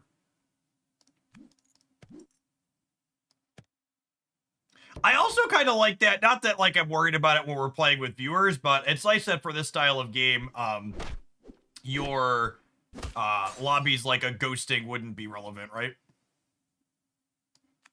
In this style of game. I think I'm just gonna continue prioritizing big stats early here with the Mentor. Love presents. Give me a slot bonus. Oh, I should put Puss up front so that way he's more likely to hunt, because this unit attacks first.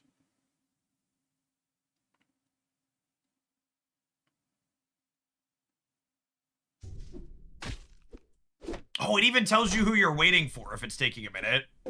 That's clean. Nice. We got the draw here. We take those.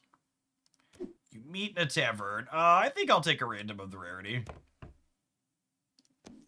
Tink. Yeah, it seems fine. A bronze character, silver. Honestly, I kind of prefer to just draft the cat in a spot like this, just because it gives me more silvers I could draft later to get a reroll with.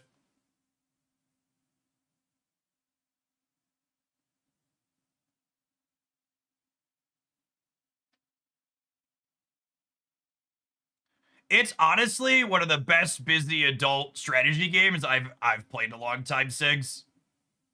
So we're currently doing a real-time draft with some viewers at home, but the regular gameplay is fully asynchronous, which makes it really easy to dip in and out of nicely. Ooh, Boon Willow sounds lovely. I think I'm gonna replace Puck here. 2 blind mice. Do. Is this a 2 blind mice angle? I don't know what my long-term draft is looking like here, and I don't know that I love committing to that. I think I'm gonna take Davy Jones just because he makes his slot better. Davy, the cards that like Davy and Puss that like improve their slots are such good early game things, because even when you pivot out of them, you end up getting some value out of them long term. Oh, right. I have a bunch of spell stuff in this. I don't know that I'm in a position with this current draft that I could leverage Moppet, though, because I don't think she's going to survive most of the fights. I'm going to reroll this shop here. Puss gives us a treasure.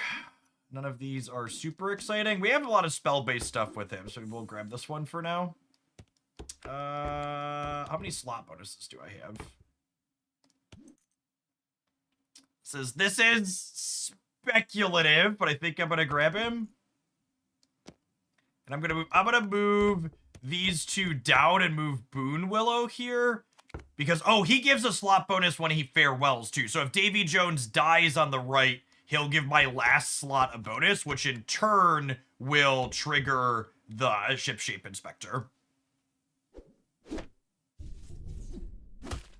So win or lose this fight, we're gonna go ahead and be able to have Shipshape Inspector here. So you get a treasure. This is, oh, I really hope we can pull this together because Widow's Web is one of my favorite treasures. Your support's impacting your whole board is so strong. Tin Man! Alright, Tin Man, I believe.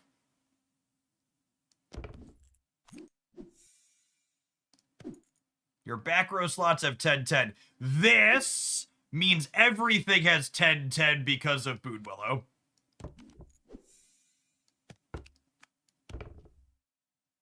I would love Davy Jones. And then this gives everything... how big is this? This is 5-8. This is 7-4. This gives everything 7-7 because of my web. All right.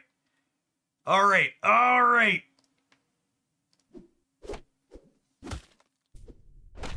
Did our synergies come together? It's looking like it. It's looking like it. We pivoted just in time. Things got very big very quickly here for us. Are you gold to me? Get extra. I think I might re-roll these. I think I'm gonna re-roll these. I'm not in love with any of the ones up there.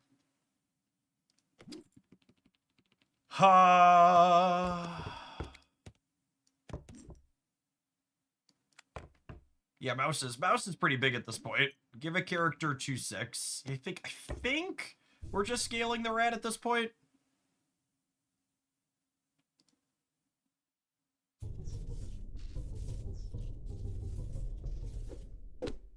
Ooh, those are some big animals. Oh, did we get it? Holy. I'll take the draw there. I'll take the draw. Nessie, yep.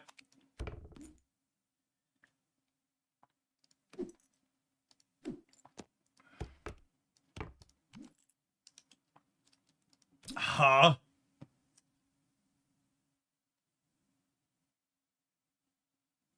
This is a tough one. I think it's Wizard of Oz. Jacob still got 2 hearts here, so they're the scary one in this draft. This will be a good barometer. If we survive here, I think it gives us a good shot as we go along.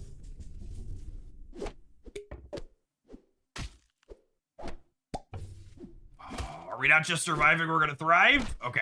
I think when we take a heart from Jacob here, it means that we're in a really good position overall. Give your characters 3/3 if you win that fight. Give an additional 3/3. Yeah, and this triggers the Wizard of Oz here as well. Whoo. Yep. That's a gold Nessie. Yep.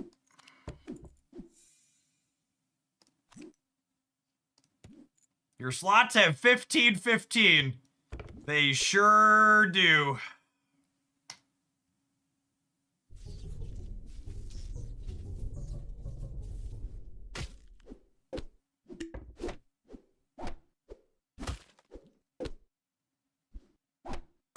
Oh, man, it still wasn't enough. Aquila's animals are coming for us.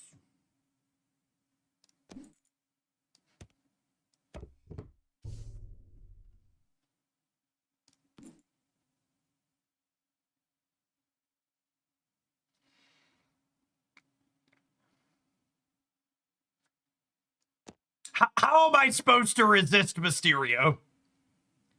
How am I supposed to resist Mysterio here? What do you want me to do? Not take Mysterio? I'm human, shit. I'm too human to resist Mysterio. Summon a clone of the enemy that KO'd me. And 5 attack for each spell you've cast this game. Your dragons have farewell, get a treasure, ghost armor, give my attack to something else. That's pretty good too. God, Oberon might be the take though. Because he supports everybody. So I'm gonna swap Nessie here, actually.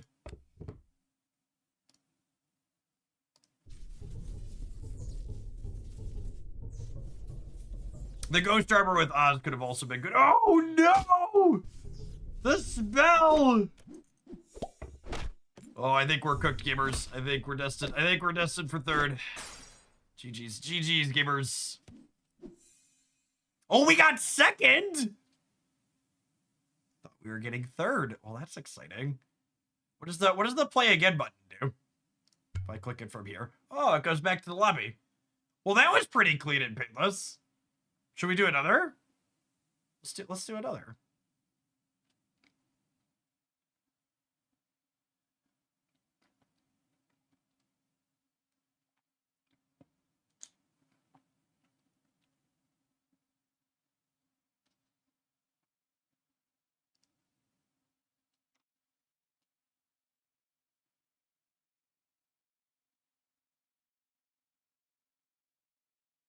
Oh, we tied. I didn't realize two of us could get second. I thought there were three of us going in. That's interesting. Oh, I love Little Genie. You all are so cooked. You're so cooked. Little Genie is my girl.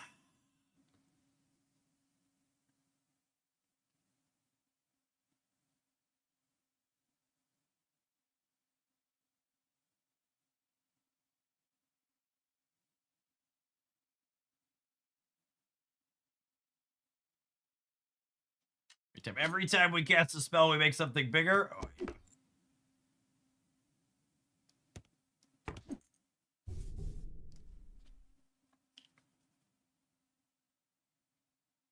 Takius, as our first ever champion, DM me on Discord. I have something to send you.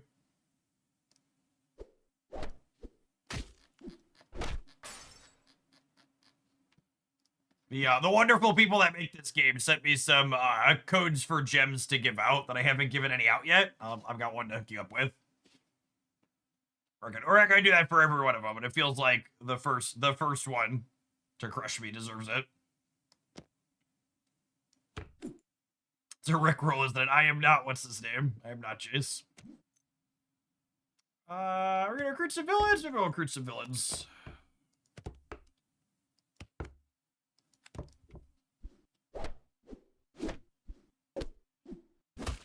Ooh.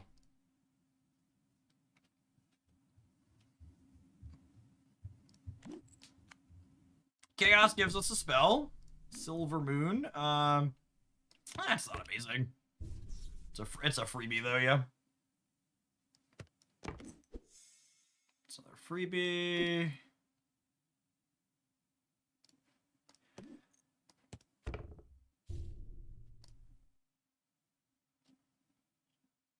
What determines if you lose a full heart or a half heart? You lose if you have a full heart. You lose half a heart if you lose a combat when they have 2 units or less left. And if you have half a heart and you lose at all, you always lose half a heart.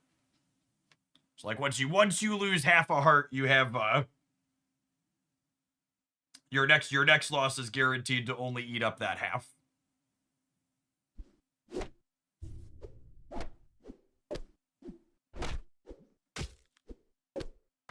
We take those. So another villain. We take the villain. Silver Moon.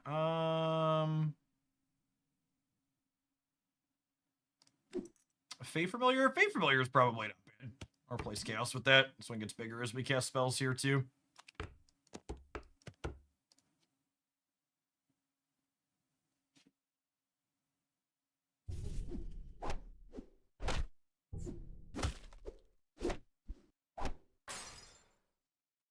Alright, that was close. Puck is our last villain. However, I think I want to take Navi here.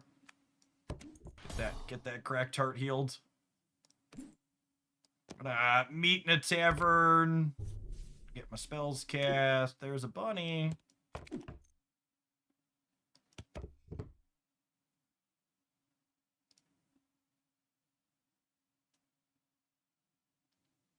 So if you get to their back line, it's a half. Yeah, that's a good way to think about it. It's just so long as there's 2 things or less left on the board. Sometimes it could be like 1 front and 1 back.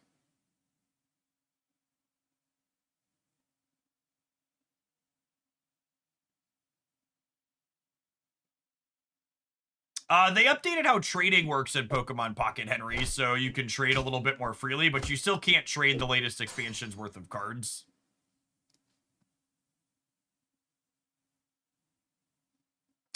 So fun interaction. If you draft the last thing that completes Evil Stepmother's quest on top of her, you still complete the quest. So I'm going to put the hyena over that. And then Wand of Shielding. Whenever we cast a spell, our characters get an extra health. We're casting lots of spells with the little genie, so that's great. Moppet. I think we might be in a position that Moppet can survive, but Silver Navi's hard to pass up. That's a silver rabbit. And look at that. We got the Moppet anyways. Lovely, lovely, lovely. The cards you want to survive the most, you should always put in the back right, because it's most likely to survive. It is nice that it calls out the last person to ready up. I agree. So if someone's holding up your game, you can know who. You're dead! No offense, but I hope so.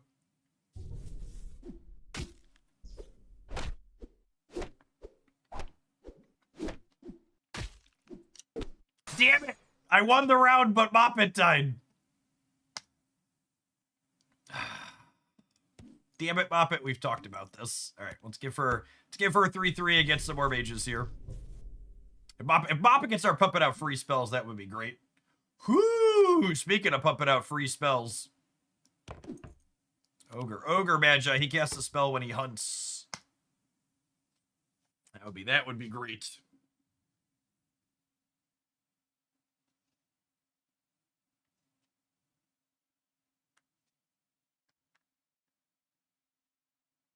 Because Hunt says when this character attacks and gets a knockout, you trigger your Hunt effect. So it hunted there because it knocked out the one on the right. So we lost this fight, but I got a free spell, so all of our things that trigger when we get a spell there all trigger there, which is lovely. I think I'm into Dreamer. Genie the Lamp. Every other spell you cast directly on me, double my stats. Yep. That one. And we have 2.5 hearts, so Genie of the Lamp, while we're still very healthy, means there's a good chance for this thing to scale out of control. Yes, this is a PvP auto battler. We're currently doing real-time lobbies with players from that are watching the stream, but the regular gameplay is actually fully asynchronous, so there's no waiting involved, which is nice. Moppet still has yet to cast a spell. I believe, chat. She's gonna cast a spell before we're done. I'll have a lightning bolt for next turn. Ogre Magi is doing work. The Kraken.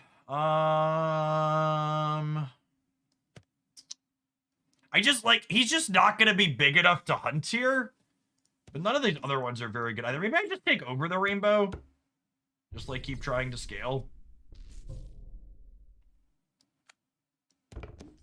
Alright, anybody is here for the long haul. Your back row slots have 10/10. When you cast your second spell in a turn, get a bonus shop. Yep, that's the winner. So the problem with the Kraken is it needs to be big enough to hunt for its effect to work. And I don't think, given the state of our current board, it would be big enough to hunt to actually make its bonus happen consistently. 3 bags full. Discover a common treasure. You are correct. The Dreamer should probably be in slot 1 or 2.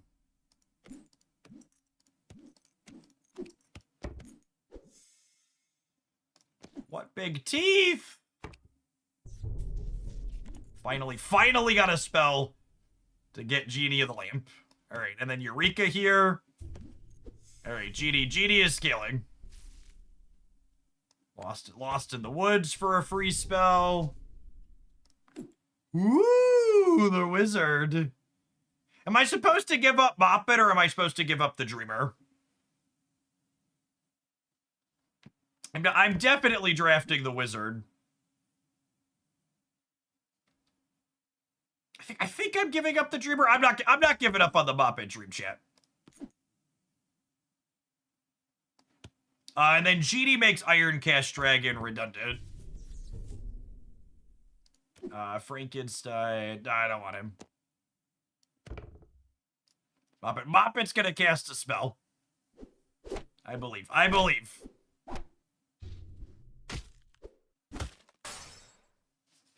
Alright, Jace, thank you for your service. Moppet can finally cast her spell.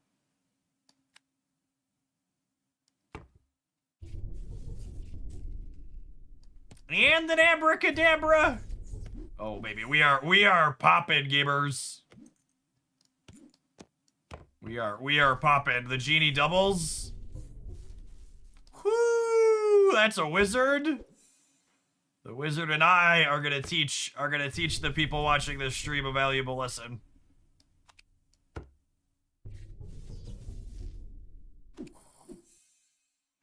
Whoo! There's a golden Moppet.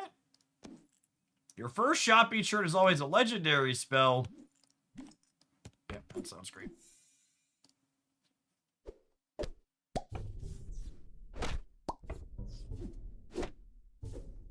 Do you advance rank in lobby games? That's a good question. I assume the answer is no.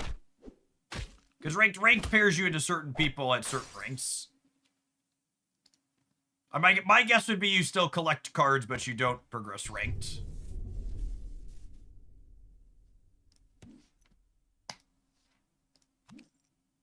Turn a silver character golden. That sounds lovely.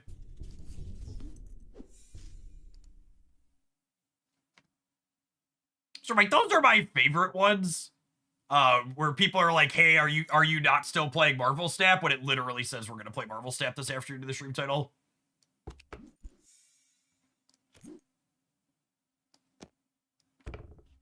I would love a 600-point Genie of the Lamp.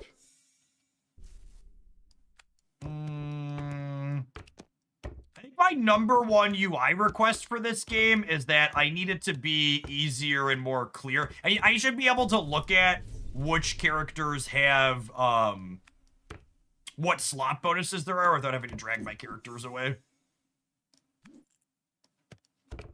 Would be ideal.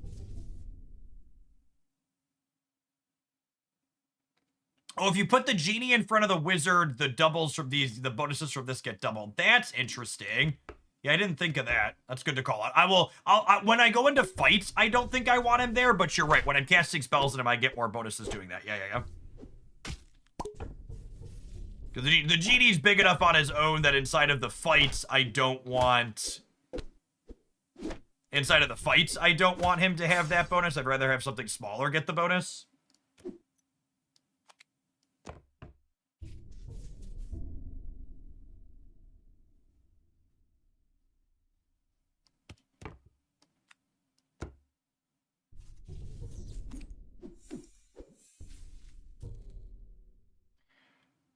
Whew, I think I'm just drafting spells.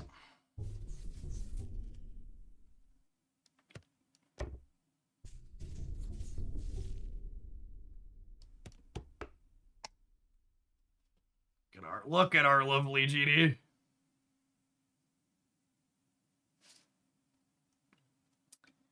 All right, if we lose, we're done. But if we win, we get another one.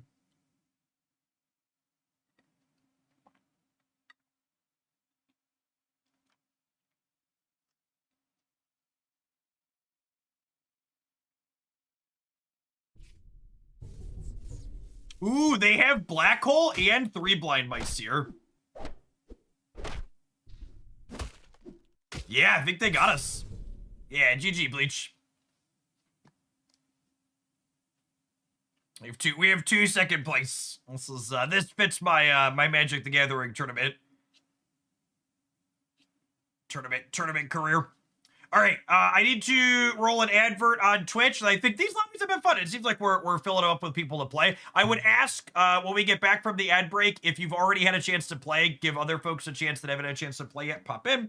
We'll see you in 120 seconds for another lobby game here. If you're just joining us, this is Once Upon a Galaxy. Shout out to them for sponsoring the stream. I've been having a ton of fun with this. I've played it a bunch off stream. It's a drafting auto battler game. We've been doing some live lobbies this afternoon with the viewers at home. It's available on Android, iOS, as well as Steam on PC. It's really fast and fun. And when you're not playing live lobbies like this, their normal ranked and stuff is fully asynchronous. So it's a great game to be able to pick up and play a couple of games here and there and put down and come back to. Yeah, it's fully cross-platform. You have your same Google account or Apple account can log in on either.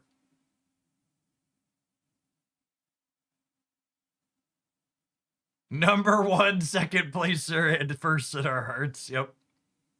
I think the monetization of this game seems super reasonable, Deadly. So you could very reasonably play without spending anything, and then the dollars that you spend kind of just add a little bit more range to the captains you can pick from. So they have a premium pass like Snap where there's every game you pick from 3 captains to draft with, and there's a captain inside of the pass here that I scroll down to the bottom, the boy who cried wolf, that you get when you buy the pass, and then they eventually become free. And then every time you finish in the top 3 of a game that you play, you get a new card to add to your character's deck. And the deck isn't like a constructed deck. It's kind of like a booster pack contents for different things that can appear while you're drafting. And the pass lets you get some extra cards into things faster. So each captain that you have has an 80 card pool for them. And then you can build a deck that has those cards to appear. Like little Genie here, for example, has these are the cards in my deck. So some of those showed up in that game. We had the Ogre Magi and the Genie of the Lamp. Yeah, so every captain has a starter deck. So there's a very small number of premium captains, but most of them are free. And you have this starter deck for every one of the free captains. And then there's a theme deck you can buy with the premium currency that has a specific different set of themes that's different than the starter deck. And then once you have 13 or more cards for a particular captain, you can build a custom deck from those cards. And again, this isn't like a constructed game, it's a drafting game. So these are kind of like just extra cards in your drafting pool that you can see. And there's a common pool of cards that you'll see that are similar from draft to draft, regardless of my deck or champion. And then what your captain's deck does kind of supplements an archetype you want to try and draft towards when playing that captain. It allows you to kind of customize your draft experience a little bit. All right, let's throw another lobby code up here, huh? And again, if you've already had a chance to play, I'd ask that you give other folks a chance to pop in and play with us.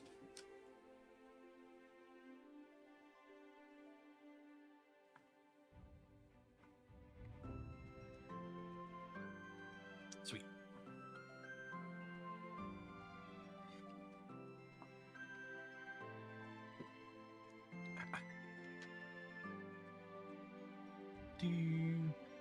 I will say another thing that I think is really neat. I like that the regular gameplay is async, but I really also like the option to play with other people I know. I think this would be one of the first games I've seen of this. I take Loki. When you cast a spell, cast it on 2 random characters instead. It's a fun one. I like the idea that you could have the async for convenience, but ooh, Silver on turn 1's real good. Watch out, gamers. I like that you can have the option for real time too.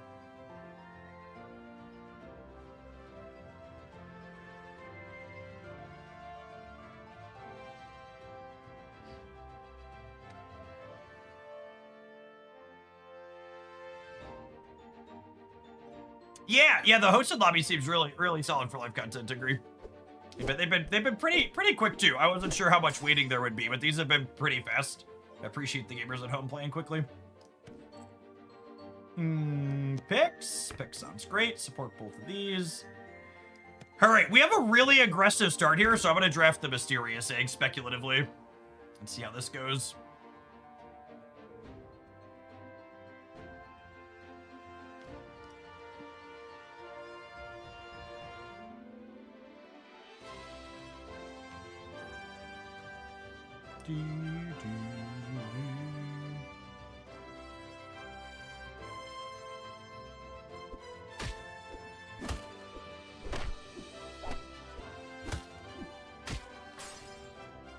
Yep, we drafted the Mysterious Egg and then won the combat after. Seems like a great sign for us. part of me wants the free monkey, but another part of me really kind of wants Ahab. Am I gonna take Cowardly Lion too? I might take Cowardly Lion too. He's good. He's good with picks. There are a lot of what I would describe as archetype defining treasures at uncommon. So hitting an uncommon treasure early can have a lot of value for directing you in where you want to be drafting towards.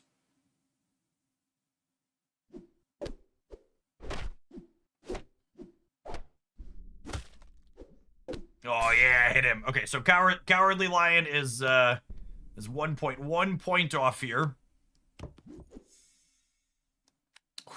That's a gold already. And Loki makes us want to cast spells. So let's grab the Wand of Anger.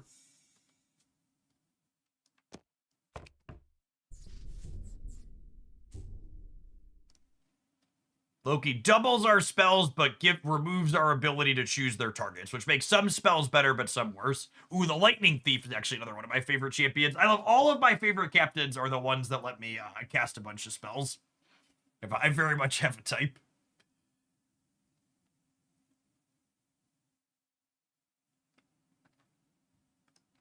El Jefe Grande, thank you for the almost 5 years. Appreciate that. Welcome back. Good afternoon. Lightning Thief took me a minute to figure out, but I love it now. Yeah, he's super fun. Oh, and I can click on their champions from here, too. That's such good UI. I like that for the widescreen UI design for the PC client. They just added, like, an extra zoom thing over here on the right. Makes it really good for content to be able to click through. This captain is a really fun one, too. You guess just get a bunch of champions over the course of the game.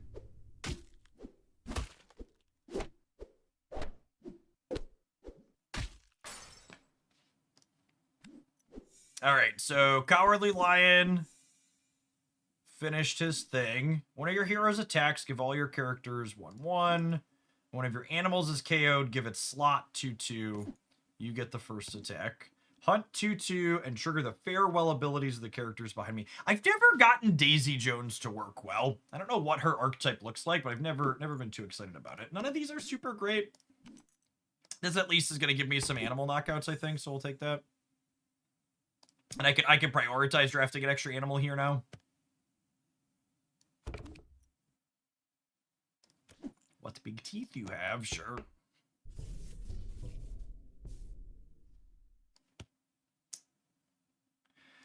I'm gonna put Ahab in...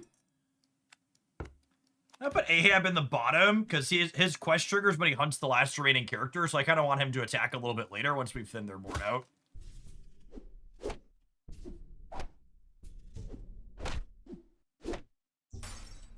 He can be a little bit tricky. He's a high variance one to actually finish the quest out in my experience.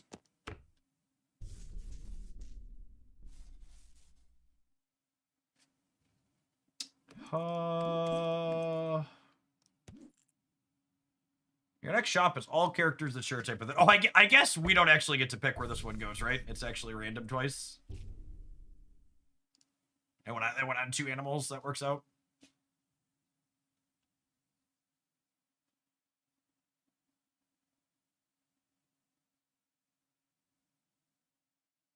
No, I would assume the live lobbies don't have any type of hate drafting element. That would surprise me if it's the case. I assume the actual drafting portion is identical to how async works. You're just queuing into other people who are drafting the same.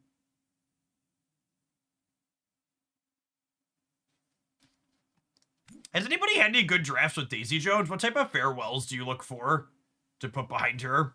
Everybody have any standouts they like? I should keep an eye out for if we keep her around.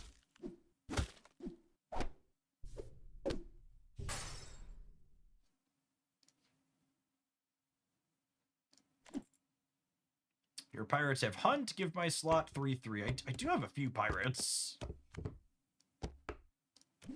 I don't hate that. I also have a lot of animals though. Honestly, this could be a Mighty Mouse game.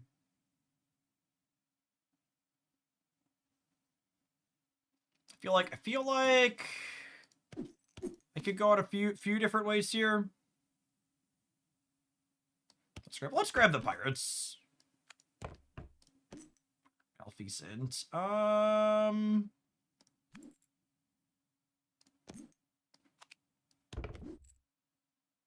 She's not terrible.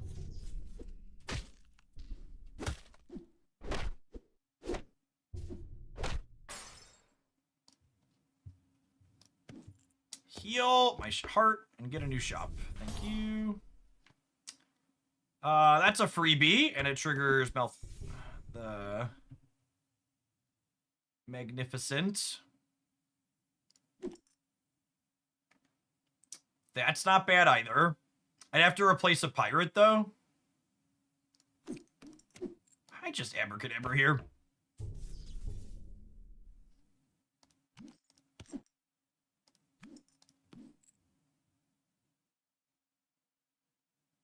Transform a character into a random bronze of your shop rarity.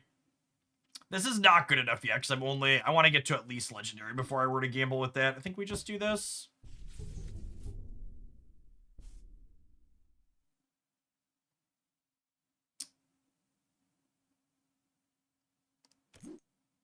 That is not a pirate, so it doesn't work with the Blackbeard. I'm gonna take a treasure from this.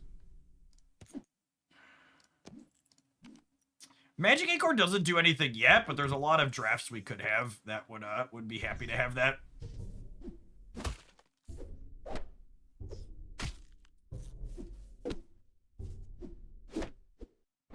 All right, we got the tie there.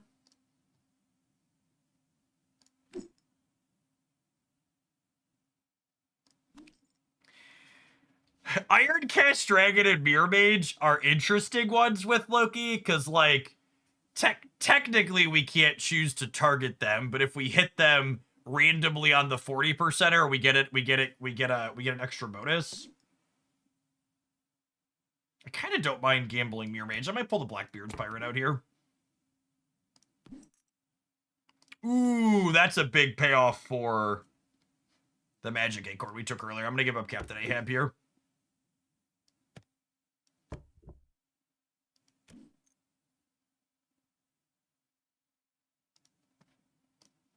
So she'll give everything 20 extra health each turn, which might not be enough on this board. Yeah, we're gonna need a little bit more scaling if we're gonna beat Juskull here.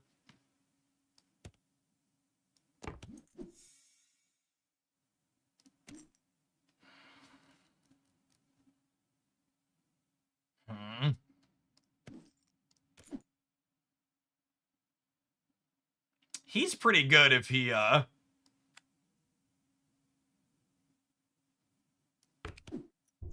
if he works out, he gets a little bit bigger from that too. I think we'll put him up front here.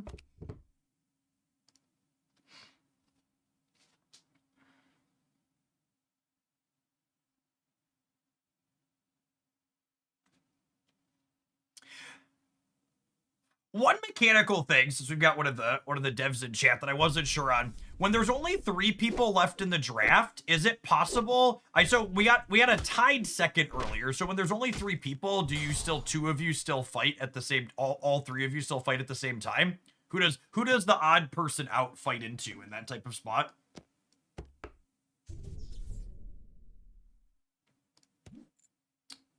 I would love a copy of Giant Grow. 2 of our friends at random. A clone, okay.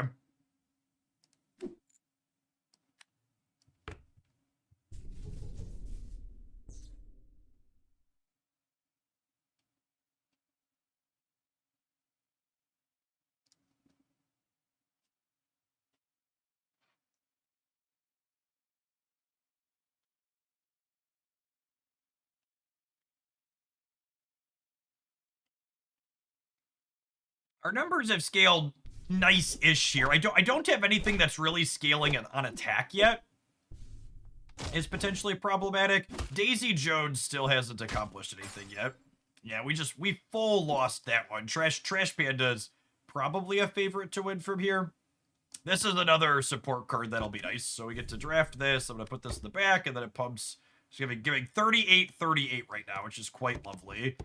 All right, double. Let's double this slot in the center. Oh, right, it doubles at random because of Loki. I want to put Hook in the center so he gets a little bit bigger, because if Hook gets knockouts, his hunt effect is really strong. Trash Panda. Trash Panda feels like they've got the strongest draft so far among our group. Their numbers were quite good with their animals that they have going on. I don't really have any powerful treasures as of yet, and we don't have any big spell paths other than Wizard. What we'd like to round this draft out with here. I'm not 100% sure which direction I necessarily want to be building in. All right, Hook finally revived something, and then we got him there. That was nice. Blackbird's Parrot is a free draft because it's silver, and it makes the Magnificent a little bit bigger. I'm gonna go ahead and Lost in the Woods because it's a free spell, which makes the Wizard bigger and triggers the Anger. Yeah, I think we're in for Merlin, yeah. Am I giving her up?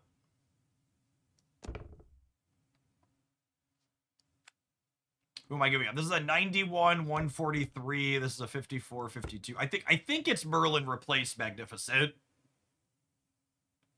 I could get rid of Titania, I suppose, too, though. Just giving 20 health each turn.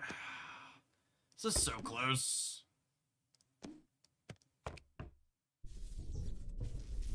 Merlin's gonna let us scale nicely. All right, we're not into Trash Panda again yet, so we've got a little bit of breathing room. It could be swapped to Titania. I don't know. I have such a hard time giving up the consistent scaling from her. Although the health scaling is a little bit less valuable than attack scaling, I suppose.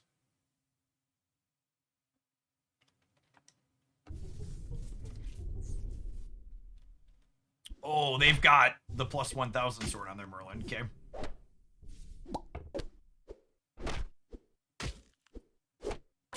Whew. All right, we only lost half of one there. We got a double. Yep, we're just gonna keep casting our spells out here. Does the game keep going until everyone dies? Yep. Yeah, so your game ends when there's only one person's draft run left standing. We're actually up a little bit. We have half a heart more than Xanax and Trash Panda, but I think Xanax and Trash Panda's builds are both beating ours right now in a head-to-head, so I don't know that we're necessarily a favorite to win this.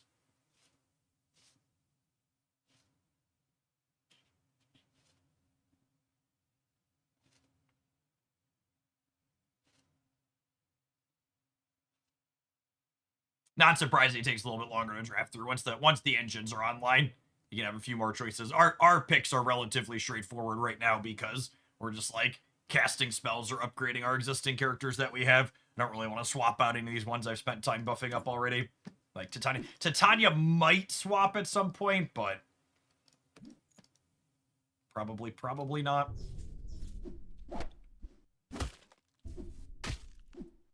Man, it looks like we've got Jessica's number.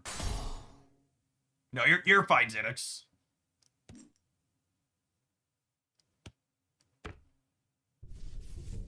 And I assume.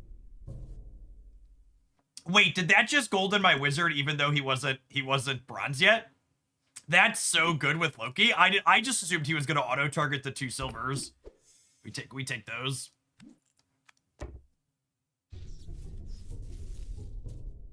So this Wizard is giving our entire front row 128, 128. That could be enough to get us through here. And if we lose, we still have 2 hearts, so we're not dead if we lose it.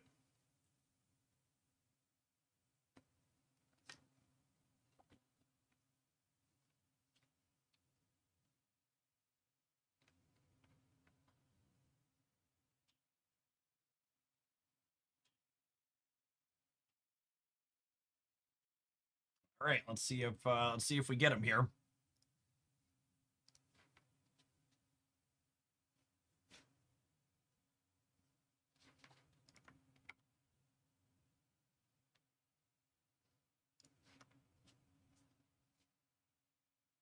Do 15 turns is a longer game. I feel like a lot of them end somewhere in like the 12 to 14 range. I had one that got all the way up to 20 at one point. I think it's the longest I've played.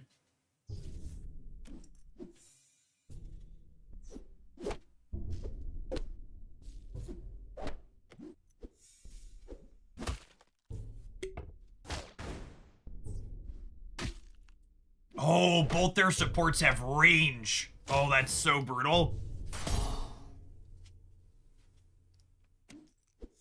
Range means they don't take hits back. Oberon versus Titania is kinda close.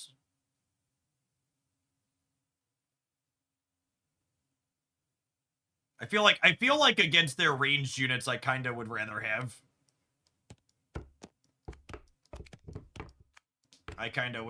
What's it called?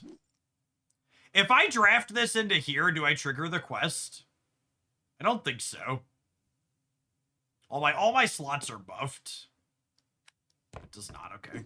I was gonna cast the spell.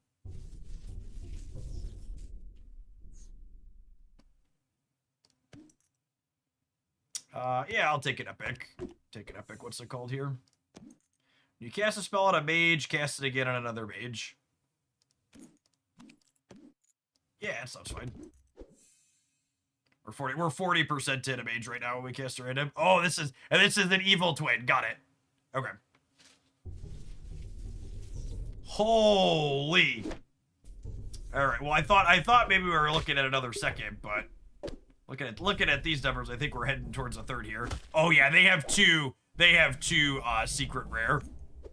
This is the player whose turns were taking a while. I understand now. We ended up being okay-ish here, but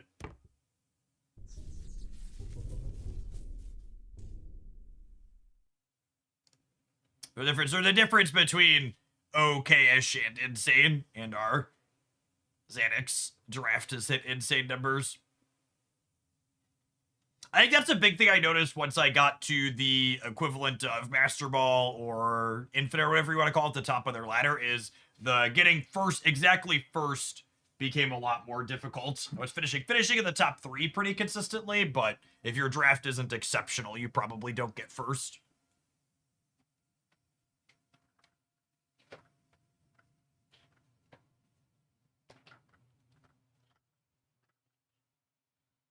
There's a difference between a top 3 draft and this is gonna crush people.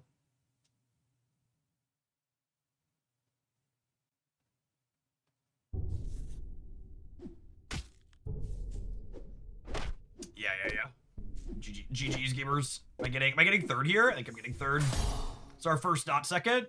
Oh yeah, first, not second. Oh, do we not get a card at the end for custom lobbies? I thought we got a card for our champion still. I must not have been paying attention to the last 2.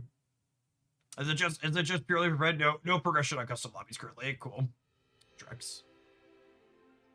All right, gamers. Well, that's Once Upon a Galaxy. We're gonna be doing some more of this later this stream and in the upcoming weeks for sure. I've been playing a ton of it off stream. It's been fun. Doing custom lobbies was a good time. We'll definitely do some more of those in the future too. We've got 2 new Marvel Snap cards releasing in 20 minutes, so I'm going to get kicked on over to that for the next leg of the stream. If you're watching on the YouTube side, I'm going to kick over to the Jeff Oakland channel for that. I'm going to tap an advert for Twitchers while we're getting switched over. Thanks everybody for hanging out. Don't go anywhere.